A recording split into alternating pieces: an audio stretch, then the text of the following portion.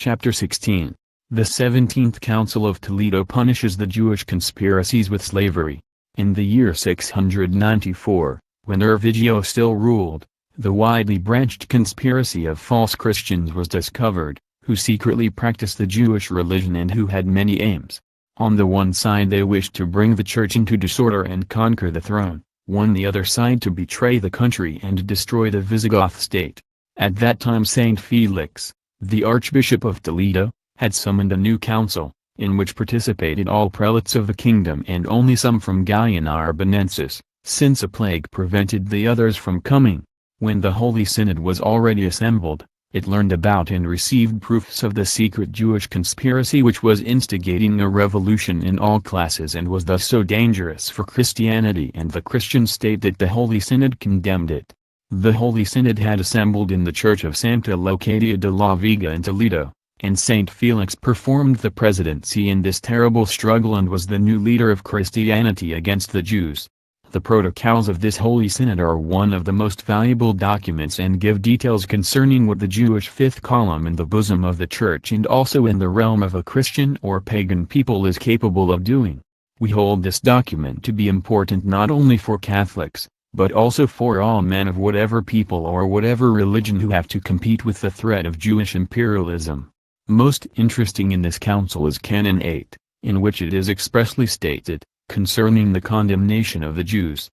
And since it is known that the Jewish people with wickedness, blasphemy, and the shedding of the blood of Jesus Christ, in addition through the violation of the oath, because, among other things they had sworn to be true Christians and not to honor Judaism in secret, they are polluted, so that the wickedness has no end. They therefore must weep that they have committed such a serious, horrible sin, who on account of their wickedness wished not only to destroy the Church, but have also attempted with tyrannical bravado to ruin the fatherland and the nation, and had rejoiced because they held their time to have come, and to have caused harm to Catholics.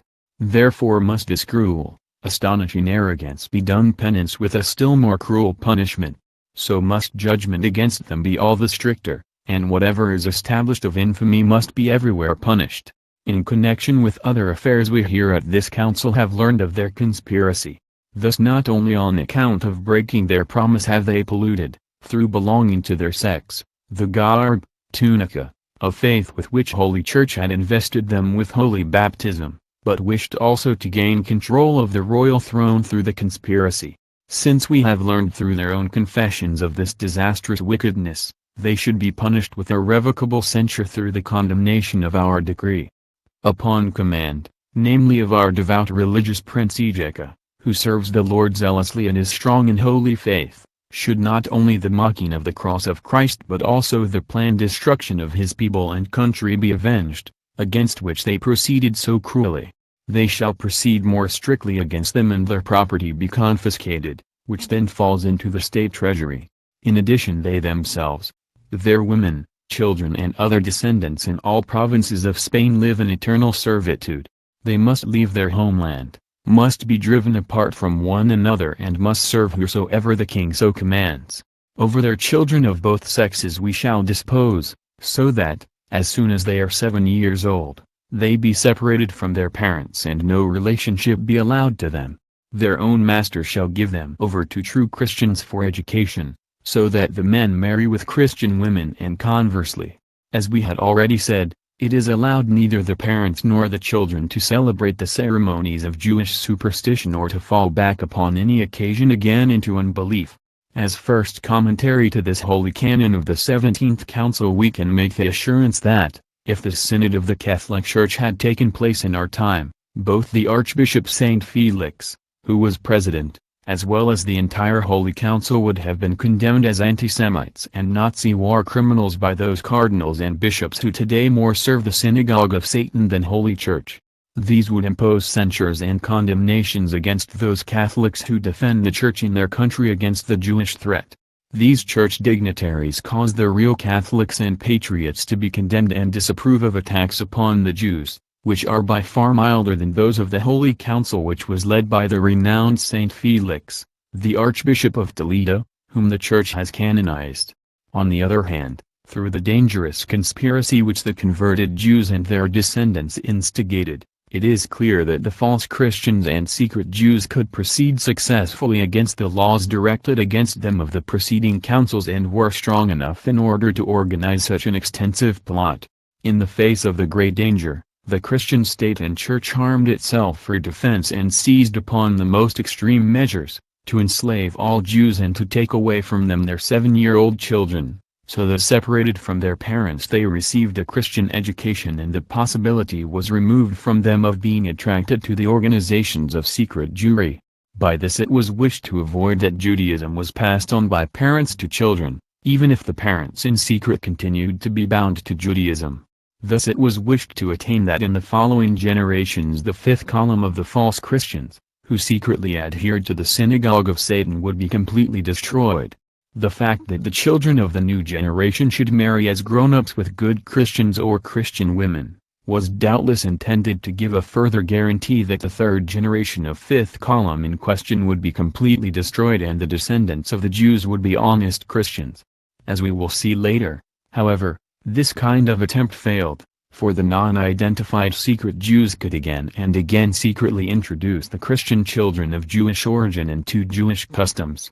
On the other hand, the skilled intrigues of the Jews broke through all plans of the Holy Council and again condemned to failure the strict measures which the Church and the very Christian Visigoth monarchy had seized upon in defense against the Jewish threat. In the records of this Holy Council we find a very interesting fact, from which emerges already at that time, thus almost 1,200 years ago, several Jewish revolts had broken out against the Christian kings. This fact is confirmed to us by King Ezekiel in his letter to the Holy Synod. On several places of the earth they, the Jews, rebelled against their Christian princes, who killed many of them, according to the just judgment of God. With these revolts against the princes they had clearly only success, when after hundreds of years' experience they understood that they had to make the Christian peoples themselves, even if unconsciously, into their allies. In addition, the Jewish leaders pretended to be Christians and appeared as redeemers of these peoples and organizers of liberal and democratic movements, to give the mass of the people the seductive promise that they would rule themselves and free them from the yoke of the monarchy. One must bear in mind that the terrible punishments which the 17th Council uttered against the secret Jewish conspirators found application in the entire realm of rule of the Gothic kingdom, with exception of the province of Gallia Narbonensis. This district was nearly depopulated, as it is said in the letter from the prince, through a deadly epidemic and for other reasons. Therefore the Jews were to be allowed to live there as earlier with all their property, under the duke of this land, so that they might be of use to the public income. 111 It is thus highly possible that the Duke of Gothic Gaul mentioned exerted pressure so that the Jews living in his district remained spared from the punishments imposed against the rest of the Jews in the kingdom by the Holy Council. As a result, not only were these false Christians saved, but also many others from the affected districts fled from the threat of slavery and other punishments to Gallia Narbonensis. As a result, the percentage of secret Jewish population in South France increased, where a second Judea arose. Admittedly they were only tolerated and protected in Gallia Narbonensis under the condition that they became honest Christians and did not secretly practice the Jewish religion. In other cases the severe punishments of the Holy Synod were applied to them. But, as was established in later centuries, these false Christians in no way gave up their Judaism and practiced it so secretly that South France was famed in the Middle Ages as the most dangerous secret Jewish nest. The Jews skillfully pretended an apparent honest Christianity and erected in this region the headquarters of the destructive revolutionary heresy which by a hair's breadth would have destroyed the Church and the whole of Christianity in the Middle Ages. From this the catastrophic consequences became clear, which leniency and goodwill in the face of such an infamous enemy as Judaism represents brings with it. The Jewish revolt which Ezekiel energetically repressed, whereby he was supported by the severe penalties of the 17th Council of Toledo, had increased in great measure and was close upon destroying the Christian state and replacing it through a Jewish one. In order to understand this, we must investigate some preceding events. The Catholic writer Ricardo C. Albans writes concerning the situation of the Jews in the Visigoth monarchy. The Jews had increased as astonishingly in Gothic Spain as previously in ancient Egypt and here also gained great importance and wealth, so that they were valuable to the Visigoth conquerors. They particularly devoted themselves to trade, the arts and industry. Almost all doctors were Jews, and there were also many Jewish lawyers. They chiefly had a monopoly in trade with the East, whereby their origin and language were very much to their favor. As important owners of businesses, they had also many Christian servants, whom they treated badly. But the Jews gained control not only of the Gothic land, but did not cease where they could, from undermining the Christian faith. The fact that they supported the heretics, at first the Arians and later the Priscillians, and the activity of the Jew Christians, made difficult the conflict between Christianity and Judaism in Spain, which led to both the councils as well as the kings themselves very soon seizing upon strict anti-Semitic measures. Apart from this enormous power which they had gained, the policy of Holy Church and the Christian kings of heaping with honors the Jews who had honestly been converted to Christianity, giving them valuable positions and even nobility titles, and opening to them the doors to the priestly office and high church posts, while at the same time prosecuting the false converts pitilessly, which, however, did not have the desired result of honestly converting them all. Had not the desired results. For then already they hypocritically pretended to be honestly converted, in order to have advantages and to obtain valuable positions which were given to the honestly converted. Thus they could more and more gain a foothold in the religious and political institutions of Christian society and obtain the highest power. This position gave them hope of being able to conduct to victory a well-prepared revolt, in order to destroy the Christian state and to replace it with a Jewish one. In addition, they secured at the right time the military support of powerful Jewish centers in North Africa, which should fall upon the Iberian Peninsula, when the general revolt of the false Christians, who practiced the Jewish religion in secret, broke out.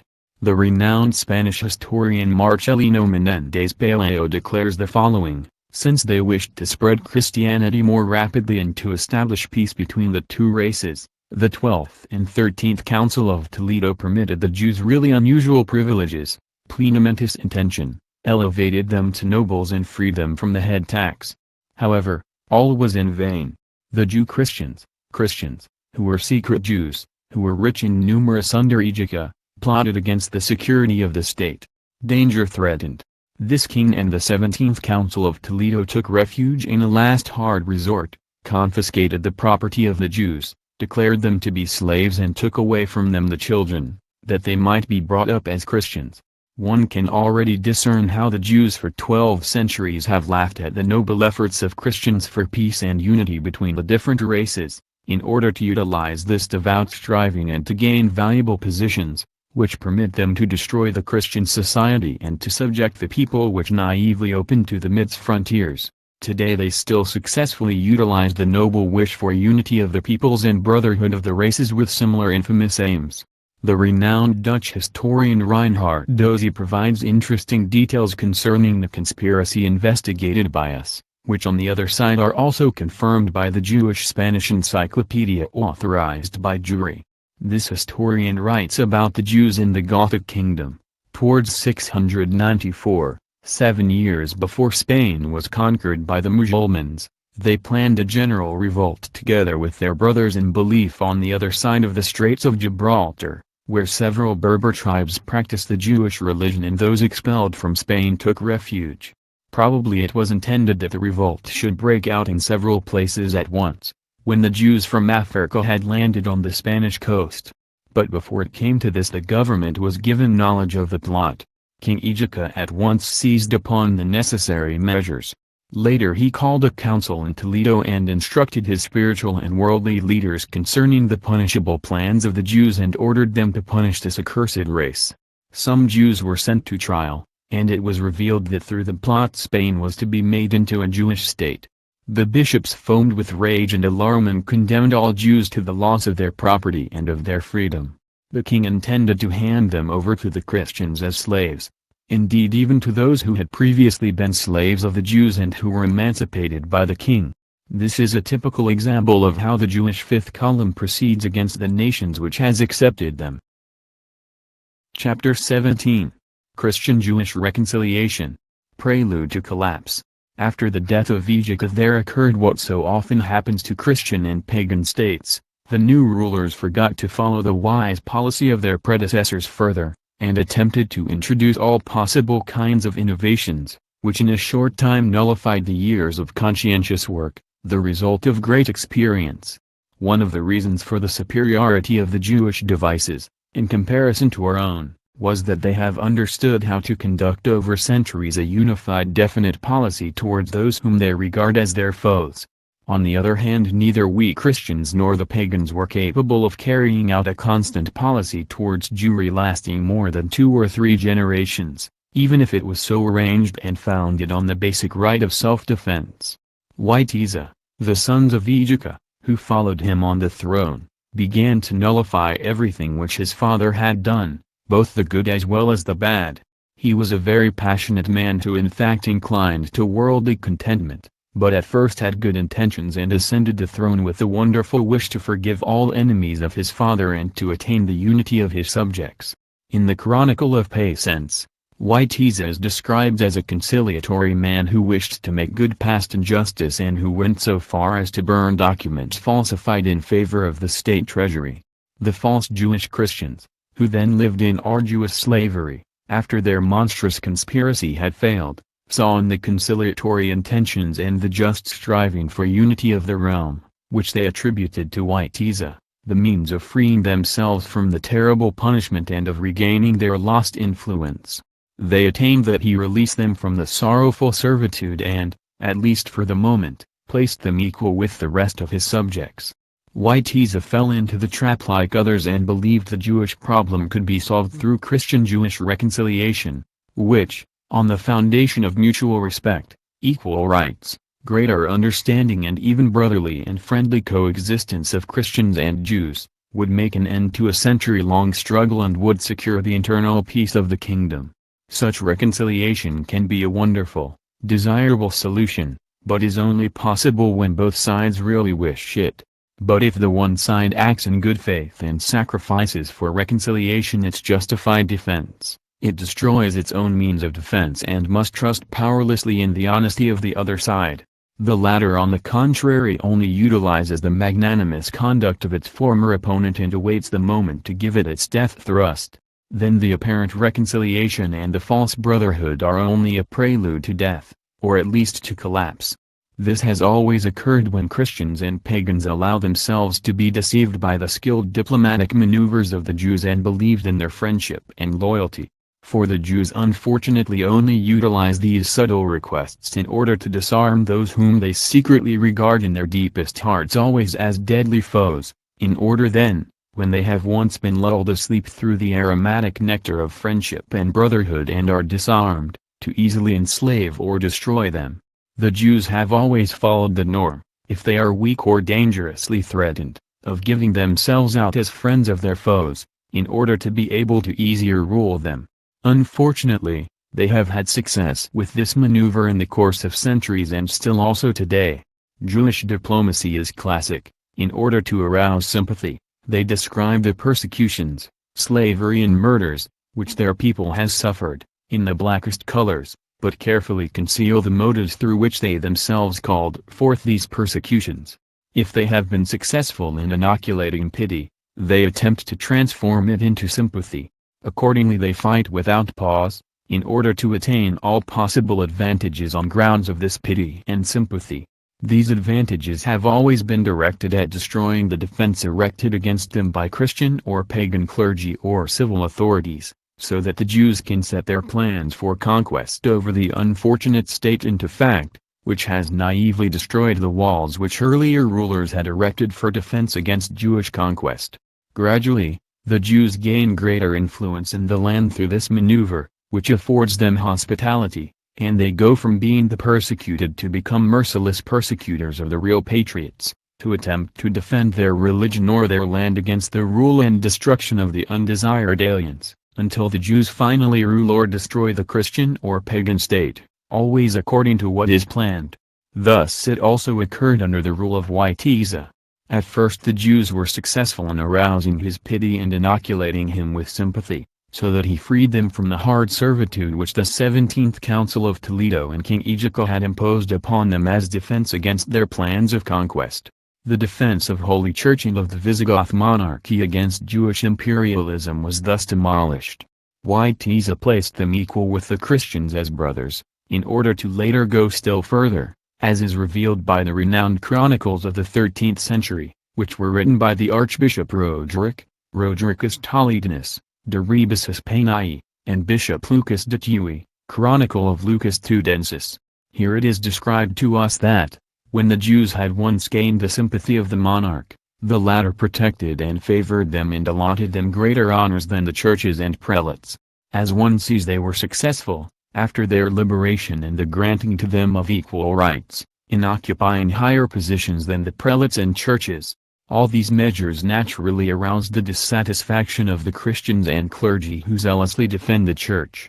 It is well possible that this increasing resistance finally influenced Witiza to strengthen the position of his new Jewish allies. As the Bishop Lucas de Tui writes in his chronicle, he caused those to be summoned back whom the councils and the previous kings had banished from the Gothic kingdom. These returned in great number into their new promised land, in order to enlarge and strengthen their growing power in the Visigoth kingdom.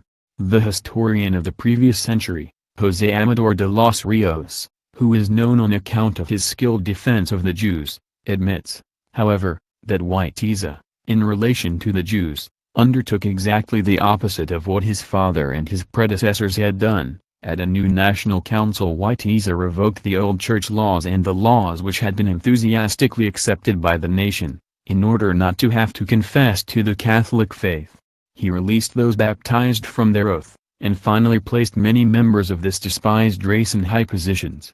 The consequence of these tumultuous and incomprehensible measures was soon to be seen. In a short time the Jews had attained a really dangerous predominance and utilized all opportunities for their advantage. And perhaps out of revenge they welded new plans and secretly prepared to avenge themselves also for the humiliation under the Visigoth rule. This historian, whom no one can accuse of anti-Semitism and who in general is regarded by the Jewish historians as a reliable source, has described to us with few words the terrible consequences which the policy of King Witiza, with its enticements to free the repressed Jews and later to attain the Christian-Jewish reconciliation and the reconciliation of both peoples, at the beginning of his period of government, had for Christians. The Jesuit Father Juan de Mariana, a historian of the 16th century, writes concerning the terrible transformation of Witiza. Witiza in fact at first seemed a good prince, who wished to return to innocence and to suppress wickedness. He lifted the exile which his father had imposed upon many, and as this were not enough, he gave them back their property, their dignities and offices. In addition he ordered the documents and trial records to be burned, so that no trace might remain of the crimes and disgrace which they had been accused of and for which they had been condemned in that unruly time. This would have been a good beginning, if things had proceeded further and everything had not altered. It is very difficult to tame unbridledness and power with reason, virtue and moderation. The first step to chaos was made when he listened to flatterers. The Jesuit historian reports in the following concerning all the unskilled dispositions of Witiza, which he had approved by this obscurantist council of which Amador de los Rios speaks. The commentary of Father Mariana concerning the laws, which openly allowed the Jews to return to Spain, is worthy of note. In particular, contrary to the old determinations, it was allowed the Jews to return to Spain and to live there. From that time onwards everything came into disorder and began to decay. It is only natural that everything fell into disorder and went awry when the Jews were left government offices and the expelled Jews allowed to return. This occurred almost always in the course of history when Christians or pagans magnanimously extended the hand of friendship to the Jews and allowed them influence and power. For far removed from thanking this gesture of great-heartedness, the Jews have turned everything into an upheaval and cast into the abyss, to use the apt expression of Father Mariana. The Catholic historian Ricardo C. Albans describes the transformation in Witiza in the following manner: the energetic Egico had understood how to hold within bounds the rebelliousness of the Jews and the plots against the state by the Muslims. But his son and successor Witiza, 700-710, became, after a brief period of praiseworthy conduct, a despotic and deeply blasphemous monarch. He threw himself into the arms of the Jews, provided them with honors in public offices.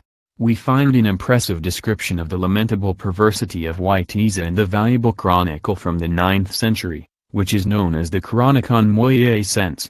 The black swamp of vice is described, into which Witiza and his court plunged, and it is asserted that a harem was erected in his place. In order to legalize this situation, he allowed polygamy in his kingdom and permitted, to the horror of all Christianity, even the Christian clergy to have several women. This condition is described in the brief chronicle of Sebastian de Salamanca, who asserts in addition that Witiza furiously attacked the clergy who opposed his enormities. He even went so far as to dissolve councils and to prevent by force that the Holy Church laws were observed, and placed himself openly against the Church. But Witiza did not only dissolve a council which condemned him, but also caused a new one to be called by the clergy who followed him unconditionally, which, as the Bishop Lucas Lathuy in his medieval chronicle, the renowned Jewish historian Wanda Mariana and other no less renowned chroniclers and historians report, took place in the Church of St. Peter and Paul in Toledo, in the city quarter, in which a Benedictine monastery was found. This council approved the errors against the traditional doctrine of the Church and was therefore in fact a heretical council, whose laws were illegal. As the chroniclers and historians mentioned assert, at this heretical council at first the doctrine and the canons of Holy Church were contradicted, which condemned the Jews and which commanded Christians, and in fact particularly the clergy, under threat of ban, to neither support the Jews nor to be neglectful in their struggle against them. At the heretical council, in contradiction to the preceding, protective statutes were passed for the Jews and the return approved of those expelled under earlier kings. In addition, monogamy was abolished and even the clergy allowed to have not only one but several wives. The records of the heretical council were lost. Through the chroniclers mentioned we have only knowledge of some matters regulated there. Various chroniclers of the Middle Ages even assert that Witiza became furious because His Holiness the Pope disapproved of his outrages, refused him obedience and called forth a scandalous schism, which, in order to lend this division validity, was authorized by the heretical council in question. The clergy faithful to Holy Church were so severely persecuted that many finally abandoned the monarch out of cowardice or convenience. Father Mariana writes, among other things, the following: at that time Gundrico, the successor of Felix, was Archbishop of Toledo, who would have been a personage of great spiritual gifts and qualities, if he had had the courage to combat such great wickedness. There are people who in fact are displeased by wickedness, but who are not courageous enough to oppose him who commits it. In addition, there remained still various priests who held high and kept pure the memory of the preceding time and did not approve of the excesses of Witiza. These he had persecuted and tortured in all ways until they were of his will, as happened with Sindrido, the successor of Gundrico, who went with the current of the time and was so subservient to the king, that Opis, the brother or, as others assert, the son of Witiza, was replaced by the church in Seville, where he was archbishop and sent to Toledo. As a result a new disorder arose, for it was against the church laws that in this city two prelates should simultaneously be in office. In this as in many other cases, it was possible for the Jews through the pity which later became sympathy and pro-Semitism, under the pretense of an apparent reconciliation or Christian-Jewish brotherhood, to first free themselves from servitude and later to influence the monarch, so that he allowed them high government posts. With this as also with other affairs these facts go with the disorder and perversity of the Christian state, the upward rise of evil and the persecution of the defenders of church and nation together. Unfortunately at the time of Witiza there was no Saint Athanasius, Saint John Chrysostom or Saint Felix who could have saved the situation. On the contrary, the archbishops and bishops were more concerned to live comfortably than to fulfill their duty, and they finally submitted themselves to the tyrant and went with the times. Such a situation had to lead to a terrible catastrophe for Christian society and the Visigoth Church, which after a short time was subjected to a bloody devastating struggle. The situation which we investigate here is particularly important because it is so similar to the present situation. Holy Church is threatened with annihilation by communism, Freemasonry and Jewry, and unfortunately nowhere appears a new Saint Athanasius, Saint Cyril of Alexandria or Saint Felix in order to save the situation. The wicked concern themselves with destroying the defense of the Church, to alter its rights, to bind the hands of the Christians and to hand them over as in the past to Jewish imperialism. The good are cowardly, for at the moment it is still not clear which cardinals or prelates will effectively defend Holy Church and mankind, which today more than ever are threatened by Jewish imperialism and its communist revolution. We recommend ourselves zealously to our Lord God, that he may send in this as in other cases a new Saint Athanasius or Saint Bernhard to save the Church, Christianity and mankind from the terrible catastrophe which threatens them. The high dignitaries of the Church must bring before their eyes that they, if they go with the times and vacillate like the higher clergy at the time of Wojtyła, are just as responsible for the catastrophe which then falls upon the Christian world as the Jews themselves. They are then as guilty as the majority of those prelates and clergy who, in the last days of the Visigoth kingdom, through their cowardice and love of comfort, made easier the cruel destruction of Christianity on the frontiers of the kingdom, which the Mussulmans conquered with the effective and decisive support of the Jewish fifth column. The government of Wojtyła is another classic example of what happens to a nation which the Jews wish to destroy and which, lulled asleep and deceived by the apparent wish of founding the Christian-Jewish reconciliation, the unity of peoples, the equality of men and similar ideals which are too beautiful to be honest, concede to the Jews, who are out for destruction and conquest, high positions in the nation. History shows us that in such cases the Jews spread immorality and perversion by all attainable means, for it is relatively easy to destroy a land weakened by these two vices, because it cannot properly defend itself. It is a strange coincidence that even in the case of the Gothic kingdom, when Wojtyła conceded to the Jews high positions in the government and society, all possible perversions and immoralities spread out there, and even the king and his closest advisers did not remain spared by this. This king abandoned himself to ignoble Jewish counselors and advisers. The perverted morals which distinguished the government of Wojtyła and the short rule of Roderick, are described to us vividly by the Jesuit Father Mariana. Everything consisted in banqueting with rare foods and wines which consumed the energies, and in perverted immorality, for which the nobles gave an example, and the majority of the peoples lived immoderately and disgracefully. They were suited to make revolts, but very unskilled in the art of reaching for arms and acting resolutely against the foe. The government and the high esteem which had been attained through bravery and effort, went down in superfluity and contentment, as usual.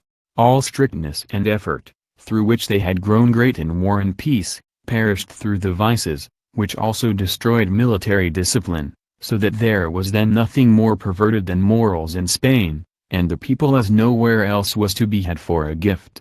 The commentary of the cautious historian José Amador de los Rios to these lines is also very interesting. It is impossible to read these lines, which we take from a very highly regarded historian, without attaining the conviction that a people reduced to such a state stood on the brink of a great catastrophe. No noble, great-hearted feelings had survived this violent storm. Everything was mocked and disgracefully slandered. These crimes and errors had to be atoned for and punished. And only a few years passed before the places of pleasure were soaked with Visigoth blood and the palaces were consumed by Mussulman fire, which the effeminate successors of Ataulf had built.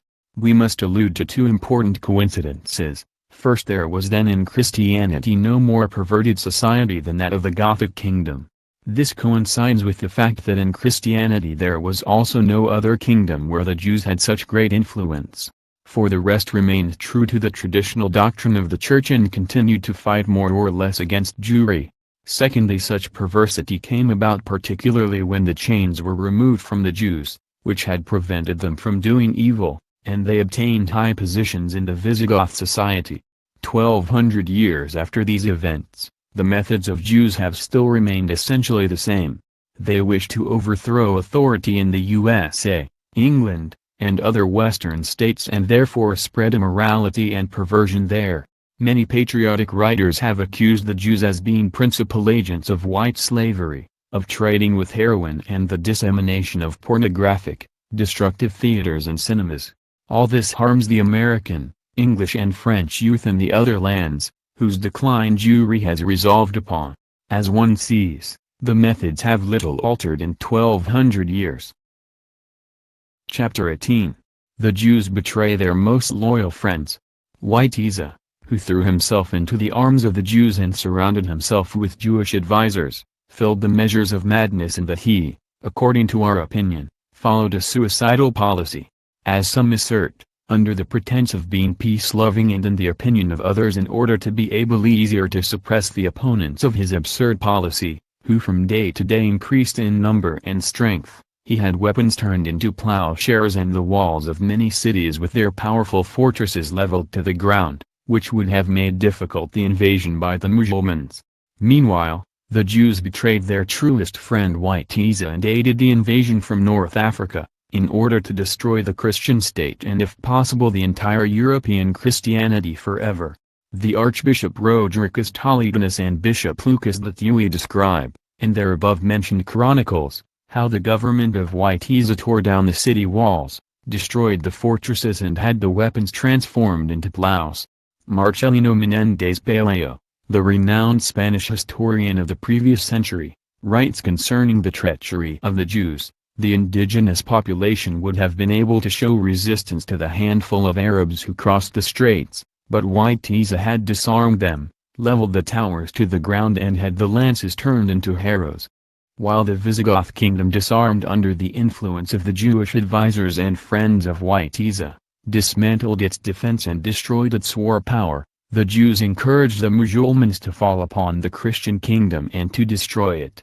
Great preparations were made in North Africa for this. Into the land which the Jews wished to destroy they introduced pacifism, and into the land which should serve them as a tool to destroy the other, a warlike spirit.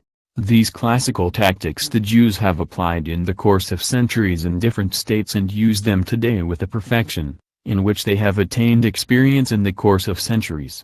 It is worthy of note that at the present time the Jews preach, directly or with the help of Freemasonic or Theosophical organizations, socialist and communist parties, secret infiltration in different Christian churches, press, radio, and television controlled by them, pacifism and disarmament in the free world, while in the Soviet Union and the other states under the totalitarian dictatorship they incite the peoples to war, while towards the end of the last war the USA and England disarmed in a dangerous way. They handed over to communism vitally important positions, simultaneously destroyed the basic defense of these two great powers, and even traitorously betrayed to the Soviet Union and other communist lands armed to the teeth the very weapons which they had stolen from the other countries.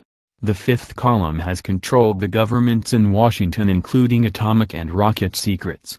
The tactics are fundamentally the same as 1200 years ago. If the American and English people do not open their eyes at the right time and diminish the power of the Jewish fifth column in their states, they will soon find their lands desolated and ruled by a Bolshevist Jewish horde, who will enslave them, as it did more than 12 centuries ago with the Christian Visigoth kingdom.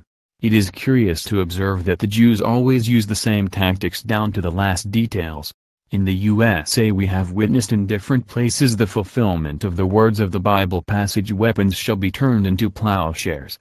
But this sublime ideal is only capable of being carried out if all disputing parties do it simultaneously. Today the Jews utilize it, as 1200 years ago, in order to introduce pacifism and disarmament into the lands whose decline they plan, that is, the peoples of the world, who still do not live under their totalitarian communist dictatorship. For in the socialist states where they have already erected this dictatorship, which serves for enslaving the free world, they have in no way transformed their weapons into plowshares, but created the most gigantic destructive armaments industry of all times. Thus on one side the peoples of the free world are lulled asleep with pacifistic sermons, immorality and disunity, which the Jewish fifth column carries on. However, on the other side of the Iron Curtain the destructive invasion is prepared, which will suppress the free peoples after its victory, if they allow the traitorous fifth column of the Jews in their land to exist further, which makes easier the victory of communism at a given hour, as it also at a suitable moment made easier the destruction of the Christian state of the Visigoths. Around the year 709 the dissatisfaction of the nobility and of the people with Witiza had become so great that his position became untenable. At this moment the Jews gave us a new lesson in their high politics. A method was used which after 12 centuries has been very successfully perfected. When they believe their cause is lost, they allow before the defeat elements to appear in the enemy camp, so that afterwards, when his victory is unavoidable, these Jews fight always to remain on top and, if possible, to reach the head of the new government. So it is the same whichever side wins, they are always masters of the situation. With scientific mystery they apply the principle that the sole way to guess a card is that of placing them all simultaneously. This was one of the great secrets of the constant victory of Jewish imperialism in the course of centuries, and as a result the Jews arrived at world domination. Therefore all religious and political leaders of mankind should be conscious of this classic maneuver of high Jewish policy, diplomacy, in order to meet the deceit in advance and not to fall into the trap. When the cause of the protector and true friend Witiza was practically lost, the Jews had no scruples about betraying him, in order at the right time to conquer decisive positions in the enemy camp, which made it possible for them to control him after the victory. The following details, for which we have to thank the energetic research of the learned historian Ricardo C. Albans, are very informative. This degeneration and despotism called forth a great dissatisfaction, which since the beginning of the year 710 burdened the dynasty of Witiza. The renowned Duden, a Jew, so it is asserted, who concealed his race, placed himself at the head of the Spanish or Roman party, since he was threatened through the reintroduction of the burdening racial law abolished by Reswinth, and gained control of Witiza by means of a rapid and skillfully carried out plot. In an assembly, Roman Senate, the rebels conceived the idea of electing Roderick, the grandson of the great Reswinth, to whom the Roman Spaniards had so much to thank, because he abolished the hated Gothic privileges, which had subjugated the Spanish Latin race conquered by the Goths, as king. Roderick, who led a homely life, rejected the crown which the plotters offered him, but finally gave way and accepted the throne.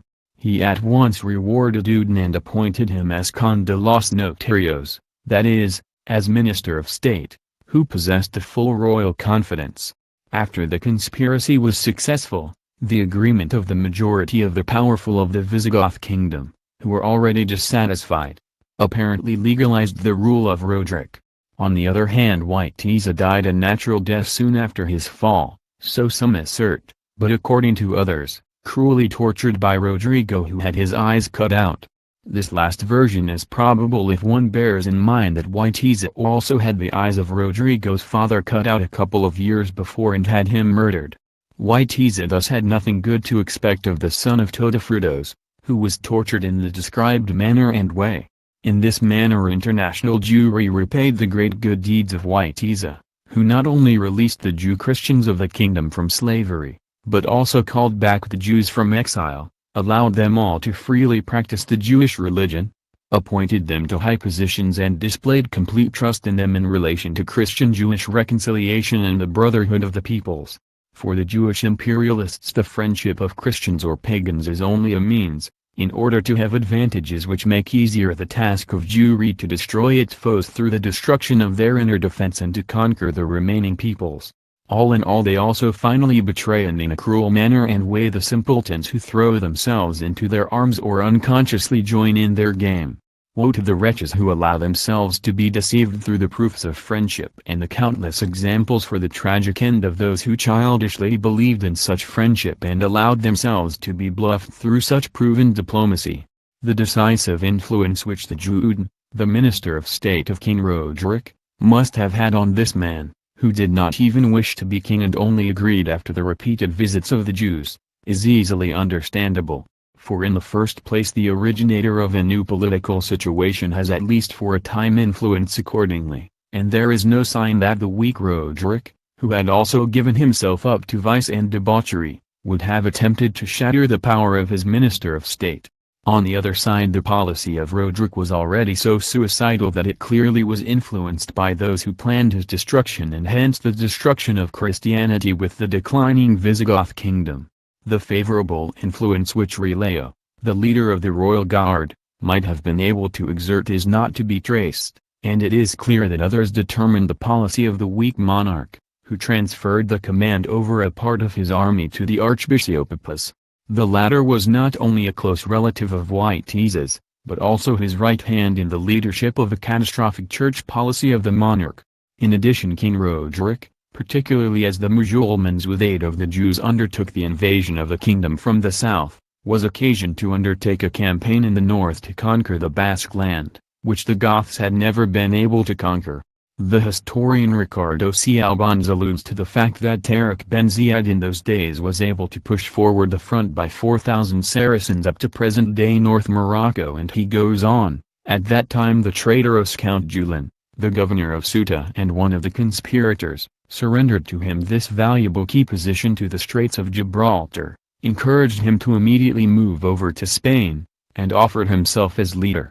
At the court in Toledo these events were attributed no importance and they were shelved as risky enterprise, which could easily be prevented by Todomiro, the Duke of Baetica, Andalusia.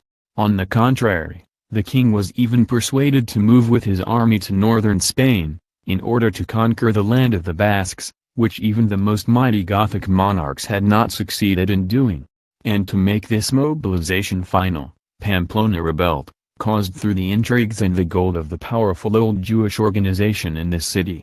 Meanwhile Tariq at the head of the Berbers crossed over the Straits of Gibraltar and defeated the armies of the loyal Todomiro in their Baetica. This war-skilled general then wrote the famous letter to Roderick, which was found in the Basque land, in which he anxiously begged for help. When the sons of Wojtyła and the treacherous Archbishop Oppas had already concluded a secret alliance with the Jews and Mussulmans, Roderick committed the deadly fault of transferring to them the command over an important part of the army, which was to supply the decisive battle against the invading Mussulmans.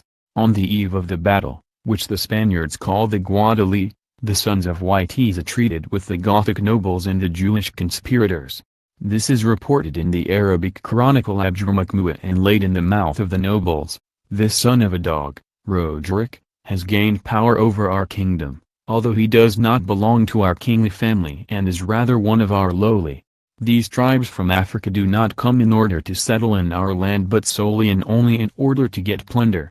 When they have attained their intention, they will withdraw again and leave us alone. Let us flee in the moment of struggle, and this misery will be conquered.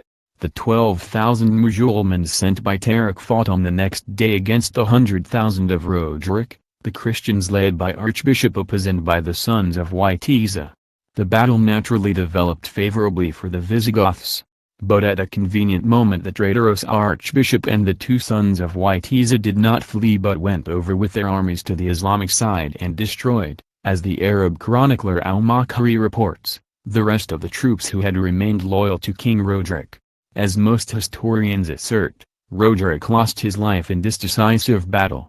In different regions of Spain the memory still lives on today of the treachery of Archbishop Oppas, who, as were the imitator of Judas Iscariot, betrayed Christ and Holy Church and worked decisively with the latter's enemies for the destruction of Christianity in the once glittering Visigoth kingdom.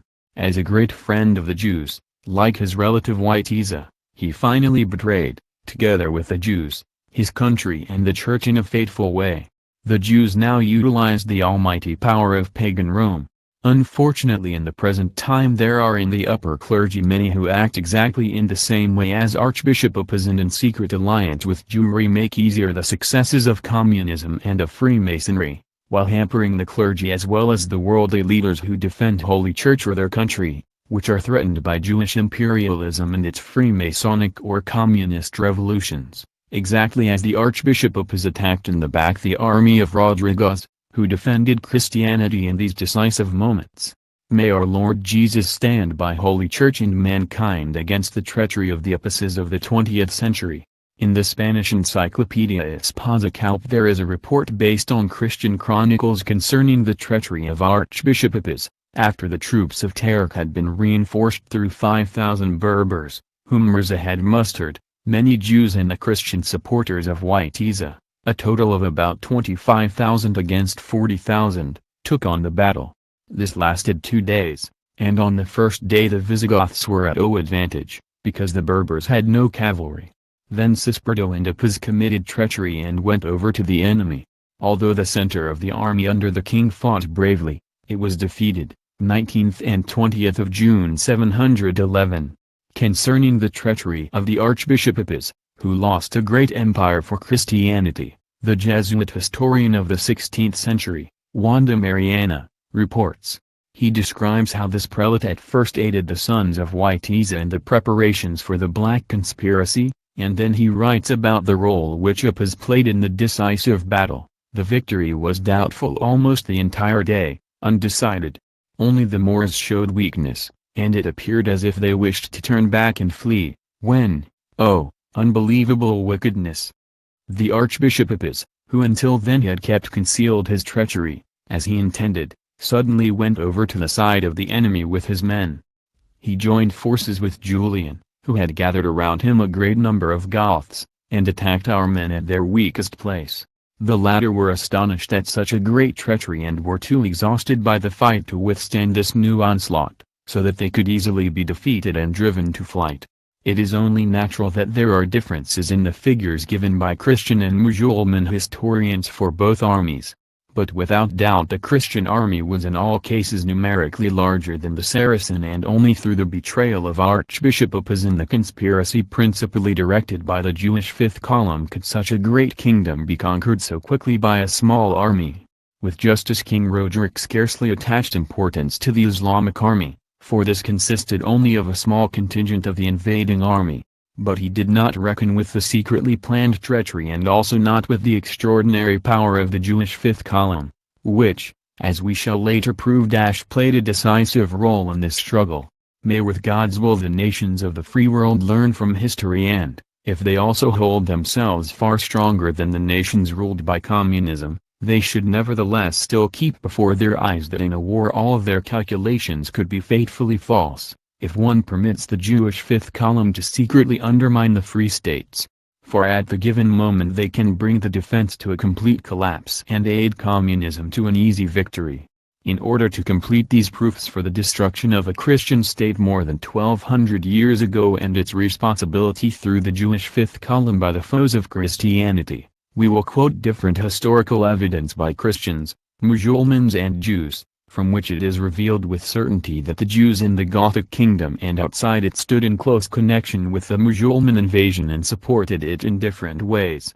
All sources which we quote are undisputed and originate from respected chroniclers and historians. In addition, it is improbable that in the midst of this centuries-long deadly war between Christians and Musulmans both parties would have united in blaming the Jews for their betrayal of the state in which they lived. The Jewish authors are, however, likewise of one opinion with that previously quoted concerning this historical event. The renowned Marcellino Menendez Pelayo, the world-renowned historian of the past century, writes the following: "It is proved that the Jews living in Spain infamously supported the invasion of the Arabs and opened to them the gates of the most important cities." Reinhard Dozy, the Dutch historian descended from the Huguenots, who enjoyed such high regard in the last century, gives in his masterwork History of the Musulmans in Spain a series of details from which is revealed that the Jews gave the Saracens valuable aid and made easier to them the conquest of the Gothic kingdom. Dr. Abraham Leo Sacker, the American Jewish historian and director of the Hillel Foundation for the Universities in the USA, stresses among other things, in his work History of the Jews, that Arab armies had crossed over the straits separating them from Spain and taken control of the land. In so doing the decadent position of the Visigoth kingdom and also without doubt the sympathetic conduct of the Jews were of value. The Committee for Jewish Education of the United Synagogues, which has its seat in New York, officially published the work of Deborah Pess and the Jewish People, in which it is stated, in the year 711 Spain was conquered by the Musulmans, and the Jews greeted them with jubilation. From the lands to which they had fled, they returned to Spain. They stormed towards the conquerors and helped them to capture the cities. This official Jewish publication briefly summarizes the activity of the Jews, which is proved to reveal two aspects. On the one side, the Jews in North Africa, who had emigrated from Spain a century before, joined together with the invading Musulman armies. On the other side the Jewish inhabitants of the Gothic kingdom, the fifth column, opened the gates of the kingdom to the invaders and destroyed the defense from within. The Jewish-German historian Joseph Cassine writes in his work Geschichte und Schicksal der Juden, History and Destiny of the Jews, which he dedicated with deep respect to Albert Einstein, the Berbers helped the Arab movement with their expansion to Spain, while the Jews supported the enterprise with money and men. In 711 the Berbers led by Tarik crossed the straits and took Andalusia. The Jews provided pickets and garrisons for the district. This Jewish historian thus reveals to us the valuable fact that the Jews financially supported the invasion and conquest of the Visigoth kingdom. The Jewish historian Greets mentions that the Jews in North Africa and in Spain were active in the conquest of the Visigoth kingdom through the Musulmans, and states further, after the Battle of Jerez, July 711, and the death of Rodrigo, the last king of the Goths, the victorious Arabs advanced further, and everywhere they were supported by the Jews. In every conquered city the Musulman generals could leave behind a small garrison of their own troops, for they needed their men in order to subject the land. Therefore they authorized the Jews with guarding the captured places. Thus the Jews, who had once lived in servitude, became masters over Córdoba, Malaga and many other cities. The Rabbi S. Reason alludes to the fact that the invasion in Gothic Spain was carried out by an army of 12,000 Jews and Moors, which was led by a Jew converted to Islam, the sons of Cahanas, a heroine who belonged to a Jewish Berber tribe and was the mother of Tarik. It is then further revealed, in the Battle of Jerez, 711, the Visigoth king Rodrigo was defeated by one of the generals of Cahanas, Tarik, a Jew of the tribe of Simon. Therefore the island was given the name Tarifa. He was the first Moor who trod upon Spanish soil. It is strange that this rabbi, although he writes that Tarik had gone over to the Mohammedan faith, calls him a Jew of the tribe of Simon. Whoever knows how to value the conversion of the Jews to another religion can easily explain this, for, apart from rare exceptions, these conversions were always false. The Arab historians mention in their chronicles that the Jews assisted in the invasion and conquest of the Visigoth kingdom. In a chronicle consisting of a collection of traditions, which was compiled in the 11th century and is known as Abdurmakmuah, among other things the conspiracy of the Jews against Rodrigo is mentioned. These Jews joined together on the eve of the decisive battle in the Visigoth camp with the sons of Witiza and the dissatisfied Gothic nobles. Still further details are known about the complicity of the Jews living in Spain, for, as it is stated, the Musulmans, if many Jews lived in a city, leave the guarding to the latter, together with a company of Musulmans, while the main army moved on. In other cases they entrusted the guarding of conquered cities solely to the Jews, without leaving behind an Islamic detachment. Thus it is stated in the Arab chronicle mentioned, concerning the capture of Córdoba, Mogits assembled the Jews in Córdoba and entrusted them with the guarding of the city, and concerning Seville, Miza entrusted the guarding of the city to the Jews. The same is reported of Elvira, Granada, and other cities. The Saracen historian al-Makari gives us no less interesting details concerning this matter and writes concerning the invading Musulmans. They usually assembled the Jews with some Musulmans in the fortresses and authorized them with the guarding of the cities, so that the rest of the troops could move on to other places. The Islamic chronicler Ibn al-Author provides us with various details in his chronicle al-Kamil concerning the Musulman invasion in the Gothic kingdom and the Jewish complicity in this. These details are also later confirmed by the Musulman historian Ibn Khaldun, born in Tunis in 1332, in his renowned History of the Berbers. From him we take over the following details, because it is of great importance, in order to make clear what the Jews understand by Christian-Jewish reconciliation or brotherhood. Ibn Khaldun bases himself upon Ibn al-Author and writes that, after the Musulmans had captured Toledo, the remaining detachments conquered the other cities to which they had been sent, and that Tarik left behind in Toledo Jews with one or others of his companions and used them. And what happened to the Christian civil population when the latter was delivered to the Jews? Can it be possible that the Christian-Jewish reconciliation and friendship, which the Jews betrayed, as we have already sufficiently proved, now when they had already bound their victims, served to allow mildness and tolerance to govern. The Chronicle of Bishop Lucas de Thuy provides us with revealing details in this respect. The representation of the events is later repeated by almost all Toledo historians. When the Visigoth capital was occupied by Tariq Benzad, the Christians left the city, in order to celebrate in the nearby Basilica of Santa Leocadia the Passion of the Savior on Palm Sunday, 715.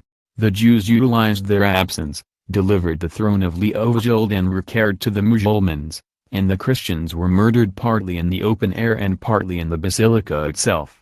The Jewish historian Greets gives a version, which agrees with the preceding.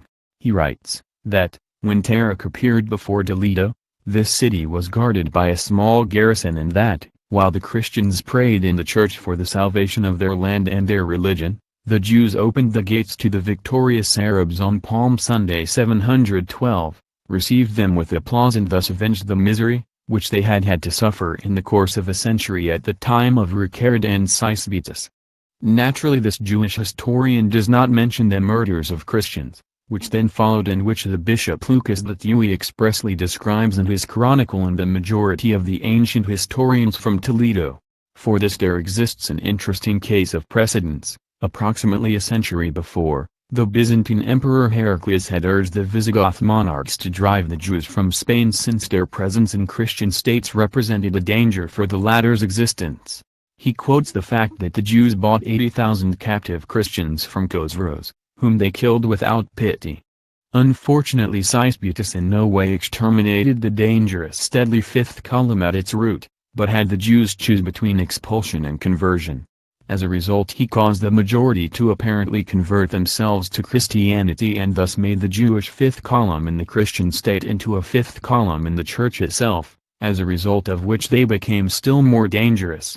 Without doubt Musulmans and Jews must have participated in the murders of Christians, even if on the one side the mildness and tolerance of the Arab conquerors in Spain is even recognized by Jewish writers, and on the other side the facts prove that the Jews always, when they could satisfy their hatred on the Christians, organized murders and then had them carried out by the pagans in Rome.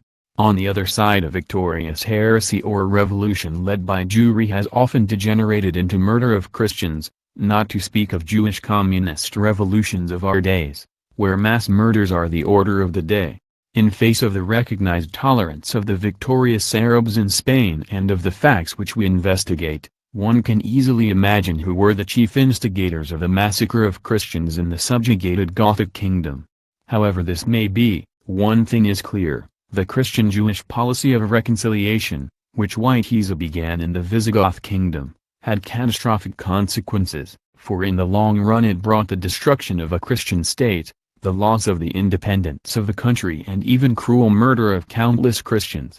In conclusion we will quote what the great friend of the Jews, José Amador de los Rios, who cannot be accused of antisemitism, writes about the Musulman invasion, and how in the meantime did the Jewish people behave. Did it perhaps arm for defense of its chosen fatherland? Or did it remain neutral in the midst of such devastations when no resistance could be offered further against the onward storm of the victors?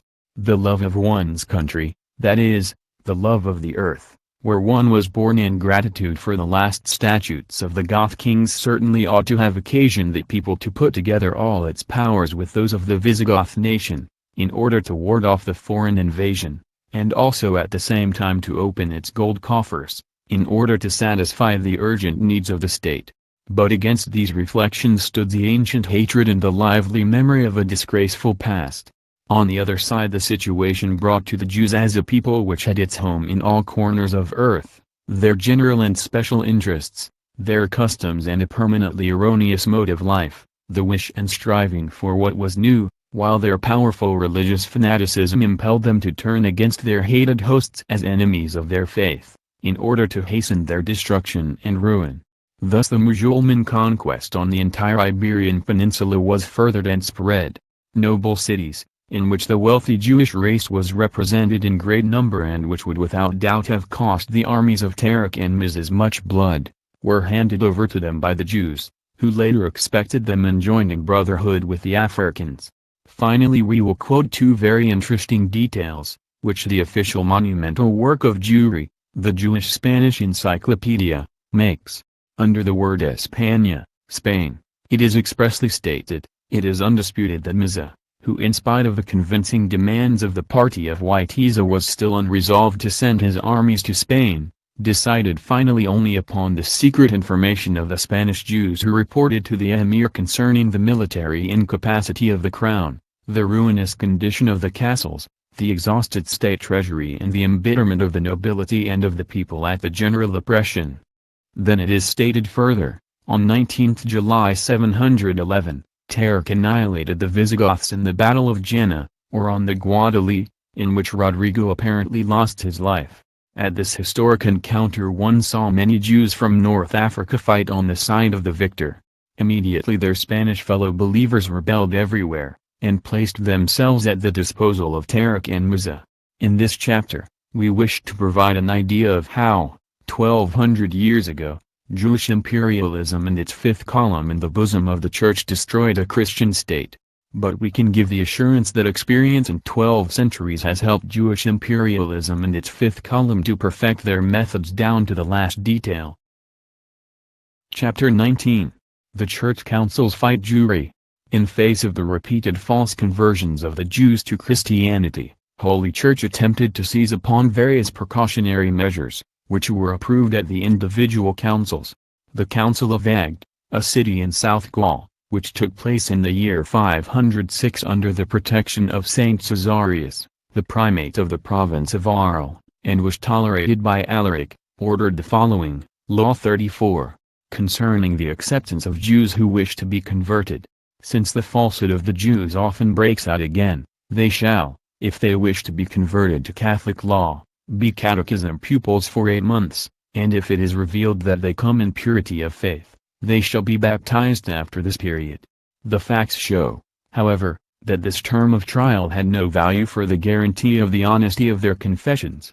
At the Triulanian Council, in the year 692, which is authoritative as a supplementary council to the Fifth and Sixth Ecumenical Councils, it was announced that the heresy of Nestorius was renewing Jewish godlessness, and in Canon 1 it is stated, "We also simultaneously recognize the doctrine which 200 divine fathers spread in Ephesus, who prosecuted the foolish division of Nestorius as deviating from the divine destiny, who declared that Jesus Christ was a man for himself, and thus renewed the Jewish blasphemy." In Canon 11 the priests were threatened with deposition if they maintained close relations with the Jews. Thus one sees that in such distant times the clergy who entered into dangerous friendships with the Jews were a veritable nightmare for Holy Church, and it was necessary to order punishments, even the deposing of Jew-friendly clergy. Concerning this it is stated in Canon 11, "No priest or layman shall eat the matzo of the Jews, maintain intimate relationship with them, visit them when they are ill, receive medicines from them, or bathe in their company. Whoever acts against this statute, will be deposed if he is a priest, and if layman expelled from the church." Through this measure, Holy Church did not turn away from its Christian neighborly love, which it has always fought for, with, among other things, the noble custom of visiting the sick. The universally proven fact was known to the prelates of this holy council that the Jews always even utilized the most magnanimous works of Christian neighborly love in order to gain influence upon the Christians and to undermine our holy religion. Thus the prelates regrettably saw themselves compelled to forbid everything which could have led to dangerous friendship between Christians and Jews and brought the Christians into the danger of being delivered to the ancient wolves. Undoubtedly Holy Church was in the right when it threatened the clergy with deposition and the Jew-friendly laymen with exclusion from the Church, for these intimacies are, the closer they become, proven to be always to have been a deadly danger for Christianity. What would happen if this Holy Church canon were applied to the present-day clergy, who are so intimate with the Jews and closely befriended and are united with them in those so-called Jewish Christian brotherhoods? If this canon were applied to them, one would advance a great step forward with the salvation of the Church from the deadly sabotage of the Jewish fifth column and the clergy. The and Ecumenical Council of Nicaea, 787, and the secret Jews. The plague of the false Christians, who were Jews in secret, had become so dangerous for Christianity at the end of the 8th century and especially after the Visigoth kingdom had fallen into the hands of the Mussulmans, that it was resolved at the Second Ecumenical Council of Nicaea that it was to be preferred that the Christians who secretly practiced the Jewish religion, should be Jews openly and not false Christians.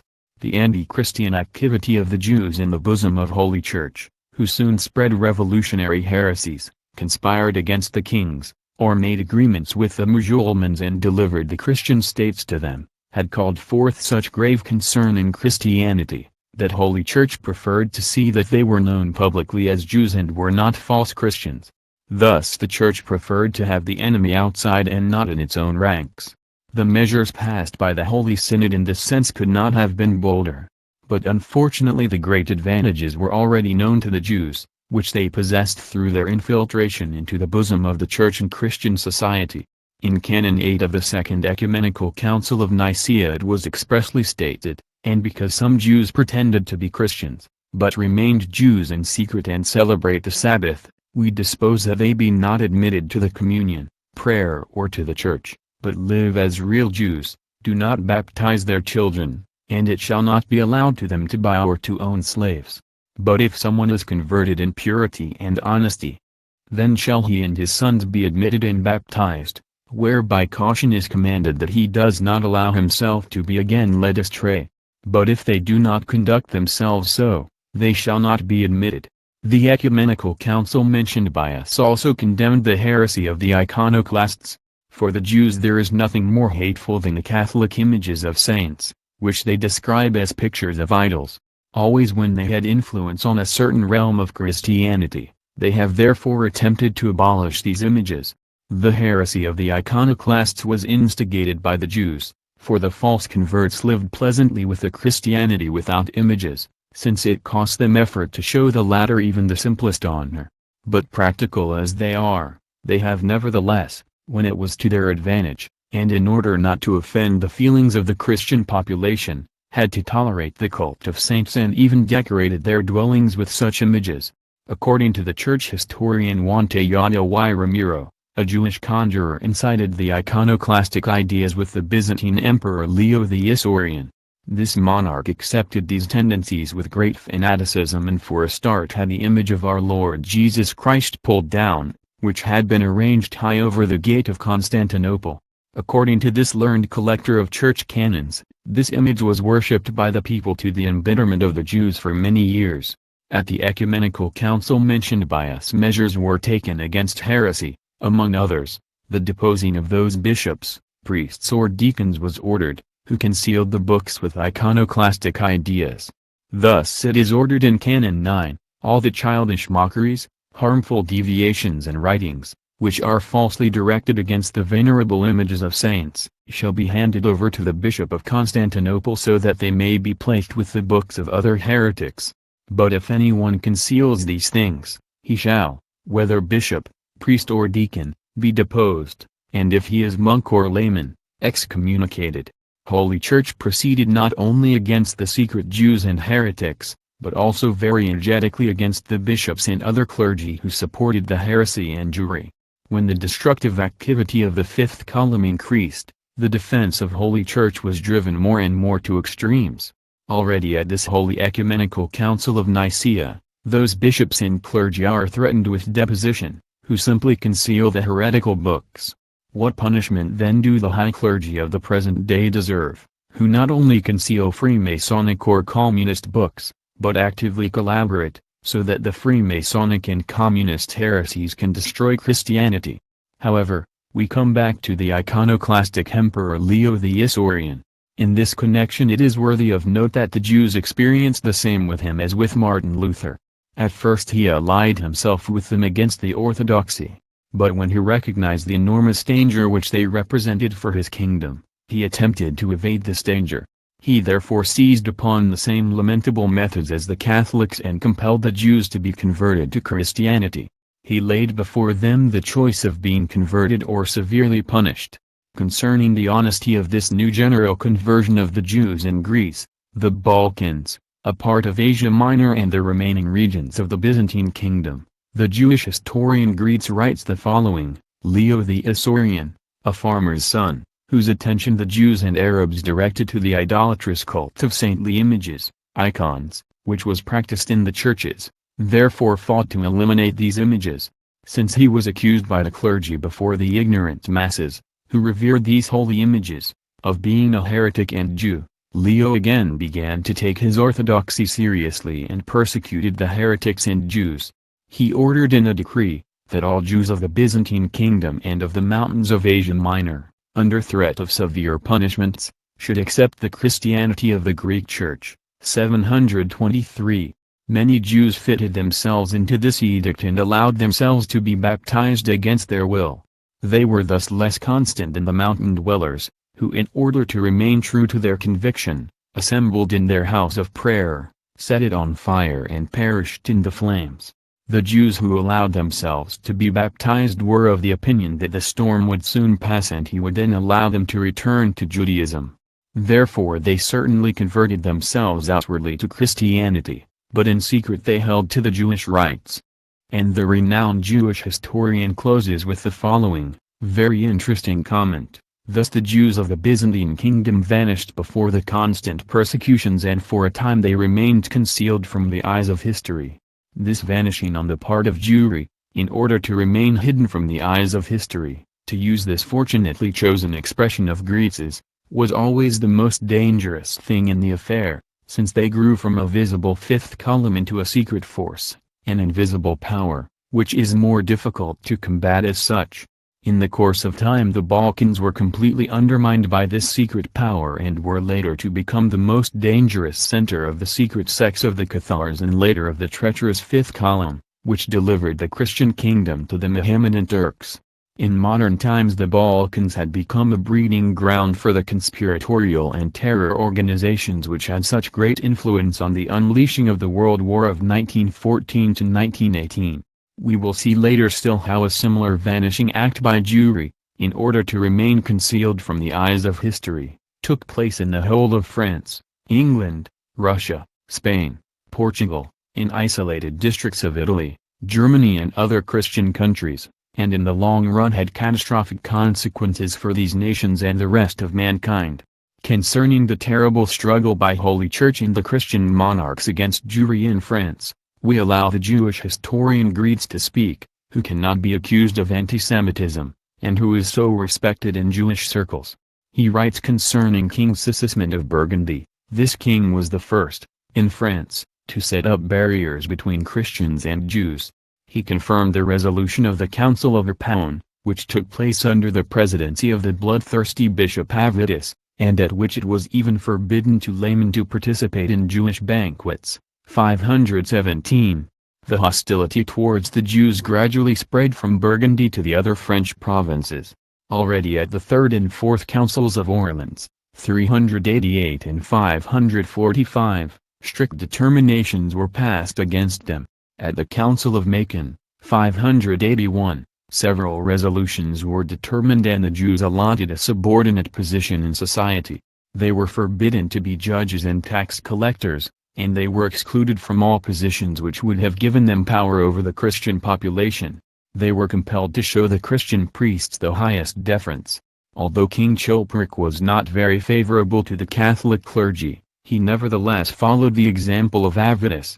He also forced the Jews in his kingdom to be baptized, and he personally went to the baptismal font as father of the newly converted. However, he was satisfied with the mere appearance of conversion, and he was not hostile to the Jews, when they continued to celebrate the Sabbath and followed the Jewish laws. This was a deplorable error on the part of this monarch who on the one side pressed the Jews to be converted and even served them as baptismal father, but on the other side permitted the new Christians to continue to practice the Jewish religion in secret. Thus he furthered the creation and strengthening of this secret power, which was to call forth in France in the coming centuries so much disunity and revolutions. Concerning this conversion of the Jews at the time of Chilperic, Saint Gregory the Bishop of Tours reports to us, who with full right is called the father of French history, that among those compulsorily converted belonged Priscus, the royal treasurer, an office which today corresponds to that of Chancellor of the Exchequer, who, because he refused to be converted, was imprisoned and was later murdered by another converted Jew. The latter in turn was killed by a relative of the former royal chancellor of the exchequer. The case of Priscus was a hard blow for the Jews, who preferred to have one of themselves as state treasurer, in order to thus exert a decisive influence upon the Christian monarchs and utilize the reputation of the Jews and false Jewish Christians as good financiers. Concerning Clotaire II and the Holy Council of Paris, Greets writes, "The last kings of the Merovingians were always more fanatical in their hatred towards the Jews. Clotaire II, who ruled over the whole of France, was, however, regarded as a model of religious devoutness. He approved the resolutions of the Council of Paris, which excluded the Jews from authoritative offices and from the army." 615. Here Greets not only uses the traditional method of sullying the memory of the rulers who acted against the Jewish danger, but also then expresses a great truth, that a Christian, the more fanatical he is, must also be against the Jews. The Jews describe a Christian as fanatical, who defends his religion and his fatherland. This is nothing extraordinary, if one reflects that the Jews are the chief enemies of Christianity and of the human race and understands, that the defenders of the Church, of the fatherland or of mankind, must also energetically oppose the greatest enemy, if they do not wish to be subjected in defense. Therefore, the great father of the Church, Saint Jerome has said that, if it were necessary to abhor the Jews and Judaism in order to be a good Christian, then he would do it in exemplary form. Only the false Christians, who secretly practice the Jewish religion, will not recognize this traditional doctrine of the Church and attempt to make us believe that it is a sin to oppose the Jews and their satanic imperialism, in order as a result to cripple the defense of the Church and Christian people. In connection with this bitter struggle between Holy Church and the synagogue, the Rabbi Jacob S. Raisin writes that, even in Gaul during the time of Clovis who destroyed Arianism, Bishop Avitus stirred up the masses on Ascension Day to destroy the synagogue. We have already seen that the Jewish historian Greets describes this prelate as a bloodthirsty bishop. As one sees, this Holy Synod also wished to avoid that secret Jewry continue to exist, which could also have been avoided if it had been attained that the Christians of Jewish origin had not been introduced into Jewry. In order to avoid this, the Holy Council suspended the punishment of confiscation of property against the transgressors. One sees that the prelates of the council knew their problems well. The Jewish historian Joseph Cassine affirms in connection with the then hard struggle between Holy Church and the Jews, the Christian Church, be it now in Italy or Gaul, in France or Spain, declared war on Jewry. In our time Holy Church would doubtless have been condemned by the accomplices of the synagogue in the ranks of Christianity on account of race hatred or antisemitism. The zealous and passionate Rabbi Raisin reports how then, later in Toulouse, 3 times a year, at first all Jews of the city and afterwards only their rabbis were whipped through the streets, under the pretext that the Jews had once attempted to deliver the city to the Moors. This attempt by the Jewish Fifth Column in France is very well known, which, just as with the Jewish Fifth Column in the Gothic kingdom, wished to deliver this other Christian kingdom to the Musulmans. Luckily Charles Martel condemned this criminal attempt to failure forever. After the Christian murders in Spain, the alarm of the inhabitants of Toulouse against the Jews is understandable. It is very regrettable that the Jews therefore had to accept a whipping several times a year. But one must reflect that in all nations of the world not only whipping but the death penalty exists for this kind of betrayal. With Dagobert I, the Merovingian monarchy attained its highest peak. Its possessions stretched from the Elbe to the Pyrenees and from the Atlantic up to the frontiers of Bohemia and Hungary. Dagobert I, the son of Clotaire II, had, as long as he was not of age, Arnulf, the Bishop of Metz, as guardian, and then left important government offices to highly respected saints recognized by the Church, as for example, Saint Ovinus, whom he made Chancellor of Neustria and who later became Bishop of Rouen, and Saint Eloy, whom he appointed State Treasurer, and who was chosen as Bishop of Nîmes when he withdrew from the world. The situation of Christianity in this realm was extremely serious, for it was completely permeated by false Christians, whose hypocrisy Chilperic had tolerated, as we already described.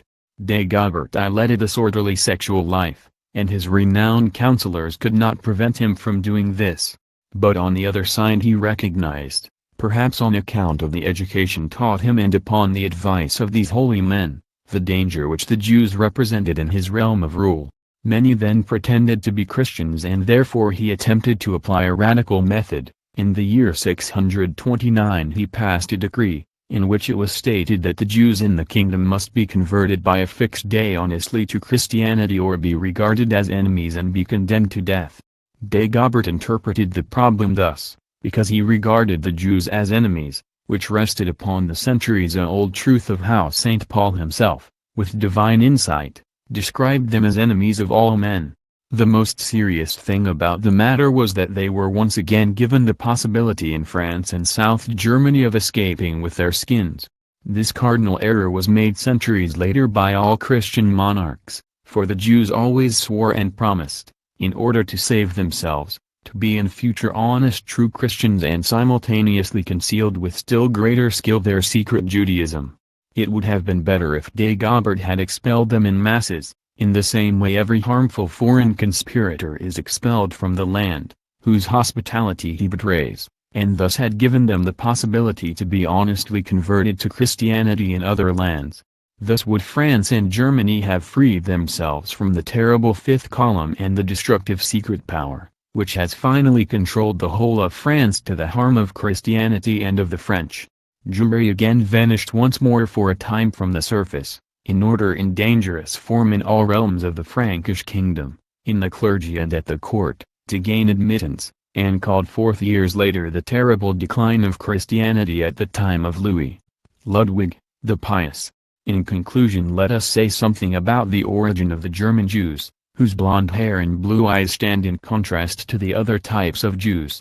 Greets explains the origin of the Jews in South Germany in the following way. A large number of German soldiers took part with the legions in the destruction of the Temple of Jerusalem.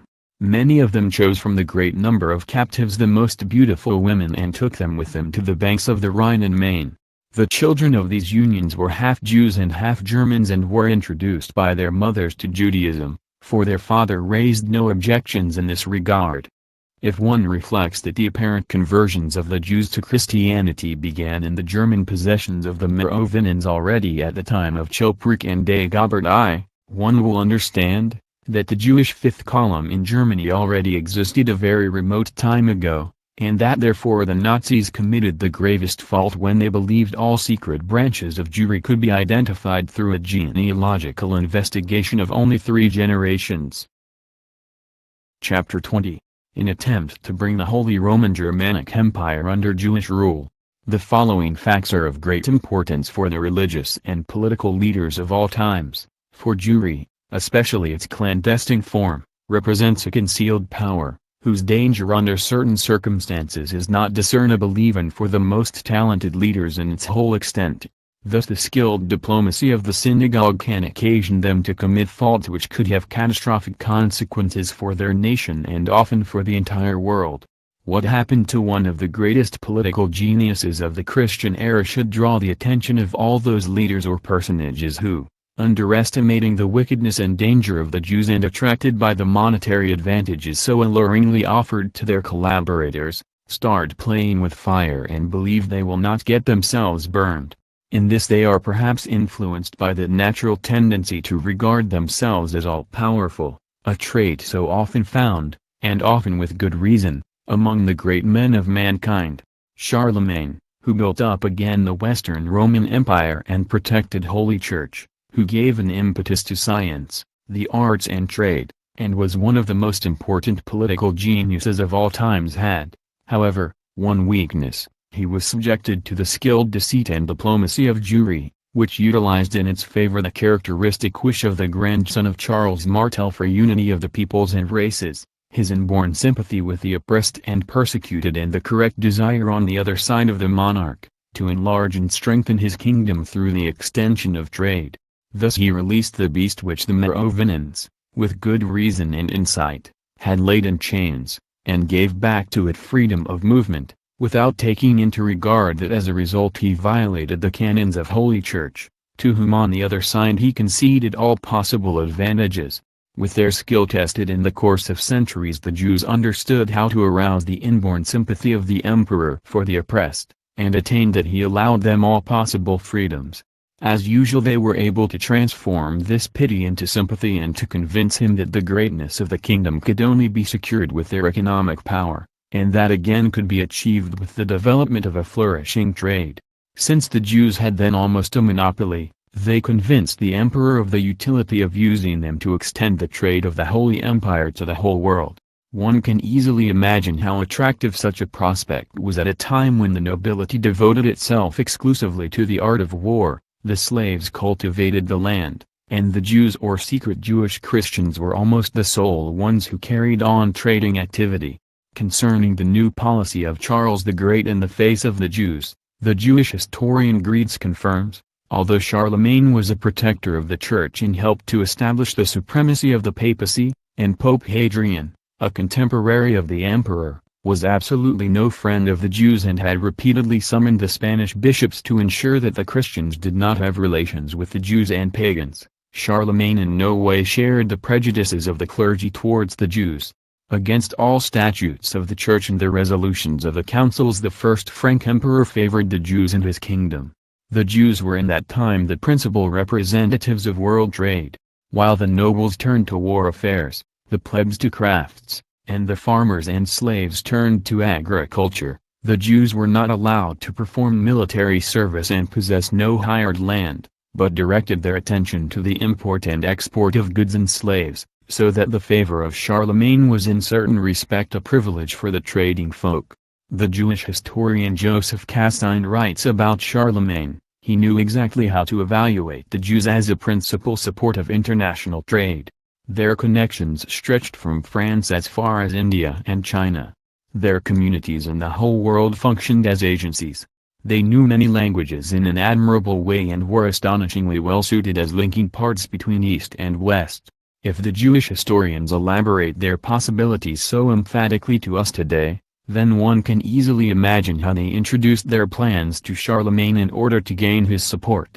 But they not only attained this support in trade, but also applied their traditional tactics and attempted, when they had once attained this position, to conquer a further one, afterwards the next, later another, etc. The Jew Sidicius became confiding doctor of the emperor, as a result of which the Jews gained admittance to the court, and one soon sees them there in important posts of the diplomatic service of Charlemagne. The latter sent Ishaq the Jew as ambassador to the court of Harun al-Rashid, under whose government the Caliphate of Baghdad reached its highest point. On the other side, the Caliph was justly alarmed at the increasing power of Jewry in the Islamic lands and undertook defensive measures against this. Among other things, he compelled the Jews to wear a sign which distinguished them from the Muslims. These measures stood in unmistakable contradiction to the protection which the Christian emperor granted them. The Jew Greets asserts that the protection of Charlemagne made easier the appearance of the Jews in North Germany and their penetration into the Slavic lands. The activity of the Jews at the time of Charlemagne shows us how the Jews applied new tactics, which consisted in conducting themselves well and serving the Christian monarch loyally, so that the latter removed the chains which hampered them in their freedom of movement and then gradually gained high positions in the Christian state.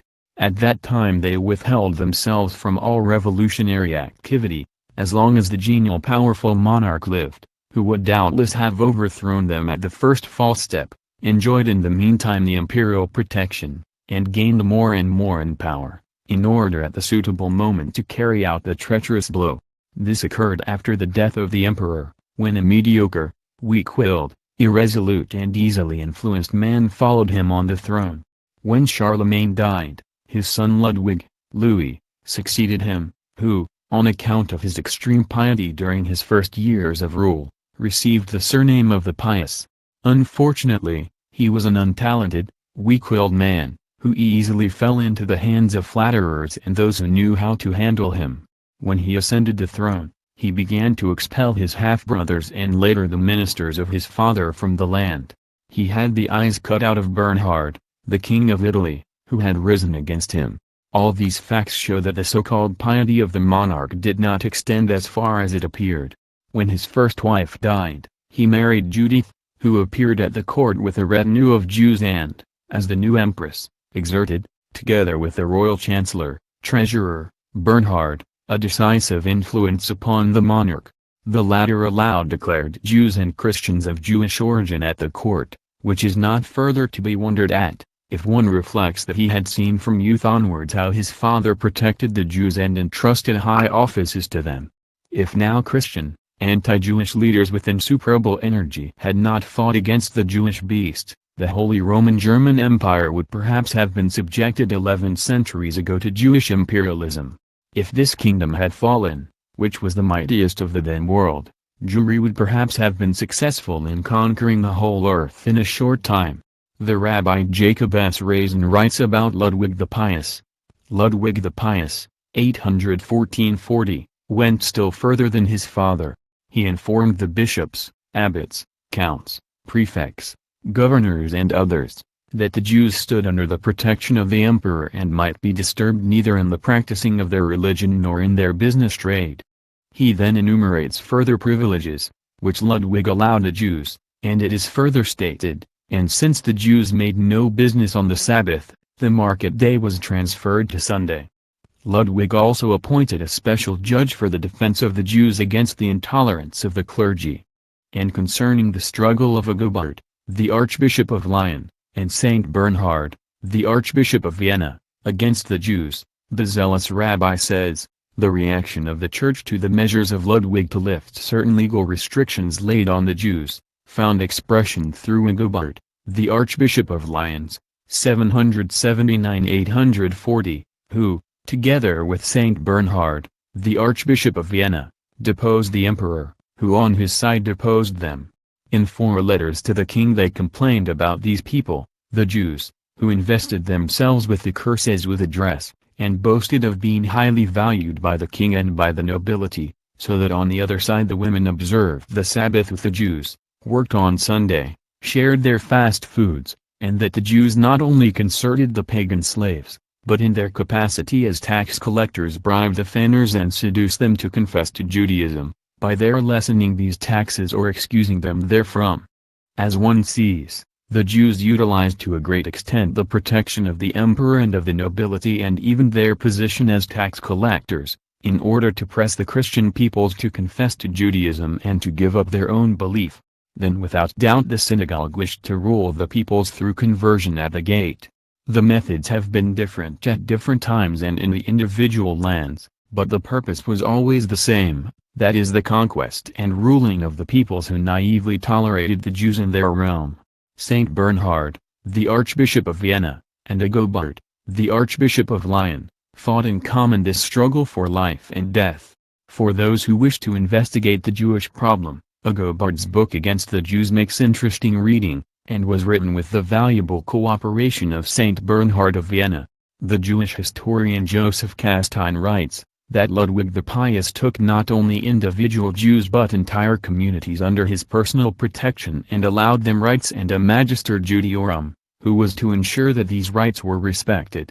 In order to provide ourselves with a better idea of the serious position of Christianity under this disastrous government, we once again allow the highly regarded Jewish historian Heinrich Graetz to speak. He writes concerning the conduct of the emperor towards the Jews. He took them under his special protection and defended them against the injustices of the barons and of the clergy. They had the right of dwelling everywhere in the kingdom. In spite of countless laws that forbade this, they could not only employ Christian workers but also import slaves. The clergy were forbidden to baptize the slaves of the Jews and to give them the possibility of regaining their freedom. On their account the market was changed from Saturday to Sunday. In addition they were freed from the severe fire and water tests. They were also tax collectors and had through this privilege a great power over the Christians, even if this was also contrary to the church canons. These facts reveal to us in what measure the Jews had dominance in the Holy Roman Empire. For on the one side the Christians were subjected to the then customary fire and water tests, while the Jews had the special privilege of being freed therefrom. Since the Christians at that time celebrated Sunday very strictly, the market was held on Saturday, and it was unheard of that things then went so far to grant the Jews the pleasure of changing market day from Saturday to Sunday, so that they and not the Christians could celebrate their festival. Not once in the world of today, so favorably inclined to Jewry, Have things come to this?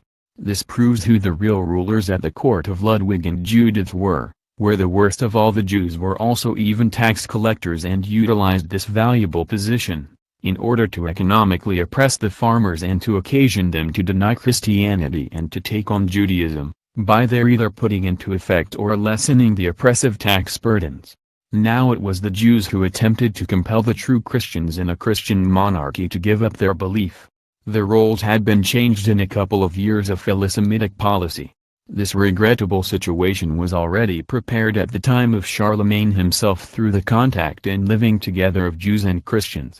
This is revealed to us by the Lamentations of Pope Stephen III, whom the learned Jewish historian Joseph Castine quotes literally. Pope Stephen III had made a complaint to the Bishop of Narbonne in South France. With great sorrow and deadly anxiety we have heard that the Jews have in a Christian land the same rights as the Christians and possess allodial goods in the city and suburbs, which they describe as their city. Christian men and women live under the same roof with these traitors and defile their soul day and night through blasphemies. Pope Stephen III described the Jews as traitors, and with this hit a sore place. In our days he would have been destined, if he still lived, to be condemned on account of race hatred and anti-Semitism. On the other hand, we must, in order to understand another motive for the lament of the Pope, explain that then interest on loans had to be paid for family goods, with exception of the allodial goods, which were a real privilege of some nobles, but which the Jews possessed in Narbonne, while the Christian people did not have such privileges. Greets reveals that the chief reason for the protection which the Jews enjoyed, was that the Empress Judith, the second wife of Ludwig, was very favorable to the Jews. The beautiful clever woman, whom her friends admired, just as her enemies hated her, had a great respect for the ancient Jewish heroes. When the learned abbot of Fulda, Rabbinus Maurice, wished to win her favor, he could find no more effective means than to dedicate to her his works on the biblical books of Esther and Judith and to compare her with these two Jewish heroines. The empress and her friends, and probably also the state treasurer Bernhard, who in reality ruled the kingdom, became protectors of the Jews, since the latter were descended from the patriarchs and prophets. They must be honored for this reason, she said to her friends at the court, and her opinion was supported by the emperor. But as usual the protection of the Jews and Semi-Catholicism turns into the domination of the Jews over the Christians and to anti-Christian activity. The additional report by Greets is very illuminating in this respect. Learned Christians delighted in the writings of the Jewish historian Joseph and of the Jewish philosopher Philo and preferred their works to those of the apostles. Well-educated court ladies openly confessed that they valued higher the founder of the Jewish law than of the Christian law, that is Moses higher than Christ. They went so far as to beg a blessing from the Jews. The Jews had free access to the court and direct contact with the emperor and his confidants. The relatives of the emperor gave the Jews valuable presents, in order to show them their favor and respect. And since such distinctions were granted them in the highest circles, it was only natural that towards Jews of the Frankish kingdom, which also comprised Germany and Italy, far-reaching tolerance was practiced, as perhaps in no other time in their history. The hated church laws were quietly annulled. The Jews were allowed to build synagogues, to openly speak to Christians about Judaism, and even to assert that they were descendants of the patriarchs, the race of the righteous, that is Christ, and the sons of the prophets. Without fear they could give expression to their opinions concerning Christianity, the miracles of the saints, the relics and the cult of the holy images. The Christians attended the synagogues and were attracted by the method of how the Jews practiced worship of God, and they took in even more the textures of the Jewish preachers, Darshanim, than the sermons of the clergy, even if the Darshanim were hardly in a position to reveal the deep content of Judaism. The clergy were then not ashamed to take over their explanations of the Holy Scriptures from the Jews. The abbot Rabbinus Maurice of Fulda admitted that he had learned much from the Jews, which he used in his commentary on the Bible dedicated to Ludwig the German, who afterwards became emperor. As a consequence of these marks of favor towards the Jews at the court, many Christians felt themselves drawn to Judaism and regarded it as the true religion. This description by the highly regarded Jewish historian Greets makes clear to us that the present-day arguments, that, for example, the Jews are untouchable, because they are descended from the patriarchs and more of the like, with which they attempt to deceive the Christians and wish to prevent them defending themselves against the satanic imperialism of the synagogue, are the same which the Jews used centuries ago for similar purposes, who then infamously fought to destroy Christianity and to bring the Holy Roman German Empire under Jewish rule. The tricks, subtle deceptions or Jewish fairy tales, as St. Paul would say, are still always the same after 11 centuries. But our Lord Jesus saved Holy Church once again from the Jewish falsehood in such desolation. This time it was the Paladin Abelgard, the Archbishop of Lyons, and later his pupil and imitator and the episcopal see, Amalin. They fought for the salvation of the Church from Jewry. In a recently published official work of the Jewish Argentinian Society, Agobard and Amalin, the two archbishops of Lyons, are described as fathers of anti-Semitism in the Middle Ages. This accusation seems terrible, since the Jews attribute to medieval anti-Semitism the greatest harm to Jewry which a Christian mind could imagine. This welcome reaction is commented upon by the classical Jewish historian Gretz, as follows: those who held firmly to the discipline of the Church, saw in the violation of the Church laws, in the favor shown to the Jews and in the freedoms allowed to them, the downfall of Christianity. Envy and hatred were at the back of this righteousness. The protectors of the Jews at the court with the Empress at their head were hated by the Church party. The advocate of church righteousness and of hatred for the Jews of the then time was the restless enthusiastic Archbishop of Lyon, Agobard, whom the Church has canonized. He slandered the Empress Judith, rebelled against the Emperor and drove the princes to rebellion. The bishop wished to restrict the freedom of the Jews and to bring them back to the low position which they occupied under the Merovingians. Gretz further writes, that the struggle of the Archbishop Agobard against the Jews lasted many years and as its basis had the maintenance and defense of the Church laws against the Jews, so that he directed his attention to the representatives of the Church party at the court, of whom he knew that they were enemies of the Empress and of her Jewish favorites. He urged them to influence the Emperor, so that he would restrict the freedom of the Jews. Apparently they also proposed something similar to the Emperor. But simultaneously the friends of the Jews at the court sought for new ways and means, in order to spoil the plans of the clergy. And Gretz continues, Agobard gave anti-Jewish sermons and ordered his flock to break off every connection with the Jews, to carry on no business with them and not to enter into their service. Fortunately the protectors at the court supported the Jews actively and condemned the intentions of the fanatical clergy to failure. As soon as they learned of his activity, they had themselves protective letters, indiculi, written by the emperor and sent them, provided with his seal, to the bishop in which he was ordered, upon threat of severe penalties, to cease his anti-Jewish sermons. In the year 828 a second letter went to the governor of the district of Lyon, which requested him to allow the Jews to enjoy every possible support. Agobard did not heed these letters and added contemptuously that the imperial edict was certainly forged and could not be true. The worthy Archbishop Agobard fought ceaselessly. He directed letters to all inhabitants of the bishopric and requested them to participate actively in the struggle against the Jews.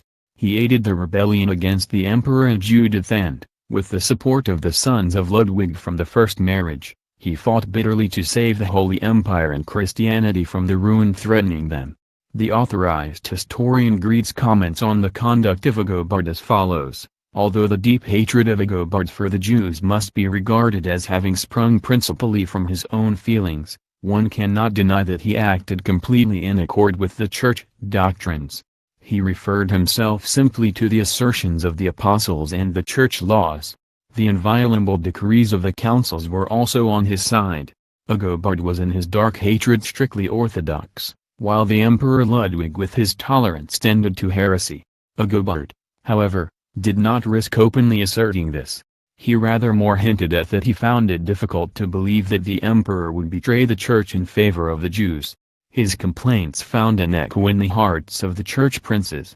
This commentary of Gretz's concerning the true teaching of the Church existing over many centuries in relation to the Jews, could not be more balanced and more realistic, even if these lines were written by the renowned historian in the previous century, when the synagogue of Satan was still not in the position, as today, to attempt the complete falsification of the true Catholic teaching with regard to the Jews. But one sees clearly that Greetz had already essentially grasped the problem. He was one of the most important men of Jewry of his time. His historic works, especially the works which we quote, had an enormous influence upon the Jewish organizations and their leaders. In addition, it was universally evident that the church laws and anti-Jewish resolutions of the Holy Ecumenical and Provincial Councils were the chief hindrance for the traitors in the church itself, which are principal enemies, the Jews, furthered. For whoever made such attempts, had to reckon upon being deposed, with excommunication and the other penalties laid down in the Holy Church canons. Hence it was the chief concern of the new traitors to remove this troublesome hindrance. But how was it possible to abolish with one blow the 1,000-year-old church laws, the papal bulls and the teachings of the church fathers? How were these to be abolished so that the secret Jewish clergy could serve their Jewish masters without fear of being deposed and excommunicated and even attempt to falsify the doctrine of the church in relation to the Jews, and as a result to promote its final defeat and the victory of its century-old foe? In the course of centuries the Jews and their fifth column in the clergy have repeatedly made the attempt to abolish the anti-Jewish laws and to achieve that the papal bulls and the anti-Jewish theses of the Church Fathers should not fall under these laws. They have for this purpose, always according to the given possibilities, taken the most diverse paths. At the beginning of this century they have utilized the praiseworthy wish of Pope Pius X to summarize the most important church law determinations in one codex. For in the turbulent time of the First World War of 1914–18 all attention was directed to the apocalyptic struggle, and so they attained that from the Church Legal Codex the voluminous collection of laws was excluded which represented the most effective defense of Holy Church against the secret Jewish infiltration and its destructive activity in the bosom of this institution. It is noteworthy that this occurred a few years after the Jewish historian Greetz, the oracle of the then Jewish leaders, wrote the previously quoted lines. As a result it becomes evident that the anti-Jewish church legislation was the chief hindrance for attempts to bring Catholicism as well as the Holy Empire under Jewish rule. On the other hand, it is clearly revealed in the church law codex mentioned, that fundamentally the old church legislation has not been altered. But in actual praxis the anti-Jewish and anti-heretical laws were carefully left out, which represented the best defense of the Church against the centuries-old enemy. This differentiating, painfully exact omission, must certainly have been undertaken by a person very interested in the matter, who without doubt stood in the service of the organization which from this veritable purging of anti-Jewish and anti-heretical laws, which took away from Holy Church a defense which it had built up in hundreds of years of experience, drew such great advantages. It is generally known that Pope Pius X did not work out the codex himself, but left its editing to committees, whose presidency was conducted by Cardinal Gaspari and to whom without doubt those joined themselves, who undertook so carefully the suspicious editing of the laws. If, as a result, the anti-Jewish church laws of the Holy Council still remained in force, for the old synod's legislation was still valid despite the omissions of the codex, the omission of the Holy Church laws which ordered severe punishments in deposing for clergy and church dignitaries, nevertheless made it possible at the time of Pius XI for that Jew-friendly association of clergy and laymen to be founded, whose heretical theses were only the prelude for those of present-day priests and church dignitaries in the service of the synagogue of Satan. Another method which Jewry and its fifth column have always used again in the course of centuries, in order to cause the vanishing of bulls and anti-Jewish theses of the Church Fathers, was the organization of heretical movements, which did not recognize the doctrine of Holy Church and asserted that the Holy Bible is the sole source of revelation. Put briefly, these heretics make the assurance, as we will investigate later, that not tradition but only the Holy Scriptures are the source of revelation. These kinds of heretical movements, which, as we shall still see, were led by Jewry, began in the 11th century and were repeatedly combated by the Orthodoxy, until in the 16th century Protestantism conducted these theses to success, abolished tradition as doctrine and source of revelation and recognized only the Holy Bible as such. The Jews, who in most cases directed and influenced these movements, were in reality concerned with eliminating the Holy Church laws of the ecumenical councils, the papal bulls and the doctrine of the Church Fathers, who condemned Jewry and its accomplices in the clergy, as doctrine of the Church and source of the truth revealed by God. For if this defense were destroyed, the Jews in the higher clergy could carry out unpunished their treacherous disintegrating activity. But today they are exposed to the danger on grounds of these church traditions, which they wish to abolish at every price as source of divine revelation, of being discovered and condemned.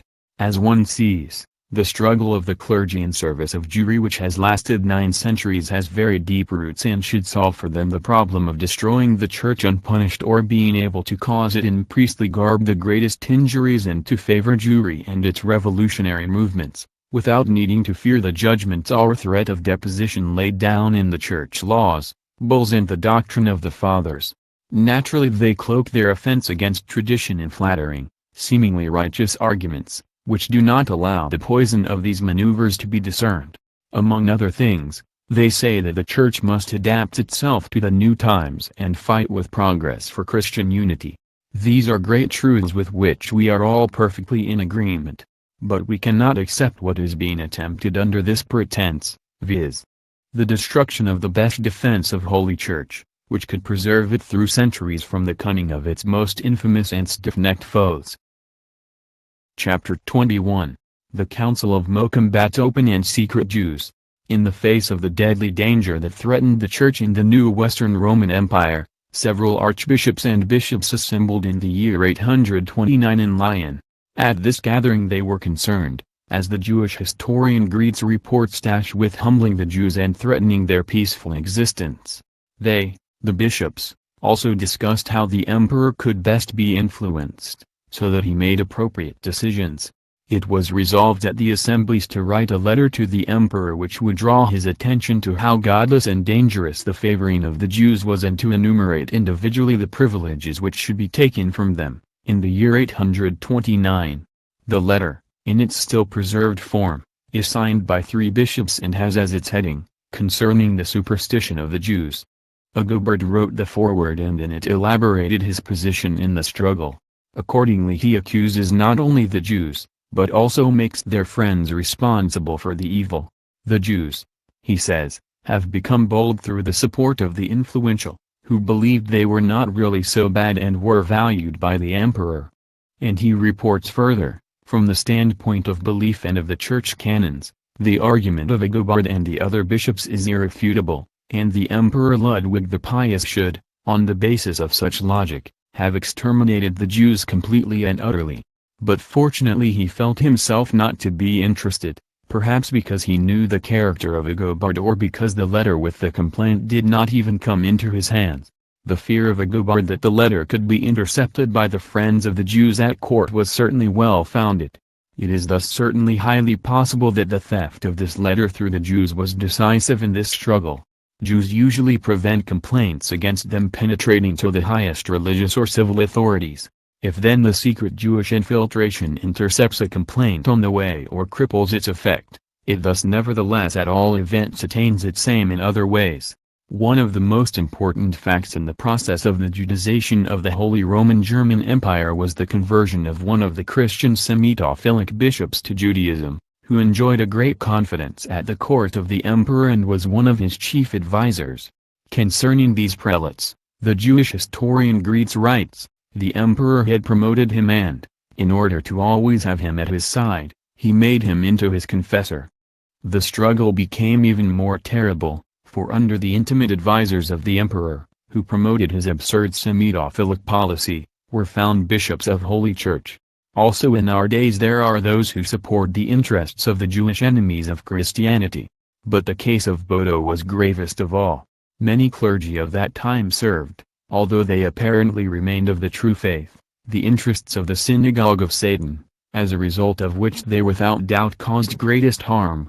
They must certainly have held themselves to be very powerful, in order to allow themselves the luxury of introducing one of their most influential men, the confessor of the emperor, who publicly boasted of denying Christianity, of confessing Judaism and proclaiming that this was the true religion. Concerning the effect of this devastating blow at the Christian people, Greets writes, the conversion, to Judaism, of Bishop Bodo, who up to then occupied a high position, then aroused great attention. In chronicles it is reported of this event, as if it were an extraordinary phenomenon. The event had without doubt special accompanying circumstances and struck devout Christians a heavy blow. We have not sufficient material at our disposal, in order to reveal whether it was a matter of a secret Jewish bishop, who completed his theatrical conversion for propaganda purposes and wished to strike a blow which should hasten the decline of morals and the attempt at a Judaization of the empire, or whether it was really a bishop who fell away through dangerous Semitism, became rebellious and admitted to Judaism.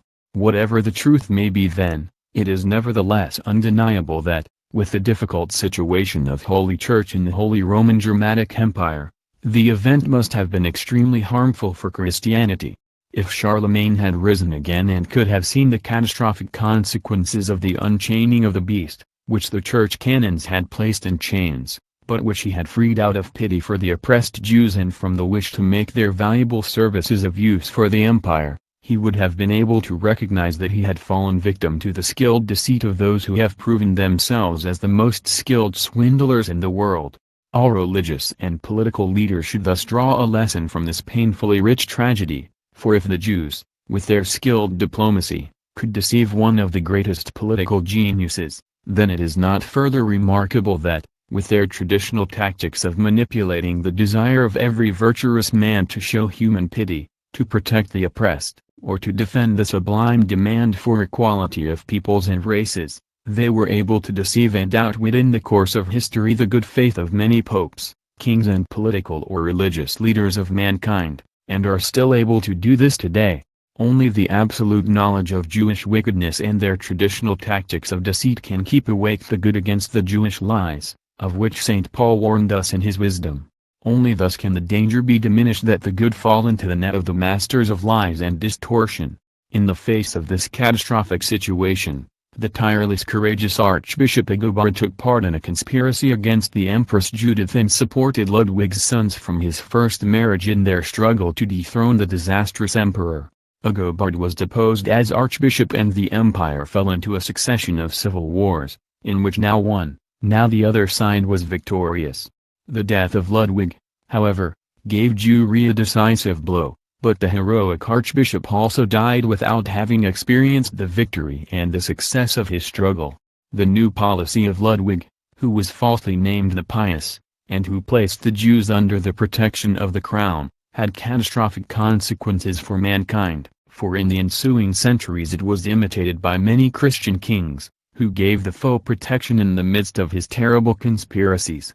They bore in mind thereby that the Jews are very useful as tax collectors, in addition contribute in difficult times to balancing the budget through loans, that they are a decisive factor for the progress of trade and with their punctual payment of taxes effectively contribute to maintaining the state capacity. Admittedly they instigate conspiracies, spread heresies and rebellions, but the medieval monarchy held itself to be strong enough to be able to overcome this danger. The monarchy and the nobility of the Middle Ages were also really so powerful that they were able to achieve this for a long time. However, the moment came when the descendants of those optimistic kings and aristocrats had to bitterly lament the faults of their forefathers, and the whole of mankind still suffers under this today. When Ludwig died, the empire fell to pieces and was divided among his 4 sons. As was to be expected, the Jewish dominance existed only in the realm of Charles the Bald, Judith's son, who had inherited from her the sympathy for the Jews, even if he did not go too far in this respect. But different Jews had additional influence at the court, among others, Zedekish, the physician of the king, and particularly a favorite whom the monarch called my faithful Judas on account of his political services. The Jew Greets makes a remarkable observation about South Europe at that time. South Europe, which was disturbed by anarchy and ruled by a fanatical clergy, was not a suitable ground for the development of Jewry. The dominance of Jewry in France was in addition in every respect such a serious danger for Christianity that Amalin, the new bishop of Lyon, took in hand the defense of the church and the peoples and continued the struggle of his teacher and predecessor Agobard. Amalin could count thereby on the support of the greatest part of the bishops, including that of the rebellious Hincmar, the bishop of Reims, who knew how to gain the full confidence of King Charles, and so partly counteracted the bad influence of the Jewish favorites. The worthy Archbishop Hamelin was without doubt a tool of divine providence for the defense of Holy Church in France against the destructive activity of the Jews. He not only fought energetically against them, but also fought with the pen and wrote his famous tractate against the Jews, in which he openly pilloried their infamous crimes against Christianity and called upon the clergy and laymen to combat this principal foe. Under the leadership of Hamelin, the French bishops began an important struggle against the Jews at the Holy Council, which took place in the year 845 in Meaux, in the neighborhood of Paris. This synod approved a series of anti-Jewish measures, which were relayed to the king for carrying out. Among these fell church canons which had been valid since Constantine, the laws of Theodosius II, who forbade the Jews to occupy public and honorary offices, the edict of the Merovingian king Childebert, who excluded the Jews from the positions of judge and tax collector and commanded them to respect the clergy.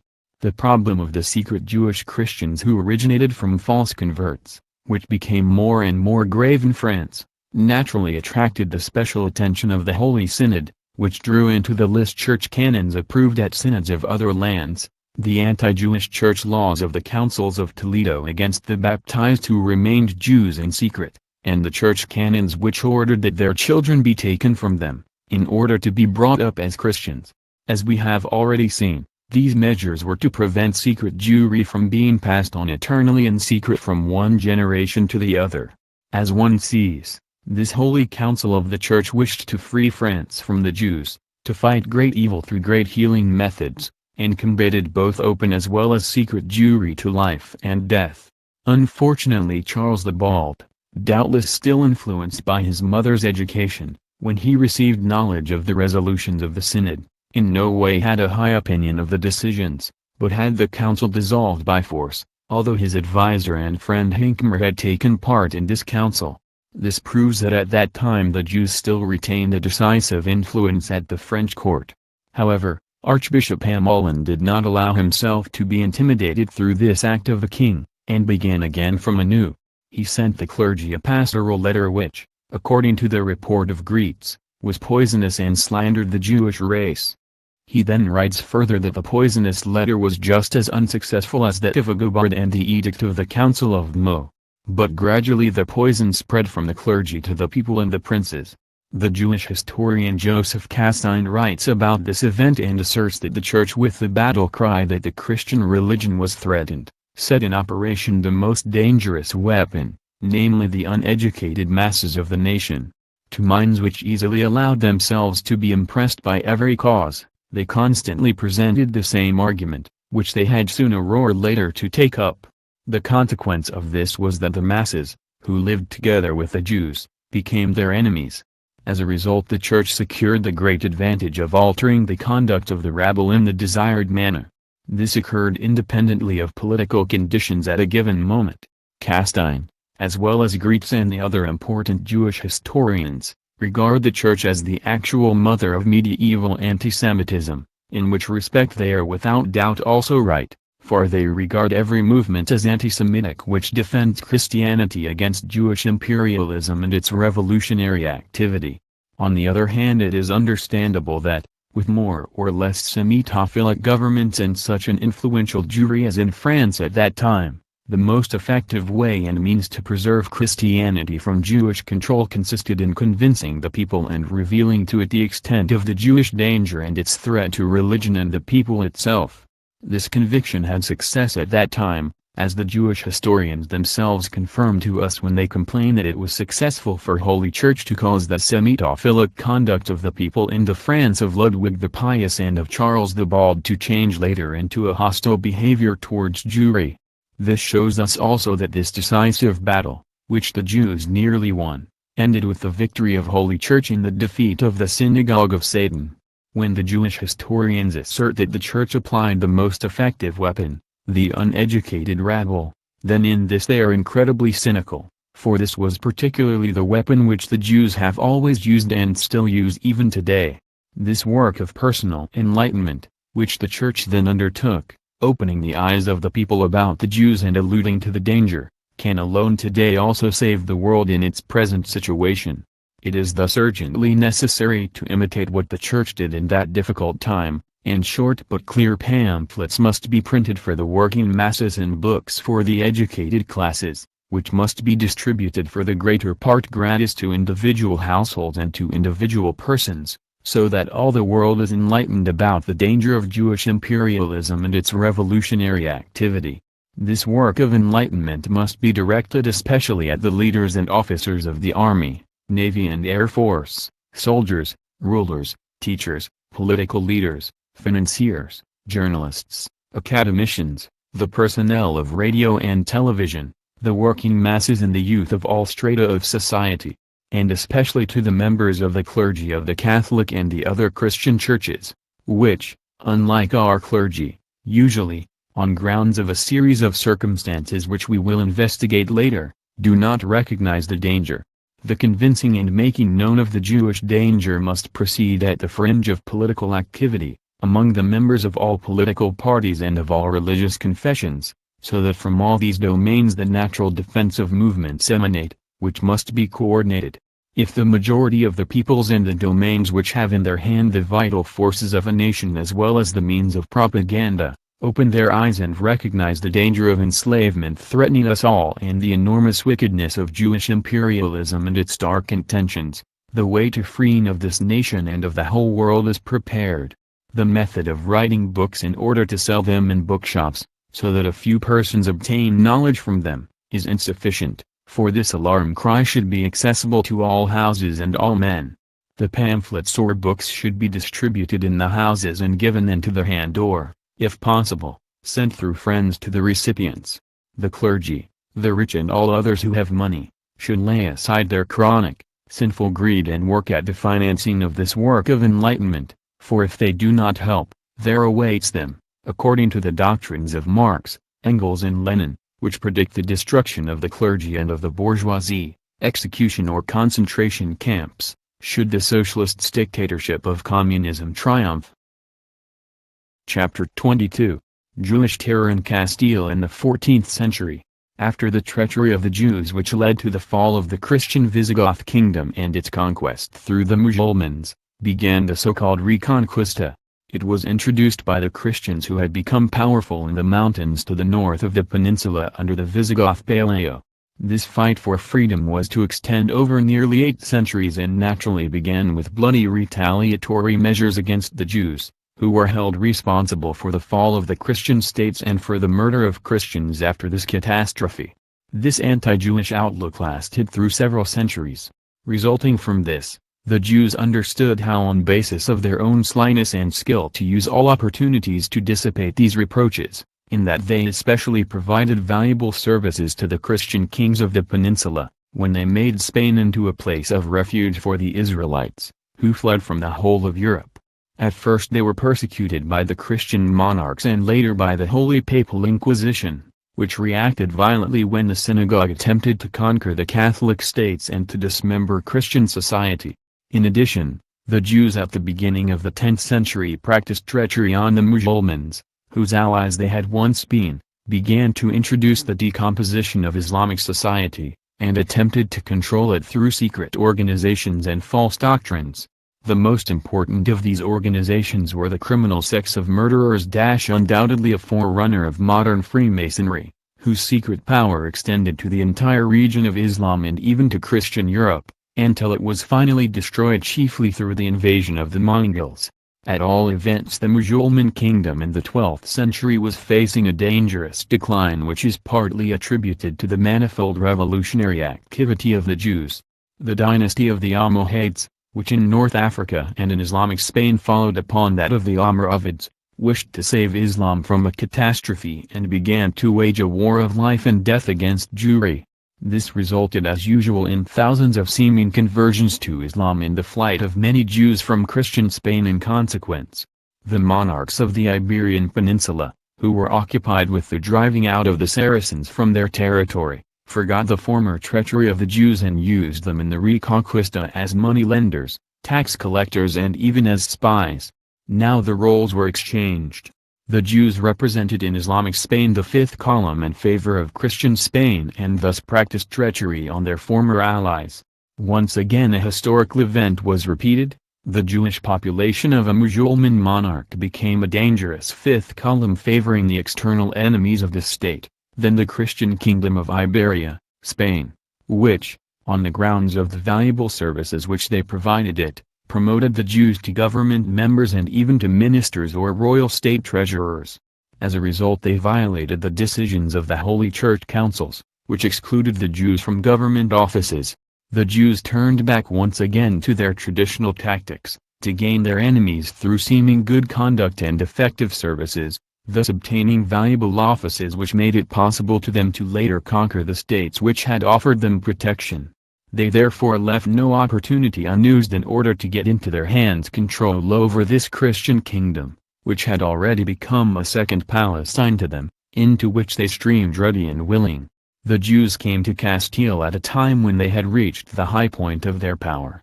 Peter the Cruel was then king, and for several years they controlled his government. The manner in which they conquered this Christian kingdom is extremely interesting.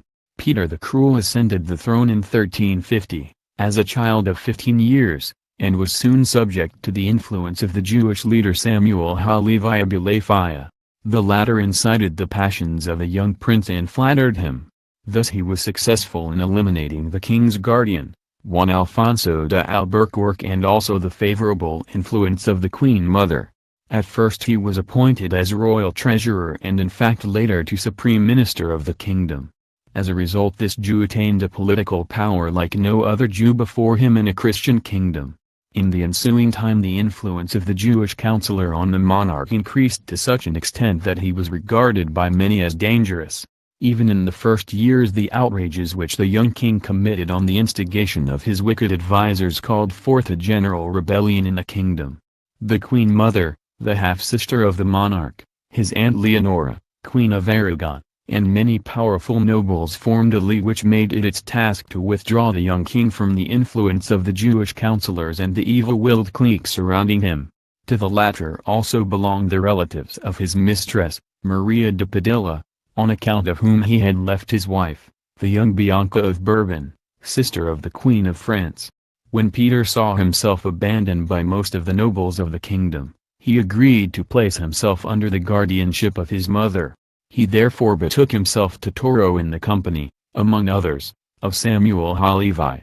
As per Lopez de Ayala, a chronicler of this time, reports, who, according to the assertions of this chronicler, was his great favorite and adviser. There his mother and his aunt prepared him a hearty reception, at which, however, the taking captive of his retinue and also of the influential Jewish minister Samuel Halevi took place. The death of Juan Alfonso de Albuquerque, who, so it is asserted, was poisoned, was a heavy blow for the League, for this magnate represented the connecting link between very unusual men and interests. In the following we now give a summary of the report by Prosper Mérimée, the famous French historian of the last century. He shows us how Samuel Halevi understood how to utilize the new situation and skillfully created disputes, in order to destroy the League, by his offering the Infanta of Aragon castles and rich districts in the name of the king in exchange for her releasing him. In addition, the sly Jewish counselor offered estates and knighthoods to numerous magnates until such time as he was successful in destroying the League and one day could flee with the young monarch when they were at the hunt. J. Amador de los Rios, another historian of the past century, reports to us the following concerning this crafty enterprise. Thanks, however, to the clever action of Samuel, it was successful for the sons of Alfonso XI to obtain again the freedom which his mother and sisters had taken from him. Thanks to the gold which he knew how to distribute, and thanks to the promises in the name of the king, he had carried mistrust and disunity into the League and rendered null the plans of the bastard. The king was soon surrounded by powerful servants who promised him eternal loyalty. Samuel had gained the absolute confidence of the king. Through the regard of the Jewish minister, the Jews gradually gained more and more influence in the kingdom. Concerning this the Jewish historian Bedaride gives us exact details, asserting that the Jews had reached the high point of their power under Peter the Cruel in Castile. Unfortunately, however, history proves to us that every time the Jews in a Christian or pagan state attain the high point of their power, a terrible wave of murders and terror is unleashed, and Christian or pagan blood flows in streams. Thus it also occurred under Peter from the moment when the Jews obtained decisive influence upon education and government. This intelligent child, who later showed himself as far-sighted, had great illusions and possessed enormous energy, would perhaps have been one of the most important monarchs of Christianity, if he had not been destroyed in his youth through the bad example and the still worse advice of his Jewish favorites and counselors. The people held them guilty for the wave of crimes and ambushes which were unleashed under this bloody government. The Jews attained high regard and the synagogues prospered, while the churches decayed and the clergy and the Christians were disgracefully persecuted. Many contemporary and later chroniclers report concerning the decisive influence of the Jews on the young monarch and their malicious power in relation to the cruelties during this stormy time of government. The French contemporary Cuvier asserts that Henry, the half-brother of the king, was begged and implored by the Spanish nobles to once again bring to the notice of the king that he acted badly in allowing himself to be counseled by the Jews and to expel the Christians. When Henry came into the royal palace of his brother, the latter was just having a council with several Jews. No Christians were present. Henry implored Peter, nevertheless, not to listen to the counsels of the Jews. The chronicler reports in addition of a Jew named Jacob who was present and clearly stood very close to Peter. Paul de Chartelet, another well-known French chronicler, adds further to this episode in reference to the aforementioned counselor of King Peter, that Henry of Trastamara could not conceal his anger when he saw a Jew named Jacob, who enjoyed the full confidence of Peter and whom was held to be the instigator of all his cruel actions. Concerning the terrible crimes during the bloody period of government of Peter the Cruel report the Prima Vita Urbani v. the Italian contemporary chronicler Matteo Villani, and the Mohammedan chronicler, likewise contemporary, Abuz d'Ibn Khaldoun, who makes the assurance among others, that Peter cruelly oppressed the Christian people and on account of his tyranny made himself so greatly hated that they rebelled against him. In the chronicle from the time of Peter of Aragon the criminal action of this government is described in a hair-raising manner, and in his renowned chronicle of reminiscences the Frenchman Jean Froissart mentions not only the cruelty and tyranny which were characteristic of this government, but particularly stresses the hostile conduct of Peter the Cruel towards the Church and the papacy. In the Annals and Chronicles written towards the end of the 15th century by Nicolas Gilles, Peter the Cruel is called the great tyrant and rebel against the religion of Jesus Christ and his tragic end attributed to punishment by God.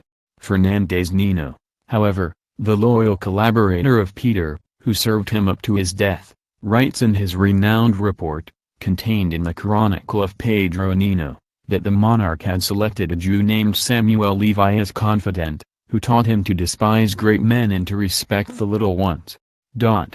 He separated himself from many, drew his knife and exterminated many in his kingdom. Therefore he was hated by the majority of his subjects. In this chronicle the preference of the young king for astrology is also spoken of. This fact is politically very important, since in fact the astrologers of Peter were Jews, among them Abraham Abel Zarzi especially distinguished himself, who influenced his political measures. For before every important measure the astrologers were asked if success was to be hoped for or not. It is interesting in this connection that Peter on the eve of his fall reproached this Abraham in that both he as well as the other astrologers had advised him to conquer Musulman territory as far as Jerusalem. But since things stood far worse than good, it was clear that they had deceived him. It is understandable that, when the Musulmans defended themselves heroically against the Jewish threat and the Jews already controlled Castile, they accordingly wanted to get Peter to conquer the north of Africa as far as Jerusalem. In this way they wished to once again conquer their Islamic enemies with the help of foreigners, in order to perhaps even realize their desired dream of freeing Palestine. This last intention, which they had to abandon when Peter was overthrown, they achieved centuries later, when they were successful in controlling England and caused it to liberate a part of Palestine from the rule of the Arabs. Through astrology it was possible that the Jews controlled the policy of many kings in times when this superstition was in mode. The renowned historian Bishop Rodrigo Sanchez, who died in 1471, compares Peter of Castile with Herod, and Paul Hay, the second chronicler of Bertrand du Guesclin, with Sardanapal, Nero and Domitian. The French historian P. Dutchson said in connection with the return of Peter to Castile, when the English troops set him back upon the throne, Peter came to Castile like a ravening bloodthirsty wolf in a flock of sheep. Before him ran terror, death went at his side, and bloodbath streamed behind him. In his General History of Spain, the Jesuit Father Juan de Mariana describes the disastrous period of government of Peter the Cruel in the following way: in this manner the fields and cities, landed estates and castles, the rivers and the sea, were spotted with innocent blood, and everywhere one found signs of violence and cruelty. It is not necessary to assert that the terror of the people of the kingdom was very great. All feared that the same could happen to them. Each individual was concerned for his life, and none could be certain of it. It is worthy of note that this report, written almost 400 years ago, describes with astonishing accuracy the present situation of terror in the Soviet Union and in the other lands under the socialist dictatorship of communism. In addition, there is an important concordance. In the kingdom of Peter the Cruel the Jews attained, according to the renowned Jewish historian Bedard, the highest point of their power. In the Soviet Union and the other socialist states the Jews have also reached the high point of their power. This is a remarkable and tragic concordance of situations, which are separated from one another through 6 centuries. As in every state, in which the Jews reached the high point of their power, Holy Church in Castile was persecuted under Peter while the Jews occupied high posts. The consequence of this were energetic protests by the Castilian clergy, which are recorded in interesting documents. Among these is found a work which was already prepared in the lifetime of the monarch, and in which the chaplain of the Church of Córdoba describes Peter as a heretical tyrant. The Holy See broke with this protector of Jews and oppressor of Christians. The Pope excommunicated Peter and declared him in the Church Council as unworthy of the crown of Castile. He released the Castilians and other subjects from their oath of loyalty and invested Henry of Trastamara, or the first successor to the throne, with the dignity of king. This made easier the formation of a coalition of the kingdoms of France, Aragon and Navarre, which under the protection of the Pope, undertook a kind of crusade for the freeing of the kingdom of Castile from oppression. While the Christian clergy and laymen were murdered, taken captive and oppressed in every way, Jewry attained such high regard as never before in Christian Spain. Toledo then was practically the capital of international Jewry, just as in the ensuing time it was to be Constantinople, Amsterdam, London and New York. In this city the powerful minister Samuel Halevi held a synod or a general Hebrew Congress, in which delegates of Jewish communities from the remotest lands participated, in order apparently to admire the new synagogue, which Peter allowed Samuel to build against the orders of the Church. Witness to this great assembly is given by 2 inscriptions veritable historical monuments, in this synagogue, which later temporarily served as a church. From the text of these inscriptions it is revealed that Samuel Halevi himself was the chosen leader, who clearly became the Baruch of that time, which, however, did not prevent the years later influential circle of his Jewish enemies accused him of having stolen the royal state treasury and as a result hastened his overthrow and death. These envious Jews accused him of having deceived Peter for 20 years, and even occasioned the king to torture him, so that he might confess where the 3 giant mountains of gold, stolen by him, were to be found. But Samuel died without revealing his secret, and the chronicler reports further, and it, his death, caused the king much sorrow, when he learned of it, and upon the advice of these Jews he commanded to bring him all his possessions. The houses of Samuel were searched, and they found a subterranean chamber with 3 mountains of gold and silver coins, bars and pieces. Each individual one was so high that a man could hide behind it. And King Peter inspected them and said, "If Samuel had only given me the 3rd part of the smallest of these heaps, then I would not have had him tortured. But he preferred to die, without telling me." The fact that Jewish treasurers or finance ministers stole was not new. Many had been deposed for this reason. However, this occurrence shows us that even among the Jews themselves, in spite of brotherhood, astonishing cases of envy and disunity exist, which take a tragic course, like that described here. The Jews, however, continued to exercise their influence on the government of Peter. Merely the persons were exchanged. In order to overthrow Peter, He was not only accused of having handed over the government to the Jews, but he was also reproached with being a Jew himself. For King Alfonso XI, who had no male successor, was so enraged about this that he had seriously threatened the queen. If the next child should again have been a girl, the queen, in order to save herself, had therefore agreed to exchange the girl with a boy. The son of a Jew was brought, who had just been born, and who now grew up as heir to the throne, without King Alfonso knowing that he, whom they said to be his son, was a Jew. It was asserted in addition that Peter had secretly had himself circumcised when he learned of his Jewish origin, and for this reason also he handed over the government completely and utterly to the Jews. The renowned chronicler and writer Per Lopez de Ayala, who was in no way favorably disposed to King Peter, did not expressly mention this suspicion. But the fact that he describes Peter as the legal sons of Alfonso XI allows it to be concluded that he did not recognize this accusation. In the same sense historians and chroniclers expressed themselves who based themselves on the writings of Lopez de Ayala. If we also hold it to be correct that praise is given to this highly respected chronicler in respect of this matter, then one must nevertheless take into consideration that he wrote a chronicle about Peter when Catalina of Lancaster, the daughter of this king, was already married to Henry II, the grandson of Henry of Trastamara. This marriage was concluded for political reasons and was intended to unite the two rival families and avoid future disunity. Since the chronicle came into being at a time when the Castilian monarchy made efforts to wipe out the stigma of a possible Jewish origin, it is natural that Per Lopez de Ayala was compelled to keep silent about everything which was connected with this and which could have injured the honor of Queen Catalina. On the other hand, history has proven to us that the Jews in their striving for world domination are capable of everything, whether it be a matter of replacing a girl child through an infanta or undertaking any other kind of deception which opportunity offers. However, in the case which we investigate here, the opinions expressed by the defenders of Peter the Cruel seem most probable. Freemasons or liberals, who assert that the accusation of exchanging of infantas were made out of thin air, and were spread by Henry of Trastamara in order to justify his claim to the throne.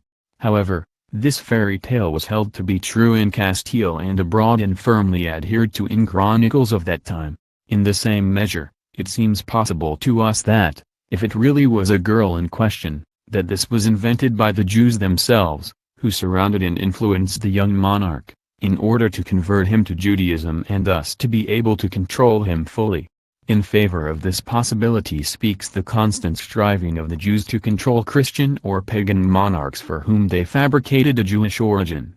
They wished to prove to Francis I of France that he was a Jew, however he laughed at them.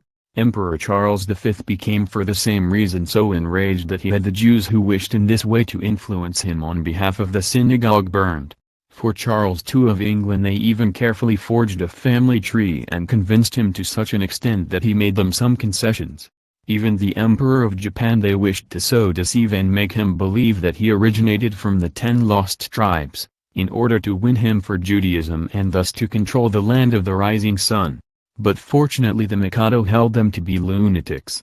It is therefore certainly possible that they applied the same methods with Peter and the news seeped through into the hostile camp, where they later used Trastamara as a banner against Peter.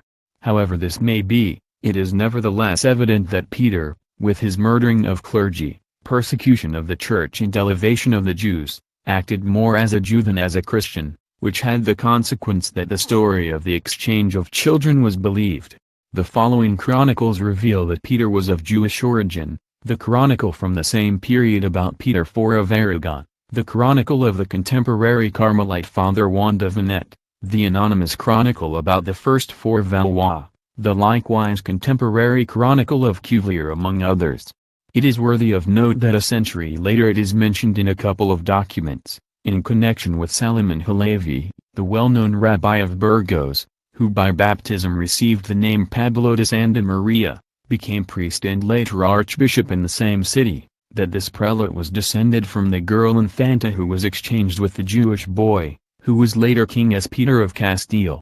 The girl infanta married the father of the renowned archbishop. The following documents mention this widespread rumor: El Libro de los Blasons, Book of Arms, by Alonso Garcia de Torres, surnamed Torres, manuscript page number 1306, and the Recopilación de Honor y Gloria Mundana, concerning worldly honor and worldly fame, of Captain Francisco de Guzman, manuscript page number 2046, excerpt page 28 and 29.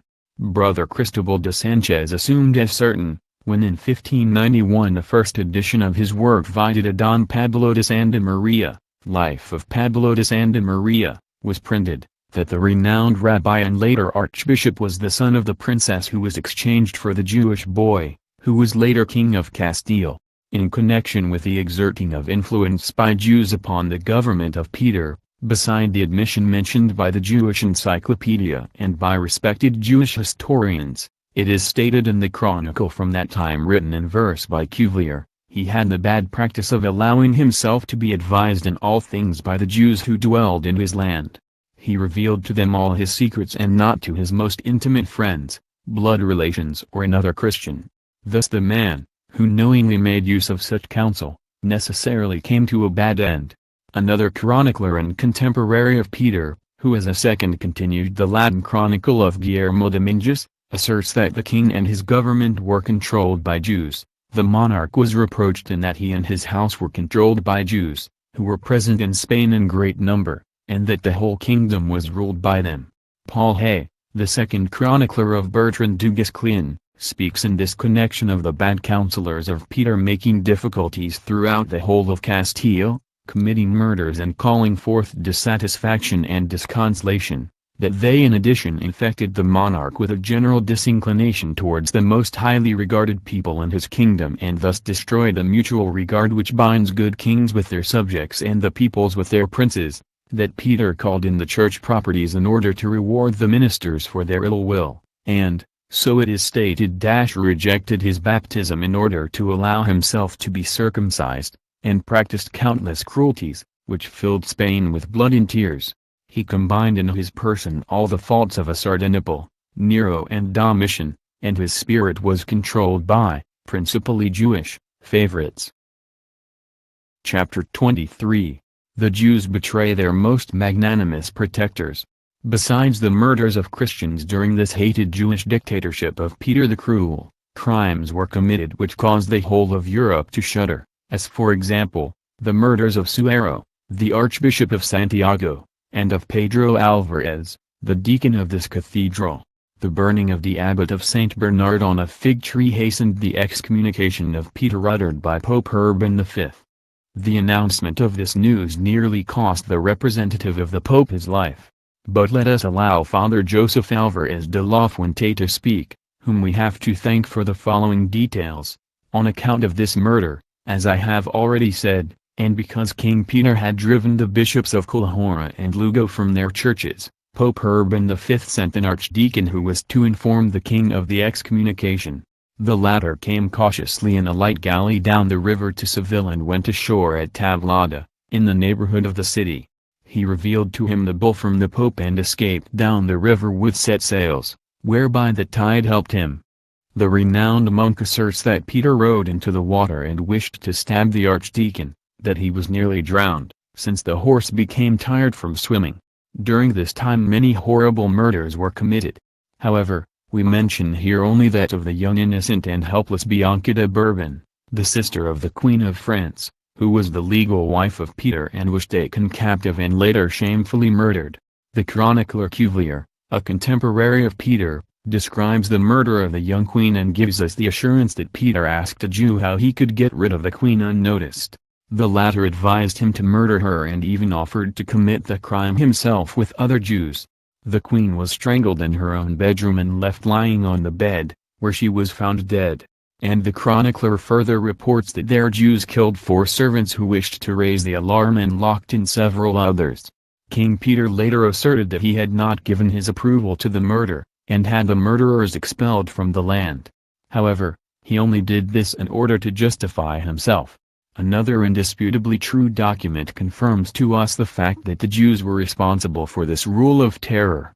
This concerns the Ordinamento de Peticiones, order concerning visits, which was passed by King Henry in the Cortes of Burgos, after he had been proclaimed king in the year 1367.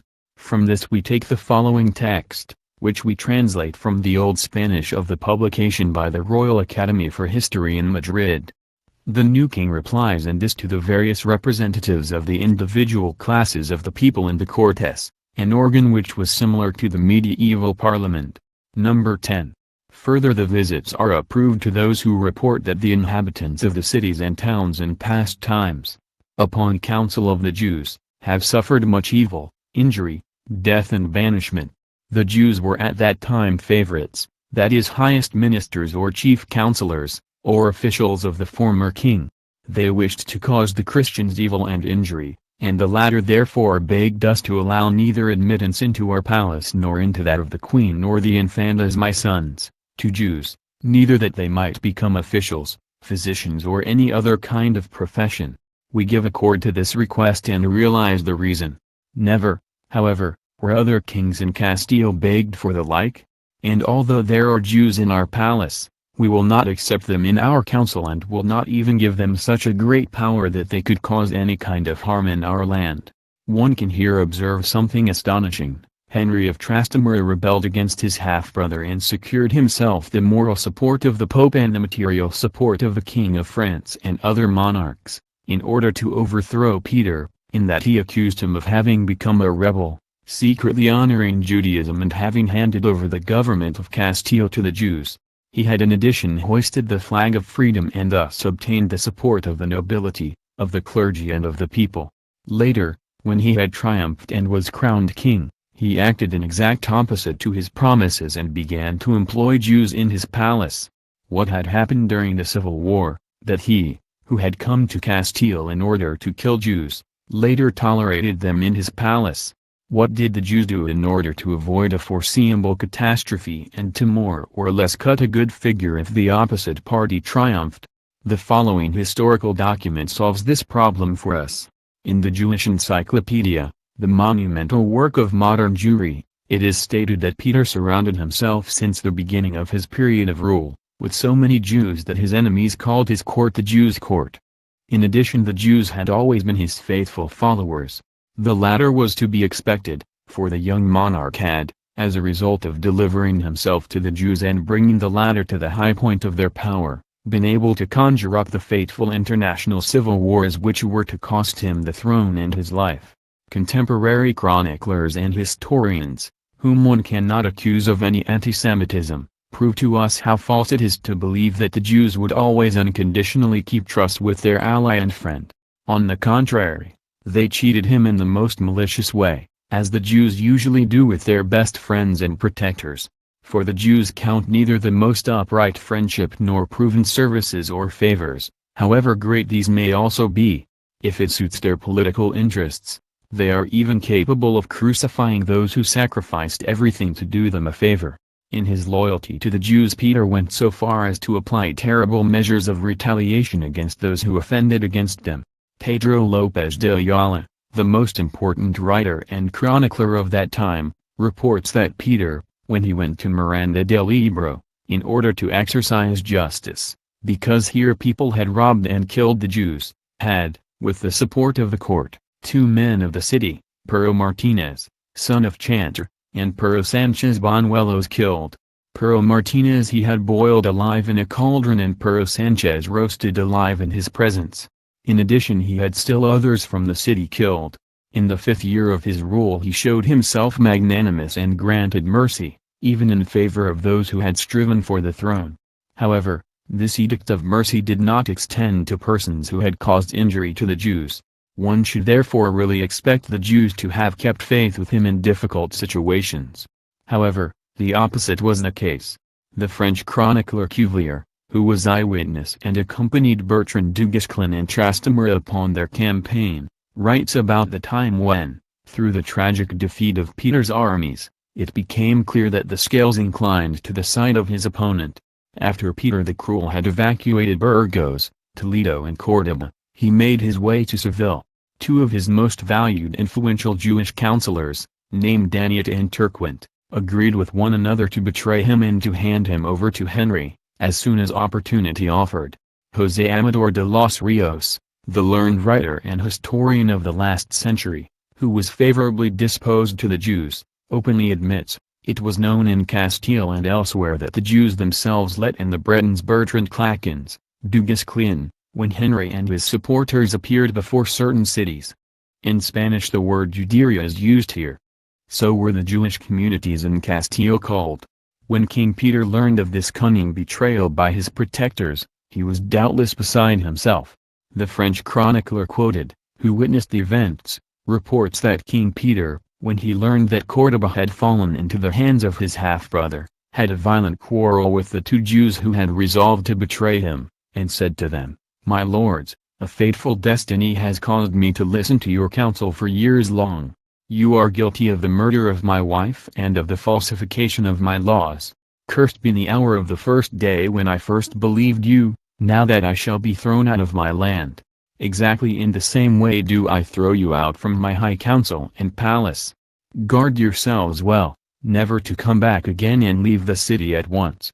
And the chronicler continues that the two Jewish counselors had concluded a secret agreement with Henry of Trastamaro, to deliver the city of Seville to him, into which Peter had withdrawn. They agreed with the scribes of the Jewish community in this city that they should let in the troops of Henry of Trastamara through the Jewish quarter. However, through a beautiful Jewess, who had been his lover and was very fond of him, Peter learned in time of the plans of the Jews against him. Therefore on the next day he left the city and fought through a retreat. Paul Hay de Chartelet, the second chronicler of Bertrand du Guesclin, assures us that Peter learned this in Seville from a Jewish concubine who loved him very much and, against the will of her father, informed him that the Jews planned a secret plot together with Henry of Trastamara to deliver the city to the latter. When Peter had received this news, the unfortunate monarch was completely downcast. Without doubt the Jews had followed their traditional tactics and had provided the king with Jewish lovers in order to keep him better under control. But love is often a double-edged sword, and in this case the love of the girl was stronger than her inclination to Judaism and the fear of reprisals. If we read these chronicles, it becomes ever more clear to us how dangerous these unassimilable circles of aliens were, who, as has been proven in the course of time, never kept faith with anyone and always inclined to become the deadly fifth column in the service of foreign powers, and even then when they harmed their most valuable, fanatical protectors and friends. These facts show us how the Jews, when they saw themselves threatened through the victory of the Christian people in Castile, under the leadership of Henry of Trastamaro, knew how to cross at the right time to the opposing side, that is to that of Trastamaro, in order to thus transform approaching catastrophe into a triumph. This Machiavellian enterprise was perfected even more by the Jews in the course of centuries, and in our time they no longer wait until their enemies are on the point of victory. If a Christian or anti-communist opposition threatens to disturb their dark plans, they introduce elements into their ranks which makes them fail, or at least occupy a valuable position in the enemy camp, and give the latter the death blow at the first opportunity. Anti-communist organizations of the free world, be watchful and defend yourself against the infiltration of Jewish elements into your ranks, for they only give themselves out to be anti-communists in order to control your movements and to make them fail. Even if they also give you good services, it is only to gain positions. When Peter was defeated, he fled to Portugal, and from there to England, where he was able to secure the support of the Black Prince. Supported by the English army and later by the alliance of the Moorish king of Castile, at this stage of the battle there were Jews in both rival camps. They had already discovered the secret of future triumphs, to bet upon two cards, in order to always win. To achieve success with this kind of maneuver, the Jews had naturally pretended schisms or divisions in their own ranks, so that attention was not drawn to the fact that one group stood on one side of the combatants and another on the opponents.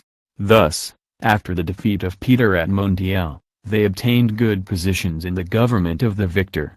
It is astonishing that Henry, in this despicable duel which cost Peter his life, was cynical enough to again call him a Jew, although the bastard at that time was bought both through the treachery of the Jews to Peter as also through the gold which the Jewish communities placed at his disposal, and allowed them renewed admittance, in spite of the justified concern of the courtess of the kingdom, to his court.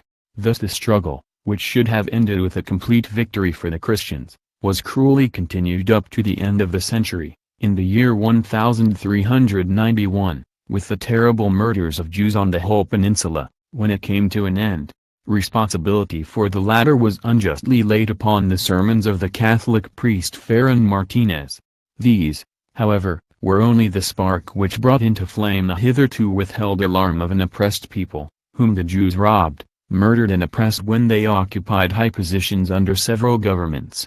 For this the irresponsibility of the monarch was responsible, who had willingly given free range to this treachery. The Jewish Golden Age in Catholic Spain had dawned as a result. This situation had tragic results and also harmed the Musulmans when they made possible the Jewish Golden Age in Islamic Spain. Chapter 24. Jewish Infiltration in the Clergy. In this chapter the ways and means will be investigated of how the false Jewish mock Christians usually undertake their infiltration into the clergy. In order to conquer the Christian world, Jewish imperialism holds it indispensable to control the chief bulwark, the Church of Jesus Christ. Therefore they have applied various tactics, from direct attacks to infiltrations. The weapon preferred by the fifth column was to bring young Christians descended from Jews into the ranks of the clergy who secretly paid homage to Judaism. After ordination as priests, they were then to rise in the hierarchy of Holy Church, be it in the secular clergy or in religious orders, in order then to utilize the positions obtained in the clergy to the harm of the Church and in the interests of Jewry for its plans of conquest and heretical or revolutionary movements.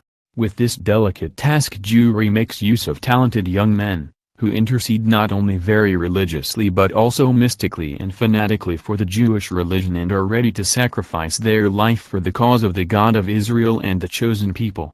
In Judaism there are many such mystics, and to this the great successes are to be attributed which the theological imperialism of the Jews has achieved. The child or the youth who enters into the seminary of the Christian clergy knows that he will be undertaking the holiest task, the destruction of the principal enemy of the chosen people, thus of Christianity and particularly of the Catholic Church. He knows that he makes possible with his future activity of destruction and weakening of Christianity the fulfillment of the divine will, and hence the rule of Israel over the whole world will be attained. The false Christian, who in secret adheres to Judaism, believes he is completing a sacred task which in addition secures him eternal salvation.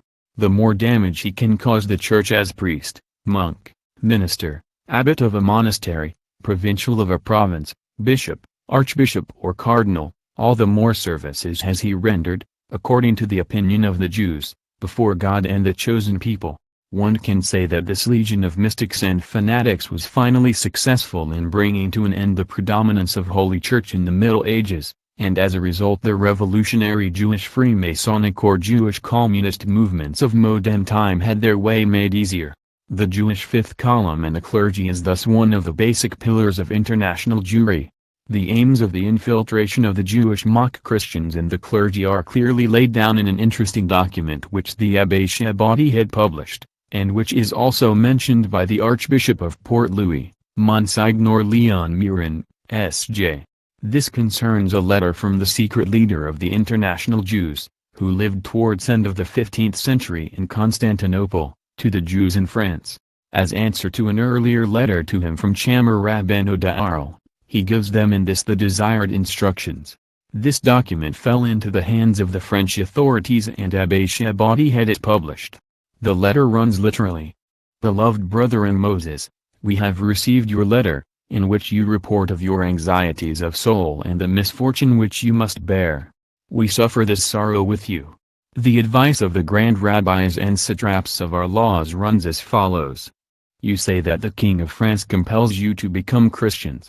Well then, do his will, but preserve the law of Moses in your hearts. You say that they wish to seize your goods with violence. Let you children become merchants, so that through trade they may rob the Christians of their property. You say that there is a striving after your life. Let your sons become doctors and chemists, so that they can take life from the Christians without having to fear punishment. You say that your synagogues are destroyed. Let your sons become priests and abbots, so that they can destroy the Christian Church. You say that you are oppressed in other ways.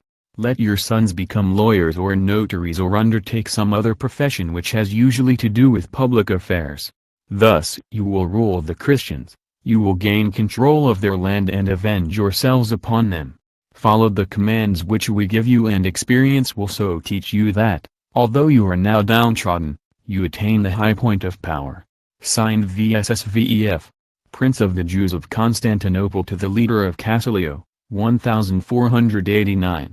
The infiltration of Jewish mock Christians into the French clergy of that time caused much harm, since it made possible the spreading out of the Huguenot movement in the 16th century. This sect was supported by Jews who pretended to be Christians, and clearly differed from the Lutheran churches, which even seized upon anti-Jewish measures. The purpose of this Jewish infiltration into the clergy is evident: the destruction of the church from within. What was said in the aforesaid letter has been confirmed to sufficiency in countless trials by the Holy Inquisition against clergy who honored Judaism. The treacherous activity of the clergy of the fifth column is indescribably many-sided, yet always directed at the same goal: to passionately defend the Jews or to favor heretical and today, revolutionary openly anti-Christian movements, to weaken the defense of the Church and to attack good Christians, especially the successful defenders of Christianity, to denigrate and destroy them.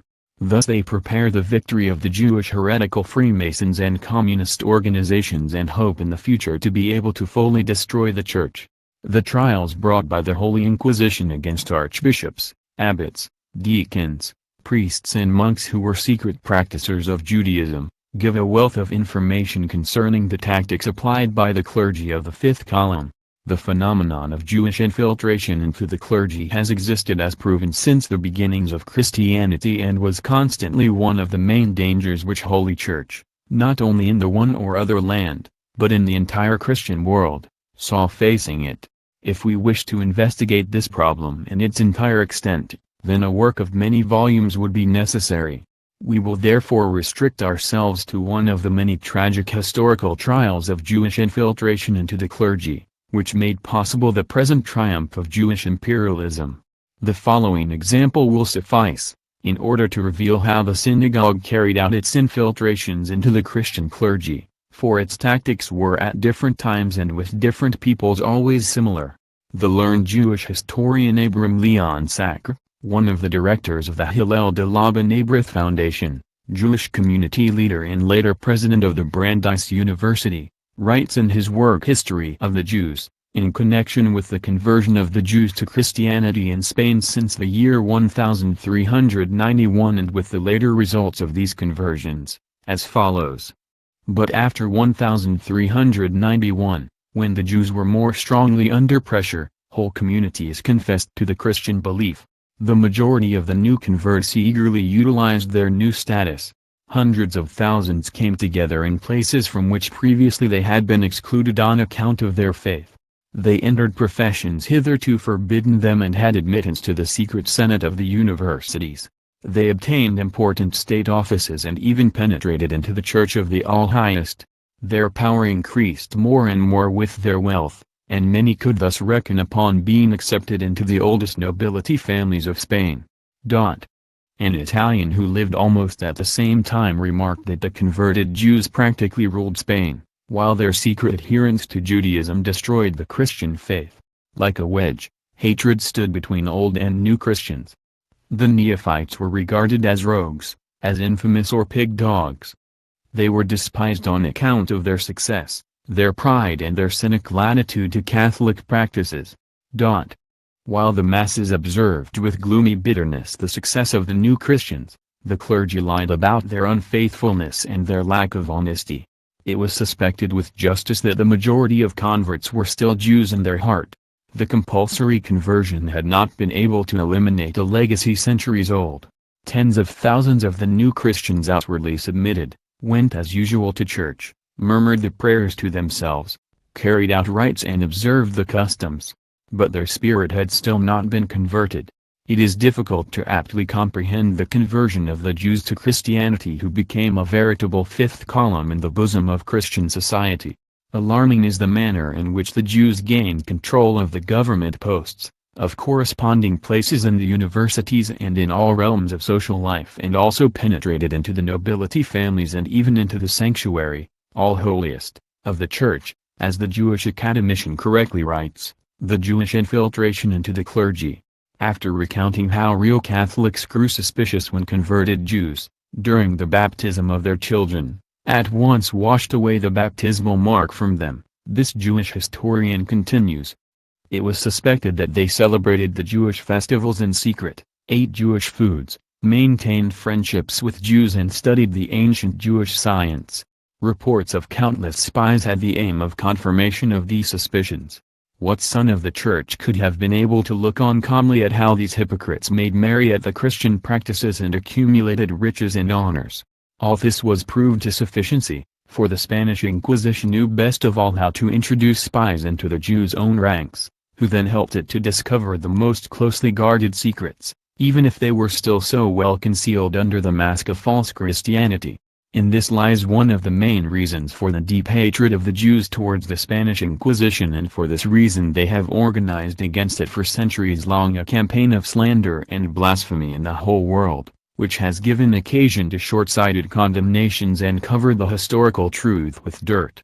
The Jewish historian Cecil Roth, so very highly regarded in Jewish circles, assures us in his History of the Marranos, an official Jewish publication of the Jewish Publishing House in Buenos Aires, in connection with the same events, that even if there were honest converts, nevertheless the majority were in their innermost hearts just as Jewish as previously. In appearance they lived just as Christians, had their children baptized in the church, but hastened to efface the traces of the ceremony, as soon as they were back home again. They had themselves married by a priest, but this ceremony did not satisfy them, and they carried out yet a second one among themselves in order to render the marriage legitimate. They went often to confession, but their confessions were so unreal, that, so it is said, a priest once begged one of them for a piece of his clothing, as a relic of such a pure soul. Behind this outward concealment they remained what they had always been. The Jewish historian speaks below of how they carried out the Jewish ceremonies down to the last detail, celebrated the Sabbath as far as was possible for them, and often entered upon a marriage with descendants of open Jews. Then he makes the following interesting revelations. They secretly attended the synagogues, for whose illumination they regularly donated oil. They also formed religious communities under the protection of a saintly Christian, with apparent Catholic aims, which they used as pretense in order to be able to carry out their very ancient rites. As far as their race and their faith is concerned, then they were the same as before their conversion. They were 100% Jews, and not only in name. Christians, on the other hand, they were only for the sake of outward form. After the religious hindrances had been cleared away, which had previously blocked the way to them, the new converts and their descendants in social and economic respect, made enormously rapid progress. However much their honesty was doubted, they might nevertheless nowhere be excluded any more on account of their faith. The legal career, the government, the army, the universities, and even the church were soon filled by more or less doubtful new converts or their direct descendants. The richest married into the high nobility of the land, for only few impoverished counts or knights could withstand the attractive power of money. The third remark of the Jew Cecil Roth to the third chapter of this work is very interesting and runs literally. Jerome Munzer, a German, who traveled in Spain in the years 1494–95, reported that, until a few years previously in Valencia, where later the Church of the Holy Catalina de Siena was built, there was a church which was dedicated to Saint Christopher. Here were found the graves of the Marranos, that is, of the false Christians who were inwardly Jews. If a Jew died, they pretended to be in agreement with the rites of the Christian religion and carried in a procession the coffin covered with a golden cloth and image of Saint Christopher. But in spite of all, they washed the body of the dead and buried them according to their own rites. A similar case is said to have occurred in Barcelona, where a Marrano, if he said, "Let us go today into the Church of the Holy Cross," meant by this the secret synagogue which was so named. A classical report about the situation and the hideouts of the Marranos of this time is in the History of the Catholic Kings by Bernaldez, contained in chapter 18. On the ensuing pages of the already mentioned history of the Marranos, several examples are given of how it was successful for several of them to attain high positions. The Jew Azarias Chinello, for example, who upon his conversion took the name Luis de Santangel, went to Saragossa and there studied law. Afterwards he obtained a high position at the court and a nobility title. His nephew Pedro Santangel became Bishop of Mallorca and his son Martin a judge in the capital. Other members of the family occupied high offices in the church and in the government of the state. Then the famous Jewish historian enumerates further Jews in church offices. Wanda Torquemada, the Cardinal of St. Sixtus, was directly descended from Jews, in the same way as the devout Himondo de Talavera, the Archbishop of Granada, and Alonso de Orpza, the head of the Hieronymite order. Wanda Pacheco, Marquis of Villena and head of the Order of Santiago, who during the rule of Henry the Incapable was sovereign ruler in Castile and tenaciously sued for the hand of Isabella, was descended on both father as well as mother's side from the Jew Ruy Capon. His brother, Pedro Giron, was the head of the Catholic military Order of Calatrava, and his uncle was Archbishop of Toledo. At least 7 of the head prelates of the kingdom had Jewish blood in their veins. The same was the case with the chief paymaster. The numerical proportion of converts with their rapidly increasing descendants and far-reaching family connections was very great. In the south of the land it formed, so it is said, a third of the population of the most important cities. Accordingly it must have been 300,000 on the entire peninsula, inclusive of the pure-blooded and the half-pagan relations. The former were not so numerous. All in all they represented in the state organism an all-embracing, unassimilable community in no way to be despised. The Jews who had been converted to Christianity, together with their most distant descendants, were known in Jewish circles by the name Asunim, compelled, that is persons who were compelled to accept the ruling religion. And the Jewish writer continues his interesting report, a new generation had grown up, which had been born after the conversion of their parents and was naturally baptized in childhood. The position of church law could not have been clearer. They were Christians in the truest sense of the word, and the practice of Catholicism placed them equal to every other son or every other daughter of the church. However, it was known that they were only Christians in name. They publicly supported the new faith only very rarely, while they clung all the more in secret to their old one. The position of the church had become far more difficult than before the fateful year 1391. Previously there had existed countless unbelievers who were easy to recognize and who were made harmless through a succession of systematic government and church laws. But the same unbelievers were now found in the bosom of the church and spread out in all realms of church and political life, often openly derided its teachings and through their influence infected the mass of the faithful. Through baptism they had merely changed from former unbelievers outside the church to heretics within it. The words of the authoritative Jewish historians speak for themselves and comments are superfluous. It describes to us in a few words the character and the deadly danger of the Jewish fifth column and the clergy in the course of centuries up to the present. Besides their efforts to control the church from within, by their controlling of the highest offices, the false Christians infected through their influence the mass of the faithful.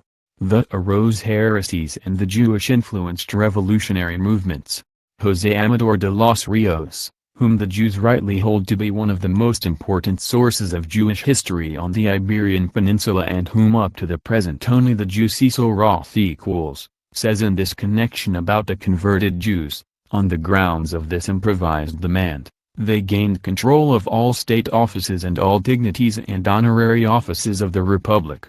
They risked much and attained still more, mixed their blood with the Hispano-Latin in a liberal way, penetrated suddenly into all realms of Christian life and into the highest nobility and climbed with their proud demands up to the steps of the throne itself.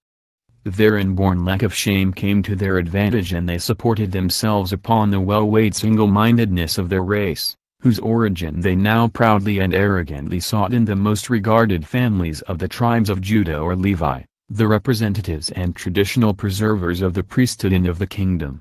We restrict ourselves now to the converted Jews, as the converts were also called, in Aragon and Castile. One can in fact assert with justice that the Jews, in contrast to the converted Moors who were satisfied after baptism to be respected in the same modest position, advanced themselves in all realms of official life and took up all social positions. In the curacy of the Pope they sat in his private rooms, at the head of the government, of public property, and of the highest courts of law, in the teachers' chairs and in the rectorate of the universities, as well as in the chairs of the diocesans and abbots. And as spiritual dignitaries they demanded and received from the crown, knights' estates, counties, margravedoms and baronial properties, which led to the noble stamp of the old nobility vanishing.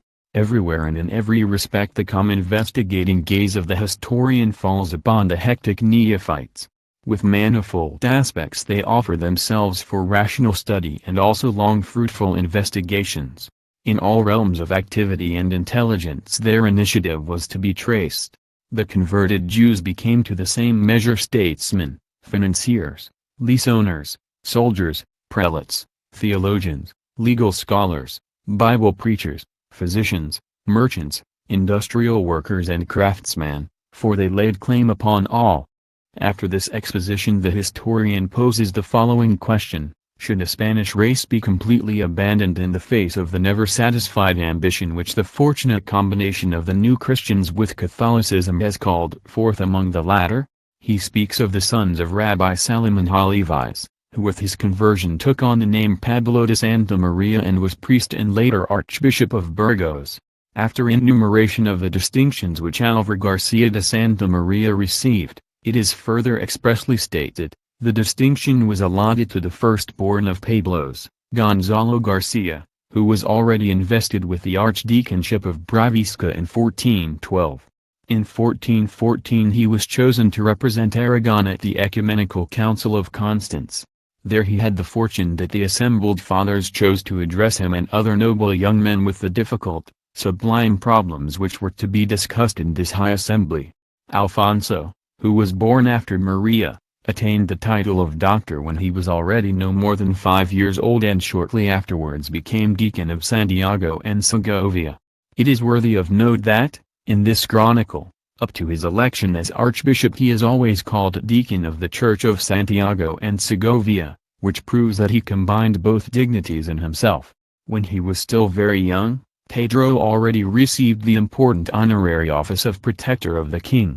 In the following chapter of the work quoted, José Amador de los Ríos comes back once again to the fact that Jews claimed for themselves high offices and says something very revealing in this respect. In the preceding chapter we have seen how the converts in Aragon and Castile, through the freedom which conversion brought with it, and by their own education, their riches and their natural daring, had occupied not only all offices of the Republic but also social positions, and conquered by storm the highest dignities in the Church, if they were not freely conceded to them.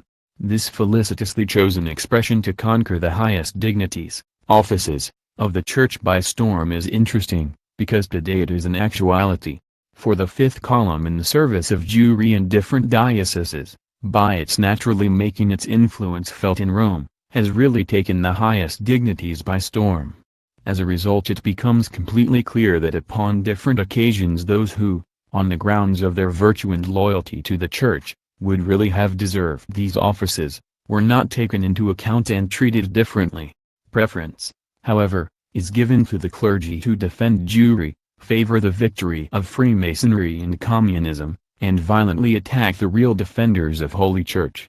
In these cases the mechanism of intrigues and influence of the fifth column has deceived the goodness and sincerity of the Holy See and can therefore record new triumphs, not only through the securing of successors in the dioceses under control but also in foreign ones, which again injures those who had greater claims to occupy the vacancies. Luckily this kind of maneuver has in many cases failed completely and one hopes that in the future, when the truth becomes known and the enemy is unmasked, the fifth column will have to record greater failures. In addition the Church, as already before, recovered anew from the deadly cunning of the synagogue of Satan. Our Lord Jesus Christ announced clearly and distinctly that the truth will make us free. Therefore we taken the risk of speaking the truth, although this will be highly unpleasant to the clergy and laymen, who secretly confess to Judaism and betray the Church and Christianity. Concerning Saragossa, the capital of the Kingdom of Aragon. The famous historian says the following: the converts who held themselves to be preservers of the ancient culture of their predecessors, strove not only for the lower offices in the Republic, but also for church dignitaries. In another passage he provides us with interesting details concerning the connection between Ajus and the Prince Alfonso of Aragon.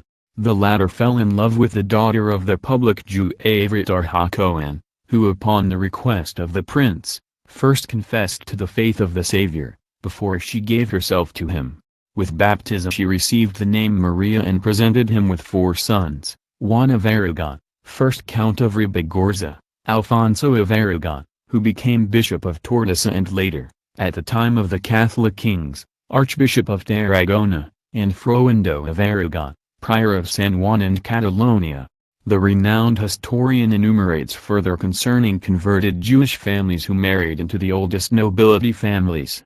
This trial continued for so long until the Holy Inquisition dissolved the old courts of the faith. The learned writer also mentions the fact that many of these families originating from Jews boasted of going back to David and being directly related to the Holy Mary. One thus sees that they have made use of this trick for 500 years. He asserts that the family of La Cabal area was related to Boniface. Samuel received, as well as Boniface, the name Pedro. Achab was called M. Philip, Samuel ibn Jehu Dewan, Isaac Fernando, Abraham, Francisco, and Salomon, Pedro Pablo. The Jewish name of Luis is not known, since he was baptized very young. It suffices for us to know that Pedro, Samuel, obtained great regard in his spiritual career and became prior of Vigia. Felipe became representative of the knights and hereditary landed noblemen in the Cortes of the kingdom, a kind of parliament. The sons of Fernando, Isaac, had, together with the other converts, a share in the taxing of public income, under the protection of his uncle Luis. Of the latter's 3 sons, Luis, the firstborn, was chamberlain of the cathedral church and Juan occupied a position in the same church. Different members of the Santa Maria and La Cabal area families were later accused of being inclined to Judaism and prosecuted by the Inquisition. The entire family of Vidal de La Cabal area was burned in Barcelona by the Inquisition, and even Thomas Garcia, the highly regarded jurist and historian, was put on trial. Whoever wishes to investigate further this interesting subject can take for additional reference the work quoted, the so-called Green Book of Aragon by Wanda and Caius, which provides interesting details concerning the Jewish infiltration into the clergy, the government and the nobility. This valuable document was later published and is found in the National Library in Madrid. In this respect the book, which was written by Cardinal Mendoza y Bobilla in the 16th century Tizon de la Nobles Espanola, blemish of the Spanish nobility, is also interesting, which is also preserved in this library. In conclusion to this chapter we will quote an edition of their respected sources and begin with another publication of the Israel Publishing Company in Buenos Aires. In the work Israel, A History of the Jewish People by Rufus Liercy, which was prepared by the author with the magnanimous support of the Jewish History Foundation Incorporated, it is expressly stated that, the universal anger was in fact directed against the new Christians and constantly increased. It was not only assumed that they secretly remained true to their faith, from which they had sworn to have freed themselves, although for the clergy this heresy was the greatest crime. The new Christians called forth through their successes even greater indignation. A too great number had now, since religion no longer prevented them from this, become rich and powerful. They took up high positions in the government, in the army, the universities and even in the church. All, even the priests and monks, were regarded as heretics and the spite of the people was directed against them, until acts of violence broke out. In the years 1440 and 1467 the rabble rioted in Toledo and many new Christians were murdered and their houses set on fire. 6 years later the bloody rebellions against them in Córdoba, Jaén and Segovia were repeated. It was only natural, that the clergy regarded the descendants of Jews, who belonged to the church orders, as heretics, and when a half-century later the Spanish Inquisition was founded, this was fully and completely confirmed. On the other hand, The author holds the clergy responsible for the wave of anti-Semitism against the Christians of Jewish origin. In order to understand this situation, one must, however, know the motives and all details which led to such proceedings against the Marranos. The Jewish historian Joseph Castine investigates this motive in his interesting work History of the Jews and speaks of the false conversions of the Jews to Christianity. At first both the people as well as high society regarded the converts as a homogeneous group. Particularly the nobility and the clergy saw in them the result of a victory, and at first they were enthusiastically accepted.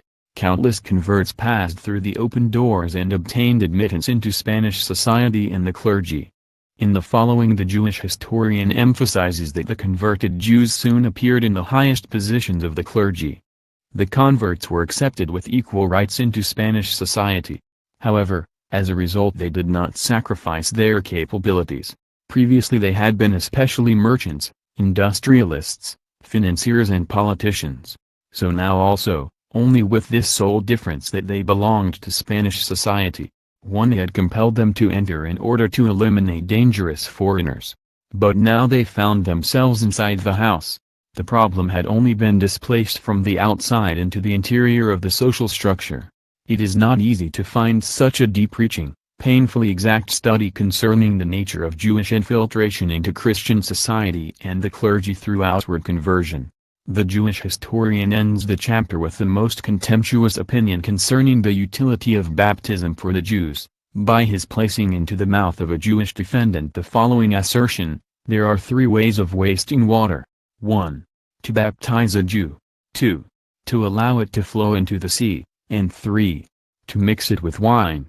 On the following page he continues his study about the new Christians and writes that the converts supported themselves with their social elevation, in the same way as those who have compelled them to accept the new religion, upon the higher circles of the court, of the nobility and the clergy. They had less the intention to become stronger in the economic respect, but also to attain political and social influence. They had become members of the church, but not adherents of the faith. The indissoluble connection of 1,000-years-long religious development compelled them to secretly preserve the indestructible Judaism in their heart and to carry it with them in its deepest form. They went cautiously to work, in order not to be discovered by the adherents of their new religion. They timidly followed all rites and laws, festivals and customs of their own faith and fought in secret for this right, led a double life, and each individual bore a double burden. When the church noticed what was taking place, adds the Jewish historian we quote, there rose a new battle cry, that the church was in danger.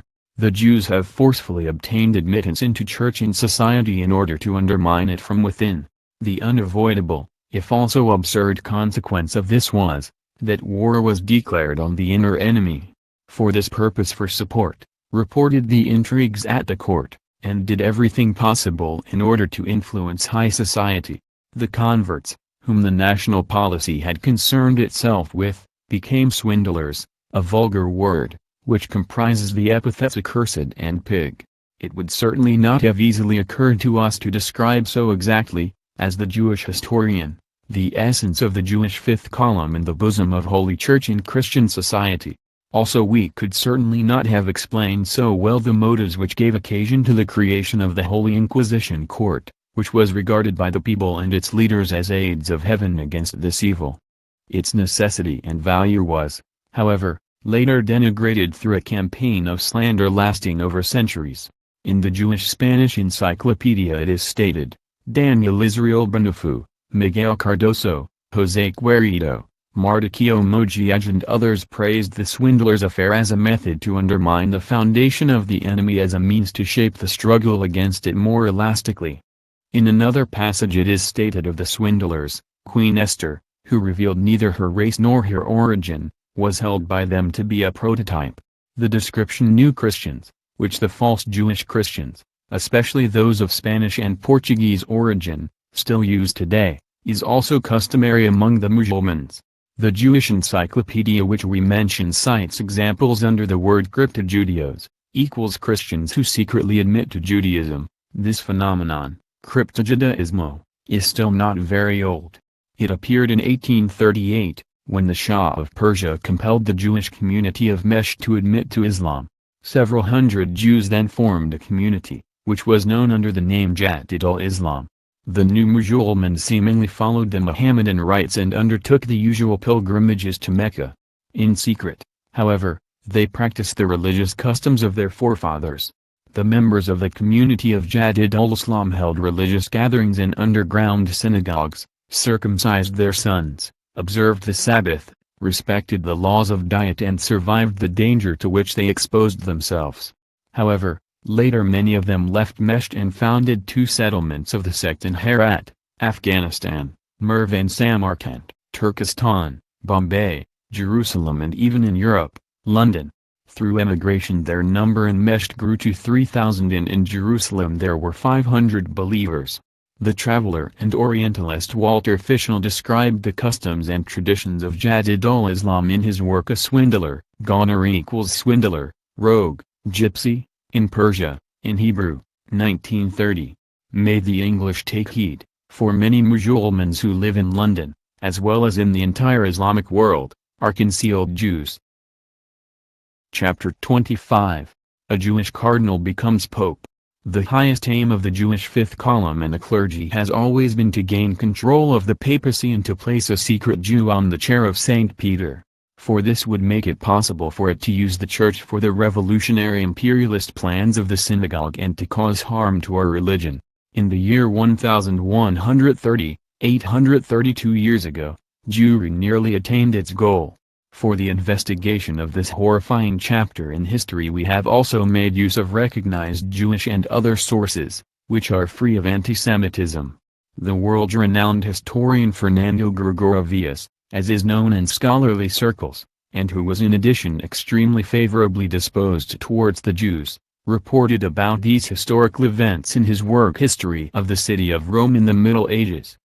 The first translation into Italian was financed by the city government of Rome, which in addition provided the author with the title of Honorary Citizen of the City of Rome. The following quotations are taken from his work, Book 2, Volume 2, Chapter 3. The Pirlioni. Their Jewish origin. The synagogue. Peter Leo and his son Peter, the cardinal. Schism between Innocent II and Anacletus II. Innocent in France. Letter of the Romans to Lothar. Roger I, King of Sicily. A purely civic schism would necessarily have proved to the world that the German kings were not always responsible for the division of the Church. The wealth and the power of the Pirlioni and still more their great services in relation to the Church awoke in them the hope of making a member of their family into pope. The astonishing fact that they were descended from Jews and had reached such high regard, gives us opportunity to cast a glance at the synagogue in Rome. Gregorovius describes the development of the Jewish community in Rome and then mentions that Benjamin de Tudela, the famous Jew, traveled over half the world to visit all Jewish organizations of his time. Of the Jews in Rome he says that, at the time of Pope Alexander III, they had great influence in the papal residence, and he enumerates very intelligent rabbis, such as Daniel, Gel, Job, Nathan, Menachem and others of Trastevere. According to Gregorovius the Jews have only once been persecuted and enslaved in the Eternal City. Their race understood how, on the basis of their slyness, their inventive talent and the power of gold accumulated in secret, to assert themselves against their oppressors.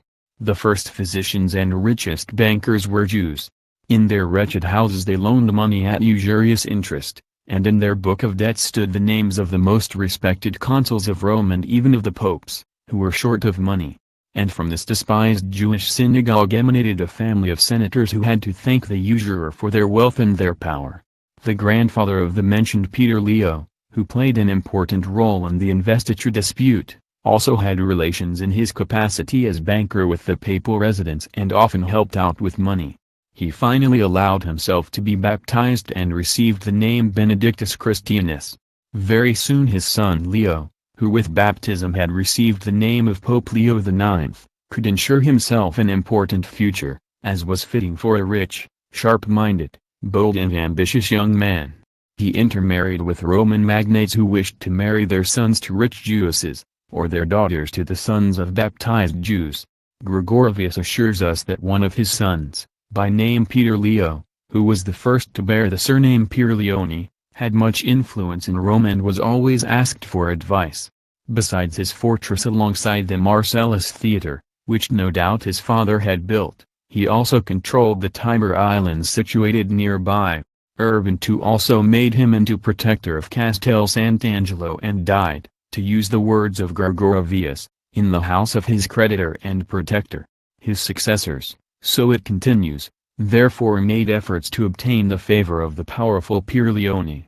However, the people detested him because he was a usurer.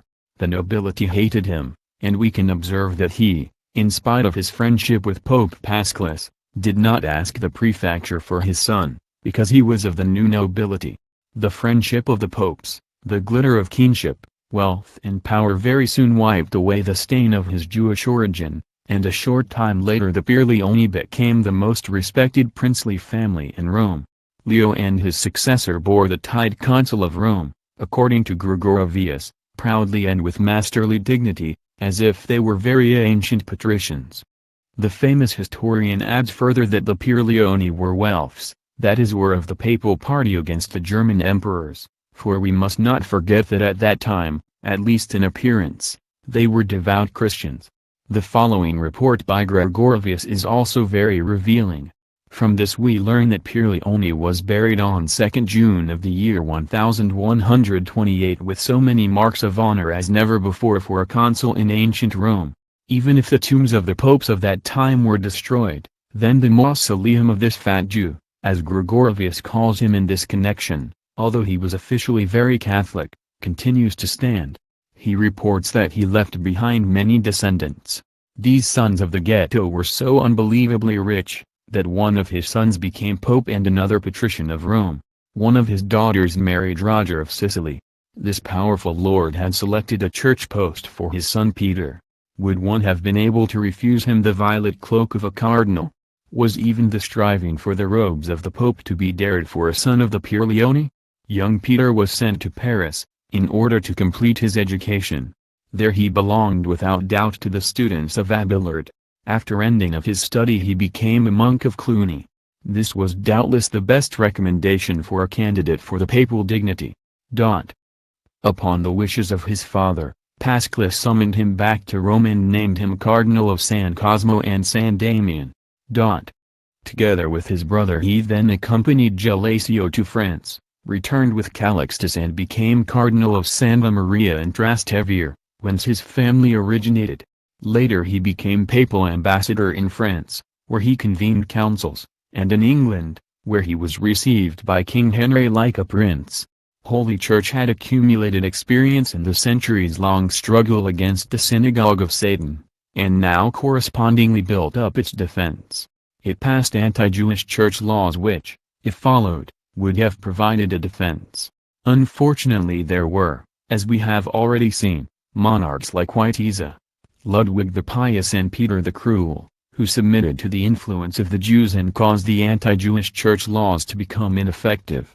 Thus they protected the principal enemy of Christianity and allowed him to become deeply rooted in the government of the state, which had tragic consequences for the church as also for the peoples who fell into the hands of the Jews. These tragedies were, however, locally restricted, for while Witiza or Ludwig the Pious delivered their people to the enemy, the papacy and other Christian states conducted further the struggle for defense of the Church and Catholicism in a zealous manner. This new situation in the 11th century for the Holy See itself was doubtless the prelude for a universal tragedy, not locally restricted, which was to extend to the whole of Christianity, for the enemy was on the point of conquering the chair of the Church, and this crisis had necessarily to draw the entire Christian world into its effect. The bitter investiture dispute between Pope and Emperor and the problem of predominance were to offer Jewry the favorable opportunity of advancing to the Holy See, by their offering their valuable services and doubtless revealing themselves as pleasing.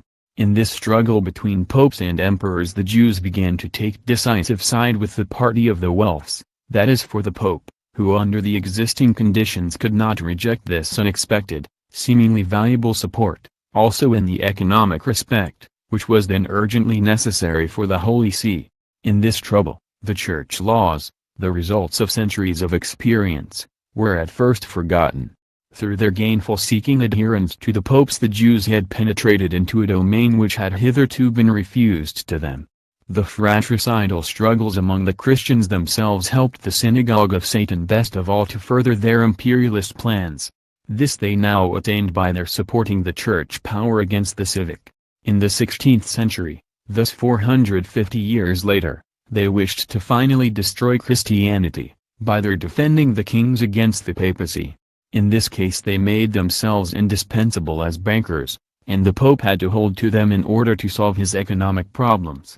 The famous rabbi, poet and historian, Louis Israel Newman writes in his extremely interesting work Jewish Influence on the Reform Movements of Christianity concerning the schism called forth by Cardinal Peter Pierleoni in Holy Church. He attributes to the latter a decisive importance for the development of the so-called Jewish heresy in the Middle Ages, in which popes, councils and Inquisition with justice see the origin of all heresies. For the Inquisition proved that the secret Jews, that is the Jewish heretics, were the organizers and spreaders of the remaining heretical movements. The rabbi quoted states that the chief factor for the outbreak of Jewish heresy in the 12th century was the election of Iniquitous II, one of the members of the Jewish Pierleoni family, as pope in the year 1130. This confession is extraordinarily important, because it comes from a well-known leader of Jewry and in addition corresponds exactly to reality. For such a bold stroke must necessarily not only bring about the fall of Christianity, but also certainly very much encourage the Jews, who now believed that everything was attainable for them. The rabbi mentioned confirms this view in another passage in his interesting work, Additional Proofs of How the Rise of Anakletos Had Effects on the Jews. One can find in the numerous literature about the mystical, Jewish pope, who in Hebrew legend is called Andreas or Iachanan. It is to be granted that the rise to power of the member of an ancient Jewish family has stirred the Jewish communities in Italy to activity and has led to a powerful confirmation of their own traditions and opinions. Here the rabbi mentioned already goes too far and uses one of the chief arguments which the Jews usually advance at their secret meetings in order to prove that their religion and not the Christian is the true one. They assert that the fact that they successfully rose in the hierarchy of the church up to bishops and cardinals and even reached the throne of St. Peter through all kinds of infamy, even if the popes in question are really anti-popes, confirms their opinions and traditions or proves that they can assume that their religion is supported by God. We will answer this sophistry with an eloquent argument. Every human institution which cannot reckon with God's support would already many centuries ago have been controlled through the devilish Jewish fifth column in the clergy. The latter believed, 832 years ago, that they had finally conquered the Holy See and had Holy Church in its power. However, this devilish attempt failed then, just as is the case today, 800 years later, and that conquest is simply to be regarded as utopian striving. If Holy Church could not count upon the support of God, it would already have been subjugated by the hellish mechanism of Jewry, which many with justice hold to be the powerful tool of the Antichrist. Our Lord Christ called Jewry the synagogue of Satan, and described the Jews as sons of the devil, not only on account of their wickedness, but apparently also on account of the extraordinary power which the devil lends them. Not in vain are the clergy who support the Jews to the harm of the faith described by the already mentioned Holy Council of Toledo as followers of the Antichrist, and the Jews were called ministers of the Antichrist by famous fathers and saints of the Church. This many times supernatural seeming capacity to do evil goes back to the dragon, exactly as John has prophesied in his Apocalypse. The beast and the dragon will be overcome after passing temporary dominance. So was it resolved by God, and St. John prophesies this in the 13th chapter of the Apocalypse. 1. And I saw a beast coming up out of the sea, having 7 heads and 10 horns, and upon his horns 10 diadems, and upon his heads names of blasphemy. And the dragon gave him his own strength, and great power. And all the earth was in admiration after the beast, and they adored the dragon, which gave power to the beast, and they adored the beast, saying, Who is like to the beast? And who shall be able to fight with him? And there was given to him a mouth speaking great things, and blasphemies, and it was given unto him to make war with the saints, and to overcome them, and power was given him over every tribe, and people, and tongue, and nation. The power, which the dragon lent to the beast, agrees in astonishing manner with the capacity of the synagogue of Satan. In addition, the latter's power over the good, as it is written, is transitory. It was also predicted that the beast, especially in the communist lands, would utter blasphemies. The interpretation of various fathers of the Church, theologians and highly regarded Catholics at different times who equated post-biblical Jewry with the beast of the Apocalypse seems thus fitting. Reality concords in such astonishing extent with the prophecy, that no doubt seems any more possible.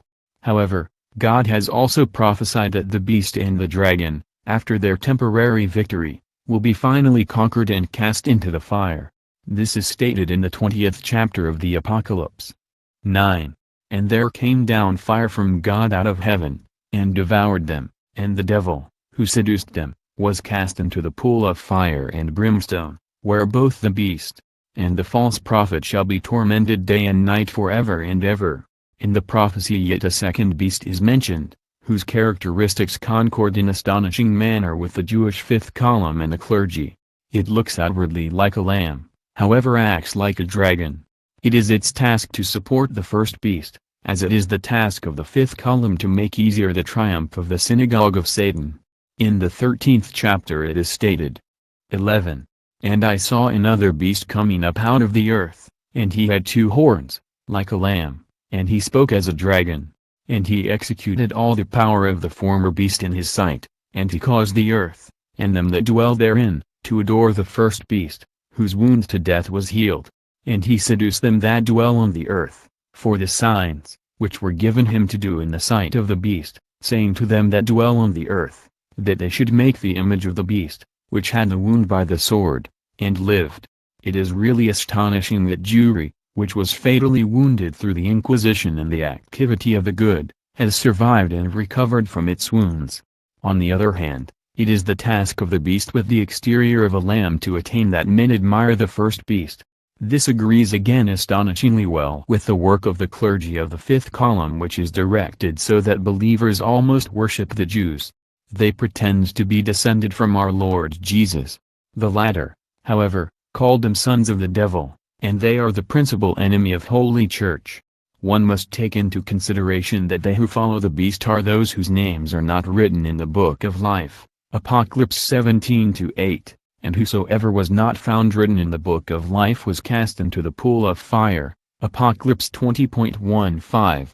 After this parenthesis, which was necessary, in order to prevent that the tragedy analyzed here led the timid astray, we continue in synthetic form in the relation of the developing tense drama. One saw completely clearly that Cardinal Pierleoni and his supporters made all preparations in order to obtain the papal dignity, if the ruling pope died.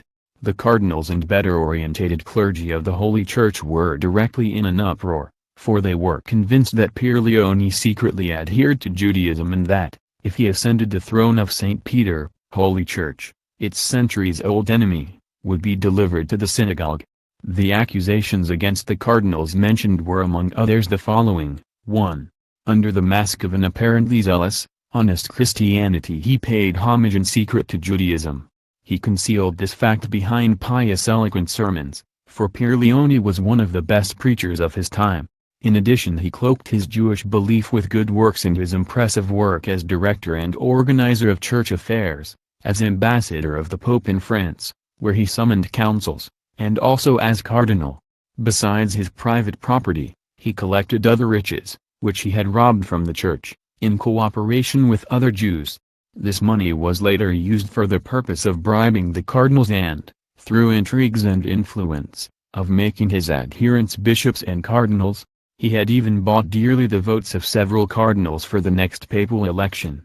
In the face of this deadly danger, there formed under the leadership of the Chancellor Americo and Giovanni de Cremas a strong anti-Jewish opposition against Pierleoni. In the Holy Collegium of Cardinals, Cardinal Pierleoni was however clearly superior in this bitter struggle, since he was supported by the nobility, which was strongly permeated with Jews, and also by the people whom the Jewish cardinal had brought on to his side with gold and force. In addition, he had been cautious enough to control the army.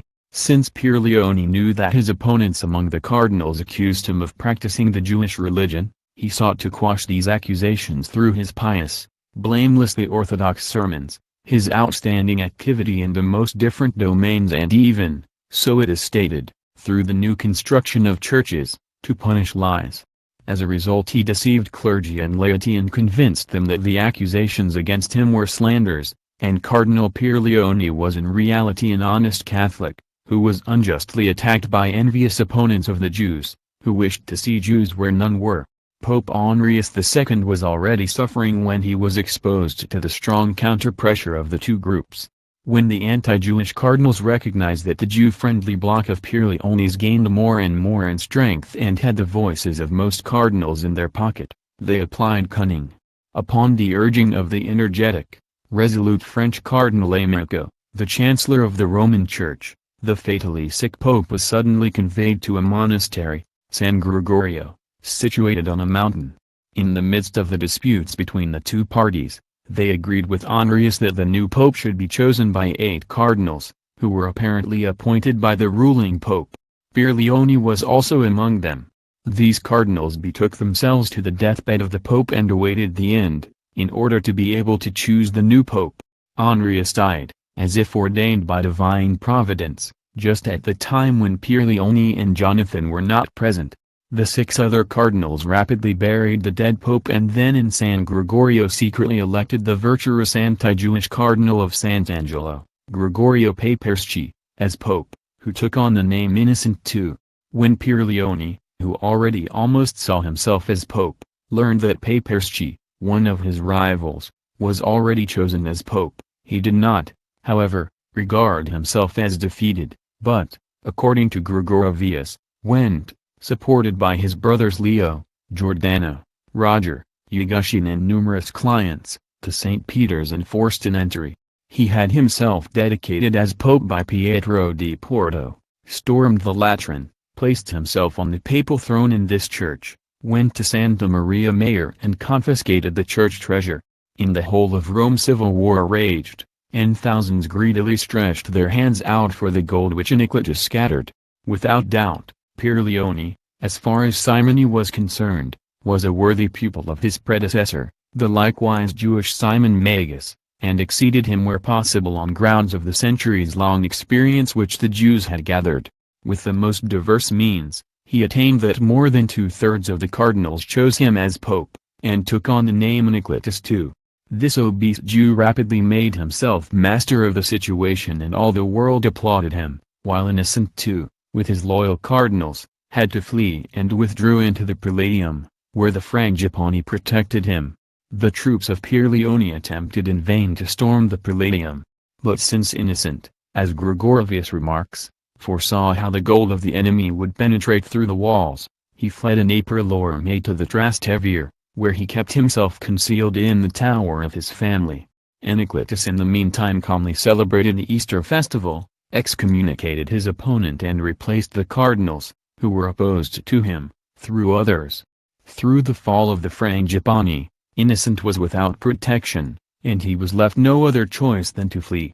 Seen with human eyes, everything was lost for Holy Church. The triumph of the Jewish fifth column and the clergy seemed final, and its centuries-long dream of the conquest of the papacy had finally become a reality. Christianity on the other hand had apparently lost the struggle against the synagogue. Chapter 26. Saint Bernard and Saint Norbert free the Church from the clutches of Jewry. In this case divine providence, as promised, came to the aid of the Church and allowed capable men to come forward, who were resolved to sacrifice everything for the salvation of Catholicism. These leaders recognized at the given moment, through the aid of God, the whole extent of the disaster which had occurred and of the approaching catastrophe and flung themselves fully and completely, with selflessness, highest mysticism and great infectious energy into the struggle against the synagogue and its supporters.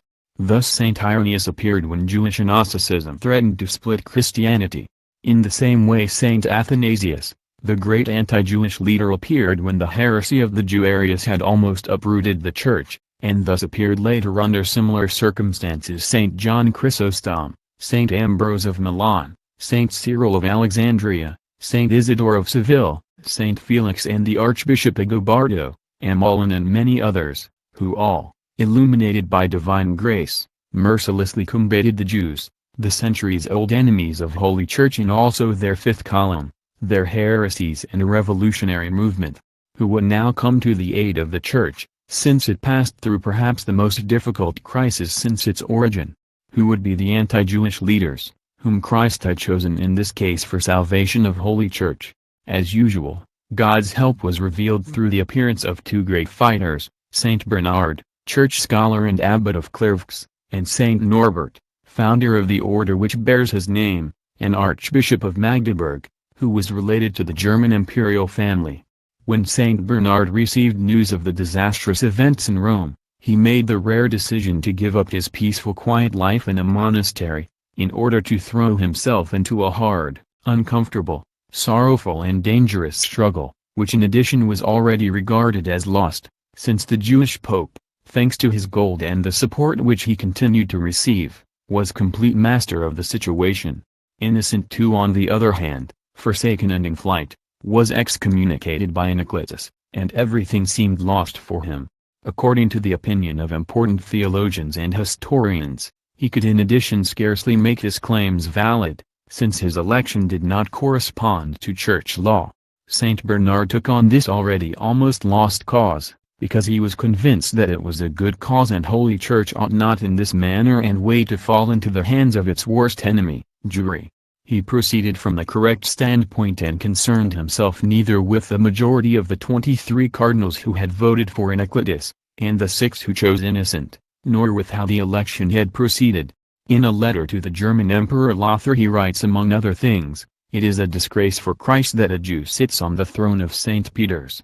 With this the church scholar had struck the sore point and alluded to the seriousness of the situation, for it was simply impossible that a Jew, an enemy of Holy Church, was Pope.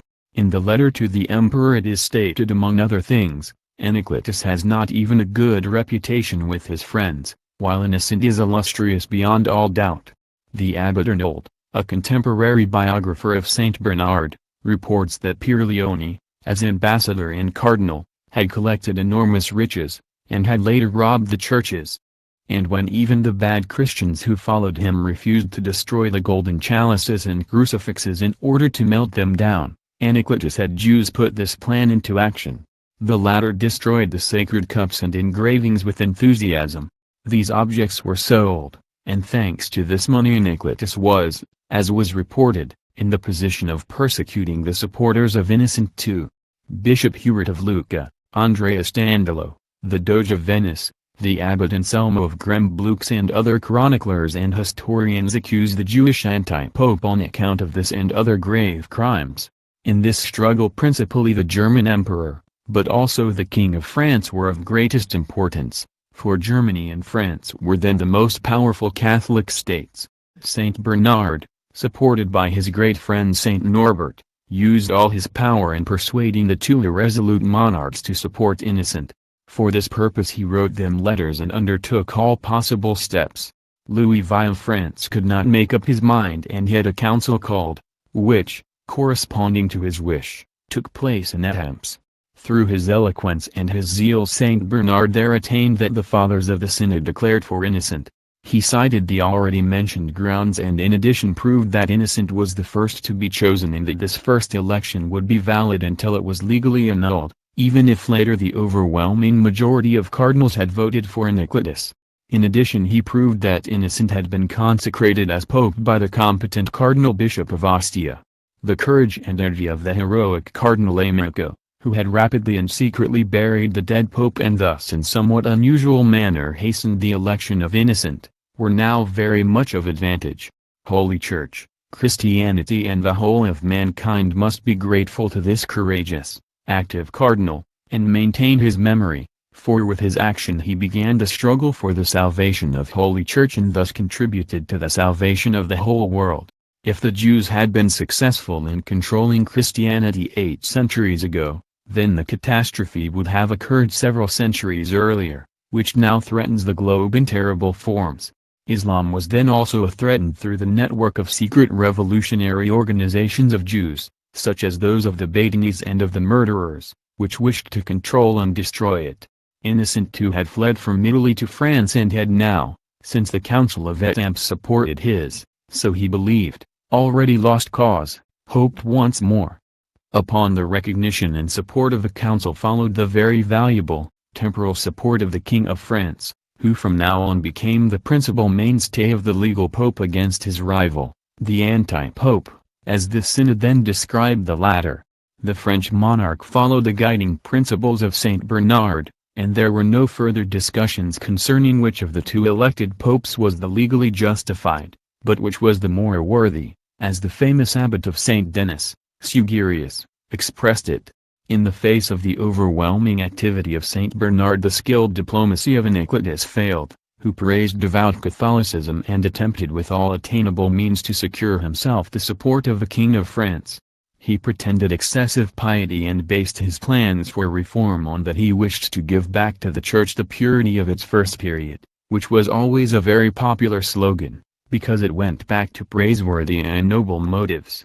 He had for this reason also taken on the name of the first successor of St. Peter, that is of Pope Anicetus I.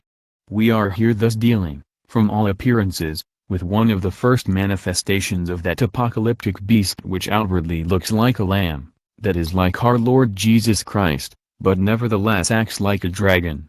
Not in vain was Anicetus held in that time by saints, bishops, clergy and laity to be the Antichrist or, in less crass cases, as forerunner of the Antichrist. The conduct of Lothar, the German emperor, was to be decisive in this struggle. He remarked quite correctly that this affair concerned the Church itself, and therefore a second council was called in Wurzburg. Here Saint Norbert intervened decisively so that the German bishops granted Innocent their full support. The almost decisive battle was, however, to be fought at the Holy Council of Reims, towards the end of the year 1131. This synod signified a defeat for Pedro Pierleoni, for there the bishops of England, Castile and Aragon recognized Innocent as the legal pope and in this respect joined themselves to the French and German bishops, who had already previously recognized him. At this synod Pierleoni was excommunicated in addition. Concerning this we must recognize that the religious orders also played a decisive role in this struggle. They then recognized the danger which Jewry represented for the Church, and held Anicetus for the greatest evil which had so far threatened Christianity. Passionately and dynamically, they directed the activity of the monasteries at saving Holy Church from this deadly threat. Unfortunately at the present day, when Holy Church is threatened to such a high degree by communism and by the Jewish fifth column in the clergy, no sign is present for the enormous strength of the religious orders. These could perhaps save the situation, if they equipped themselves for this struggle. They spend the day with devout services, which are very praiseworthy, but which under the present circumstances prevent them from dedicating themselves to the main task of saving the Church. In our opinion the orders, when they awake from their lethargy, must take note that today, exactly as in the time of Pierleoni, it is impossible to perform all devout services since these take up their whole time. It would be necessary to abandon a part of these for the moment, in order to have sufficient time for the struggle for the salvation of Christianity. As a result a decisive step would already be taken. May God, our Lord, illumine the highest fathers of the orders and lead before their eyes the necessity of a supreme decisive resolution in this matter. The prayers and the activity of the rules of the order are very important. However, it is even more important to preserve Holy Church from the Jewish communist danger, which threatens to destroy her. Saint Bernard and a great number of monks had to leave their quiet monasteries and disregard the strict rules of their order, naturally with corresponding permission, in order to go upon the street and save Christianity. And they had success. After the Council of Reims Pierleoni could still only count on the support of Italy, for the greater part, and especially on that of his brother-in-law, the Duke Roger II or Sicily, who ruled practically the entire peninsula. The marriage of the converted Jewess Pierleoni, the sister of the anti-pope, nevertheless possessed a value in itself. This marriage, concluded for strategic reasons, now revealed itself as useful. However, in order to finally conquer the Jew on the throne of St. Peter's a military invasion, A kind of crusade was necessary. Saint Bernard and Saint Norbert persuaded Lothar, the Emperor of Germany, to undertake this. Accompanied by a modest-sized army, the emperor met together with Innocent in North Italy and advanced unhindered as far as Rome, for many Roman noblemen betrayed Nicolaus at the last minute. Lothar brought Innocent to the throne in the Lateran, while Pierleone fled to Sant'Angelo and had St. Peter under control. Therefore the emperor was crowned in the Lateran by Innocent. But since Roger of Sicily then advanced at the head of a powerful army, Lothar had to order a retreat. For this reason the pope could also not stay in Rome and had to flee. The Jewish anti-pope was again master of the situation there. Innocent had withdrawn to Pisa and in this city summoned a great council, in which bishops of the whole of Christianity and a great number of abbots participated, who played an important role in this struggle. Among them was found Saint Bernard, who, as always, conducted the struggle. A year later Lothar advanced again to Italy, in order to set the legal pope in Rome and to drive out the Jewish usurper. The conduct of the German emperor is really worthy of note, for at those moments, critical for the Church, he left to one side his personal interests and the resentments of the empire on account of the hard investiture dispute, and placed himself fully and completely for the salvation of Christianity. If only there existed in the present world crisis some men, who imitated this noble conduct, placing behind them personal interests and national requirements and forgot often unfounded spite, in favor of the uniting of all peoples in the common struggle for liberation against Jewish imperialism and its Freemasonic and communist dictatorships. With justice wrote Innocent II to Emperor Lothar during the terrible struggle, the Church has chosen you, thanks to divine intercession, as lawgiver like a second Justinian and has chosen you to combat the heretical infamy of the Jews like a second Constantine. In this campaign Lothar was in fact successful in defeating Roger and caused him to retreat to Sicily, but he could not take Rome, where to the disgrace of all Christianity the Jewish anti-pope remained in office. When Lothar left Italy with his armies, Roger of Sicily won it back almost completely, and Pierleone seemed again to gain dangerously in power. The concern of all Christianity increased more and more, for the power of the anti-pope again became threatening. Arnulf, the bishop of Lysax, Manfred, the bishop of Mantua and other respected prelates described the latter simply as a Jew. Archbishop Walter of Ravenna called Nicolaus's schism heresy of Jewish faithlessness, and the Rabbi Louis Israel Newman gives the assurance that the party of Innocent held Nicolaus for the Antichrist. These opinions were communicated to Emperor Lothar by the cardinals, who supported the legal pope. Innocent made into a battle cry the assertion that the theft of the throne by Nicolaus was a foolish Jewish falsehood. The rabbi, eager for knowledge, whom we quote, closes his report about the struggle with the following commentary: the Jewish pope held his position successfully up to his death on 25th of January 1138.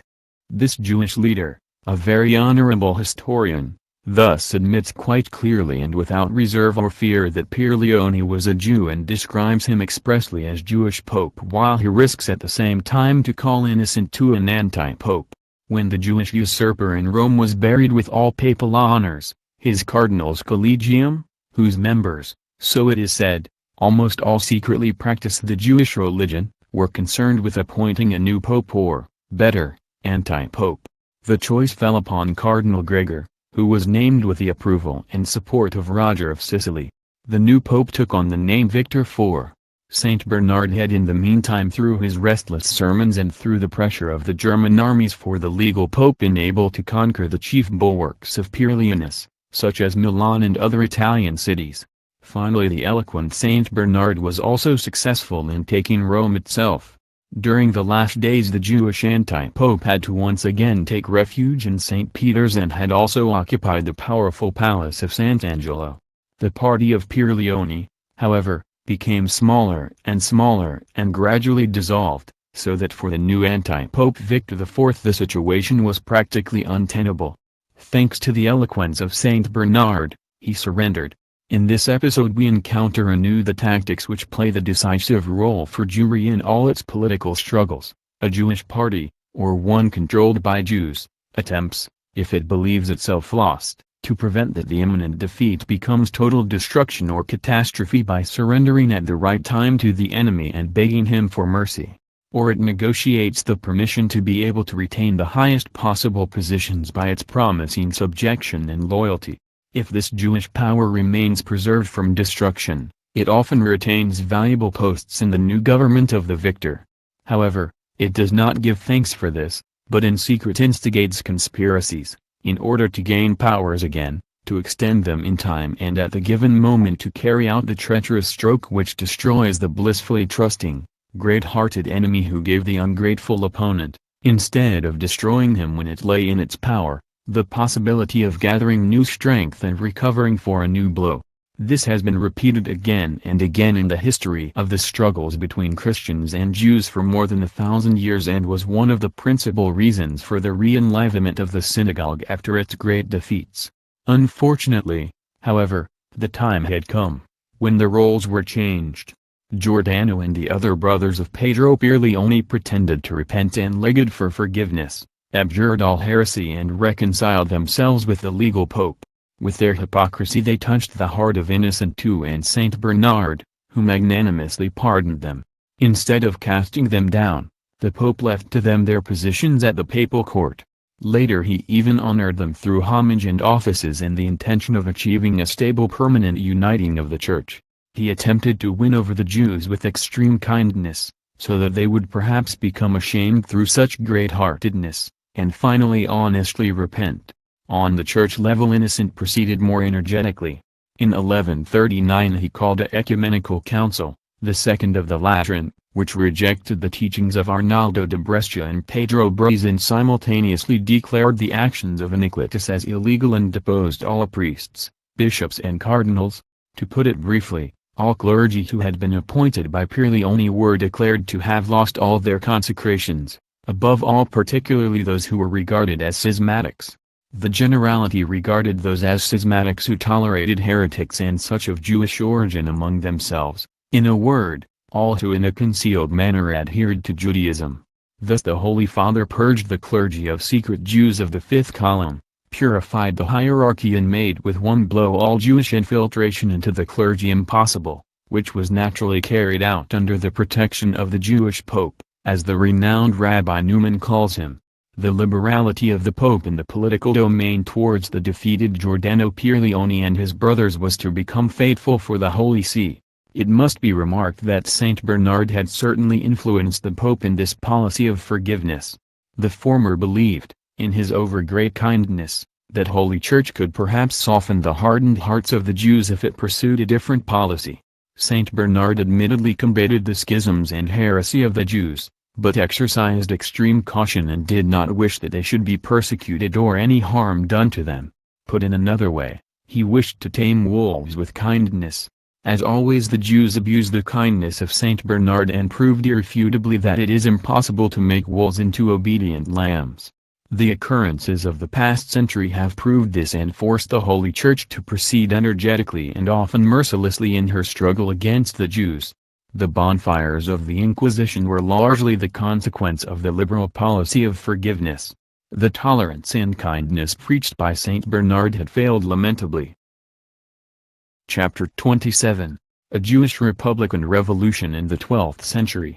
Several popes had previously liberally tolerated the Jews at the papal court, had acted towards them in a friendly manner and had used them as bankers. The consequence of this was the schism at the time of Pierleone, which had almost destroyed Holy Church. The kind liberality of Pope Innocent II towards the family of the converted Jew Giordano Pierleone were to embitter the last hours of the latter and cause the papacy great harm in the political domain. 5 years after the death of the Jewish anti-pope, his brother Giordano used the valuable positions and aids which he had preserved thanks to the kindness of his opponents, and prepared in secret a revolution which, if it had not been defeated, would have had incalculable consequences. The conspirators proved their great political talent and worked out a fighting program which was extremely attractive for the Roman people. Indeed, it was perhaps the only one which possessed sufficient attractive power, in order at a time, when their religiosity was very great, to move the nobility and the people in a movement of rebellion against the highest pontifex of Christianity. With this battle plan, or this battle platform, as we would call it today, the Pirlioni proved that they were capable of carrying out training and preparing future norms for the fifth column in the clergy, not only on the religious but also on the political front. The movement led by Giordano Pirlioni reminded the inhabitants of the eternal city of the glorious republic when Rome was ruled by the patricians and the people and not by autocrats, and had thus become the first nation of antiquity. Intensive personal labor was carried out. The glittering Roman Senate was recalled, and the contrast shown between the glorious time of the Republic and the condition of enfeeblement in which the state found itself in the 12th century. It was necessary that the Romans made efforts to rise again and made Rome once more in a political, military and economic respect the first city of the world. Then the Romans set through their will and their laws in the whole world. Unfortunately, the temporal power of the Pope was a hindrance. All Christians respected the Pope, but he should be no hindrance for the rise and enlargement of Rome. He must therefore restrict himself to his religious functions and allow the city to make efforts to recover its former glory and to take up again the form of government which had made possible this glorious past. The Roman nobility, which, as we have seen, was fairly undermined through its Jewish relationship, intermarriage, and the rest of the inhabitants of the city were intoxicated by these sermons and gradually joined themselves to the movement led by Giordano Pirlioni. In the year 1143 this had become so strong that, with a kind of coup d'état, he was able to eliminate the city prefecture, which had been diminished in authority through the propaganda of the conspirators. In addition, the movement did not recognize the temporal power of the Pope over the city, summoned the Senate to the old capital and proclaimed the Roman Republic under the leadership of the renowned patrician Giordano Pirlioni. Thus this Christian descended from Jews, whose honesty of belief was dubious, repaid the forgiveness of Pope Innocent II and of Saint Bernard and the permission to be able to retain his wealth and his position, which he now used to lead this new revolution to success. But that is in fact the law of life. Every magnanimity and tolerance which one exercises towards a wolf gives the latter the opportunity of devouring the sheep. The heroic meritorious Pope Innocent II died embittered, without having experienced the triumph over this painful rebellion. His successor, Celestine II, became pope for 5 months. He had to take refuge in the fortress of the Frangipani, while the nobility and the people of Rome censured the pope and cheered the republic, the Senate and the new lord of the situation, Giordano Pirlioni. The next pope, Lucius II, attempted with the help of some noblemen who had remained true to the church, to free himself from captivity and to conquer the capital. However, he was mortally wounded by a stone thrown by the mob of Pirlioni and died 11 months after he had been consecrated as pope. So was strengthened the power of Giordano Pirlioni and his band over the new republic. Under such difficult circumstances a modest monk was elected and consecrated as pope, who had lived apart from the world in a monastery on the outskirts of Rome. When he became pope in the year 1145, he took the name Eugene III. Immediately after his election the revolutionary forces attempted to persuade him to approve the Republican constitution and to recognize the Senate. However, the Pope refused and therefore had to flee from Rome. That is also the reason why he was consecrated in a monastery outside the city. Afterwards he went to Viterbo, where he proved himself as very energetic and excommunicated the revolutionary leader Giordano Pirlioni and the members of the Senate, while the mob under the latter's protection stormed the palaces and fortresses of the cardinals and noblemen who were for the Pope, and committed cruel murders of Christians who kept faith with the Holy See. That liberal forgiveness, which the renowned Pope Innocent II had shown to the Pirlionists, made it possible for the latter to win great political power, which not only represented a serious threat for the Church, but also seriously endangered the life and the property of the cardinal, and manifested itself in treacherous murders of the disciples of the Church. Without doubt liberality towards the godless, especially towards Jews, can lead to a serious danger for the good. However, the farmers had remained true to the Pope and together with various landed nobility supported them in the besieging of the city, to which he cut off the supply of provisions. So the rebels were finally compelled to negotiate with the Pope. They recognized him as authority under the condition that he recognized the Republican Constitution and the Senate, whose dispositions should be restricted to the city government. Through this agreement Pope Eugene III could set up his residence in Rome in the year 1145. This was, however, only an armistice, which the Jews as usual used for gathering strength in secret, winning greater power, and then renewed their attacks. When the revolt broke out a second time, a new leader of the popular masses, by name Arnaldo de Brescia, was involved. The Holy Father had to leave Rome again, and a renewed intervention by Saint Bernard in his favor was not heeded by the mass of the people of Rome, whom the revolutionaries had influenced. Arnaldo de Brescia supported the movement of Giordano Pierleoni. From the pure political realm, where it had taken its beginning, he went over, however, to the religious, accused the cardinals of avarice and arrogance and asserted that they enriched themselves at the expense of the people. The Pope he described as a bloodthirsty creature and hangman of the Church, who understood how to fill his pockets with money that he had robbed from strangers. In addition, he asserted that Holy Church was no church but rather a den of robbers. Neither the Church nor the clergy had the right to claim property which legally belonged to the laity and especially to the princes.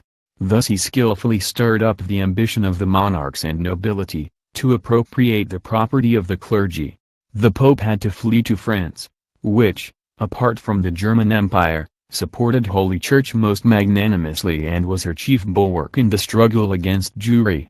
There the warlike Pope secured the support of King Louis VII of France and gathered together an army, at whose head he marched to Italy and advanced as far as the gates of Rome. Therefore Roger of Sicily offered him every support, in order to re-establish his regard. During this year the Norman magnate had really changed. He had married a sister of Pierleoni and applied his whole power in favor of the Jewish anti-pope, as well as tolerated the Jews and Musulmans at his court, whose influence there was very great. But the Jews as always misused the protection granted them in the positions they had attained as a result, until finally Roger of Sicily recognized the Jewish danger. He therefore altered his policy and attempted to destroy Jewry. In addition he applied the outworn, ineffective method of compelling the Jews to conversion through laws. At all events, after Roger of Sicily had offered the Holy Father his help, having changed his earlier policy, the Pope naturally accepted his support. Supported by the troops of the Normans he entered Rome on 28 November 1149. Unfortunately the revolutionaries had the people of Rome completely in their hands and gave themselves out as their liberators. Scarcely 7 months later the Pope had to leave the city anew in all haste and withdraw to Annony, where he died in the same year as the great Saint Bernard. After the brief period of office of Anastasius IV the English Cardinal Nicholas Breakspere, the Bishop of Albano, was elected as Pope. When this famed, energetic Pope ascended the throne of St. Peter, the position of the Church in Rome was catastrophic. The revolutionaries under the leadership of the Jew Giordano Pierleoni had the city in their hands and carried out treacherous murders, even on pilgrims, who on account of their faith traveled into the capital of the Catholic world. With his speeches Arnaldo de Brescia aided the progress of the revolution and it began to extend threateningly to the whole of Italy. The daring of the revolutionaries even went so far as to severely wound Guido, the Cardinal of Santa Prudentia. This made the measure full, and the Pope resolved to proceed against them in a radical way. For the first time in history he uttered an interdict against the city of Rome, as a result of which all religious ceremonies were stopped. Although the people had also allowed themselves to be deceived by the leaders of the revolution, they were nevertheless very religious, and the majority now left the insiders in the lurch.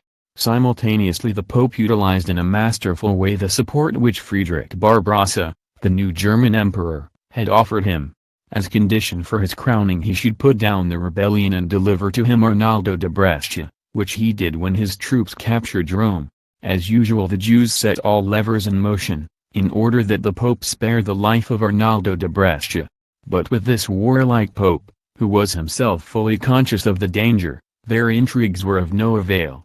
If in fact they had been successful, the plotters would have been in the position to continue their revolution in the future, in the manner that had already occurred. Under mandate from the Pope the Emperor had Arnaldo taken prisoner and delivered him to the prefect of Rome, who had him hanged. His corpse burned and the ashes scattered in the Tiber. As the Pope had acted in an unexpectedly energetic way, the rebels in Rome were seized with fear, and finally the desired peace was restored in the city and its environs. Holy Church had not wished to use any force against her foes. The latter, however, had abused her kindness, spread anarchy and created such great desolations and committed countless crimes, that the energetic English Pope understood that it was necessary to suppress the evil in order to protect the life and the rights of the good, although the deputy of Jesus Christ was against the use of force. The Church of Rome now pursued a new policy. The wolves were to be destroyed, so that the sheep could be saved. Not the Pope, as Jewish writers and their supporters have asserted, but the synagogue of Satan is responsible for this change in policy. The latter compelled Holy Church through their conspiracy, their heretical revolutionary movements, their crimes and the anarchy they provoked, to seize upon fully effective defensive measures. In conclusion to this chapter we must still make clear that Arnaldo de Brescia had gone in his youth to France, where he became a pupil of the heretic Abelard, who imparted to him his destructive doctrines. Concerning Abelard it must be said that he defended the heresy of the Jewarius and was therefore condemned. In addition, the teachings of Abelard about the Jews are very interesting. Rabbi S. Razin assures us that Abelard, the most popular teacher of that time, said among other things, one must not lay guilt for the crucifixion of Christ onto the Jews. Abelard attacks in addition the authority of the Church Fathers and was in general favorably disposed to the Jews. On the other side there exists no doubt that, if Pope Innocent II had not purged the clergy of Holy Church, by deposing all clergy, including the bishops and cardinals who were for the Jewish anti-pope and had received consecration from him, of the members of the fifth column, then Holy Church would perhaps have been subjected to the pressure of the revolutionary movement which we have investigated in this chapter, or would have fallen a victim to the cunning attack of the heretical secret organizations which the false Christians, who secretly practiced the Jewish religion, had founded in the entire Christian world. If the members of the fifth column in the decisive moments of this struggle had still occupied their posts in the College of Cardinals or in the bishoprics, they would have worked together with the revolutionaries of the heretical sects in order to destroy the highest hierarchy of the Church. The purging by Innocent saved Christianity during the following decades from a direct catastrophe. Concerning the revolutionary activity of the Jewish Italian family of the Pirlioni, it is stated in an official document of the synagogue, word for word in the quoted Jewish Spanish encyclopedia, Pirlioni, a respected Roman family in the 11th–13th century. Barugloni, financier of the Pope, had himself baptized and took on the name Benedict Christian. His son Leo was the leader of the papal party which supported Gregory VII. The son of Leo, Pedro Leonis, Pirlioni, was also leader of the papal party and defended Paschal II against the German Emperor Henry V. His son Pirlioni too was promoted cardinal in 1116 and in 1130 elected as pope. Lucrezia Pirlioni had inscribed on the socket of her statue her family connections with the royal houses of Austria and Spain. In spite of baptism and of mixed marriages, the Pirlioni were connected for centuries long with the Jewish community. In a highly regarded and above all not anti-Semitic work there is a brief reference to the false Jewish Christians of the Pirlioni family who set up strategic norms more than 800 years ago, which often repeated themselves and were decisive for the triumphs of the Jews then and also in later centuries. These norms are: it is necessary to introduce oneself into the church and political hierarchy and to gain influence through financial support. 2. To infiltrate the Catholic and Conservatives parties, in order, after the leadership has been attained, to make the cause fail. 3. With mock Christianity, to deceive not only intelligent but also such brilliant popes as Gregory VII, who in addition, as we have already elaborated in another passage, was a radical energetic enemy of the Jews. 4. Make one's services indispensable, as for example through the defense of Pope Paschal II against the emperor, as a result of which the Jews obtained favorable laws and the cardinals had for one of the Pirlioni. The latter was later to bring about the terrible schism in Holy Church, which we investigated in the preceding chapters, and was close on gaining complete control of the Church. Finally, A relationship was to be invented with the royal houses of Spain and Austria. As a result, incautious rulers were again and again deceived, who granted the Jews protection and valuable political advantages, always to the harm of the Christian nations and of the defense of mankind against Jewish imperialism. In addition, it is revealed that in Italy and in the whole world a family descended from Jews, in spite of different baptisms, mixed marriages and their seeming Christianity, remained bound for centuries to the Jewish organizations.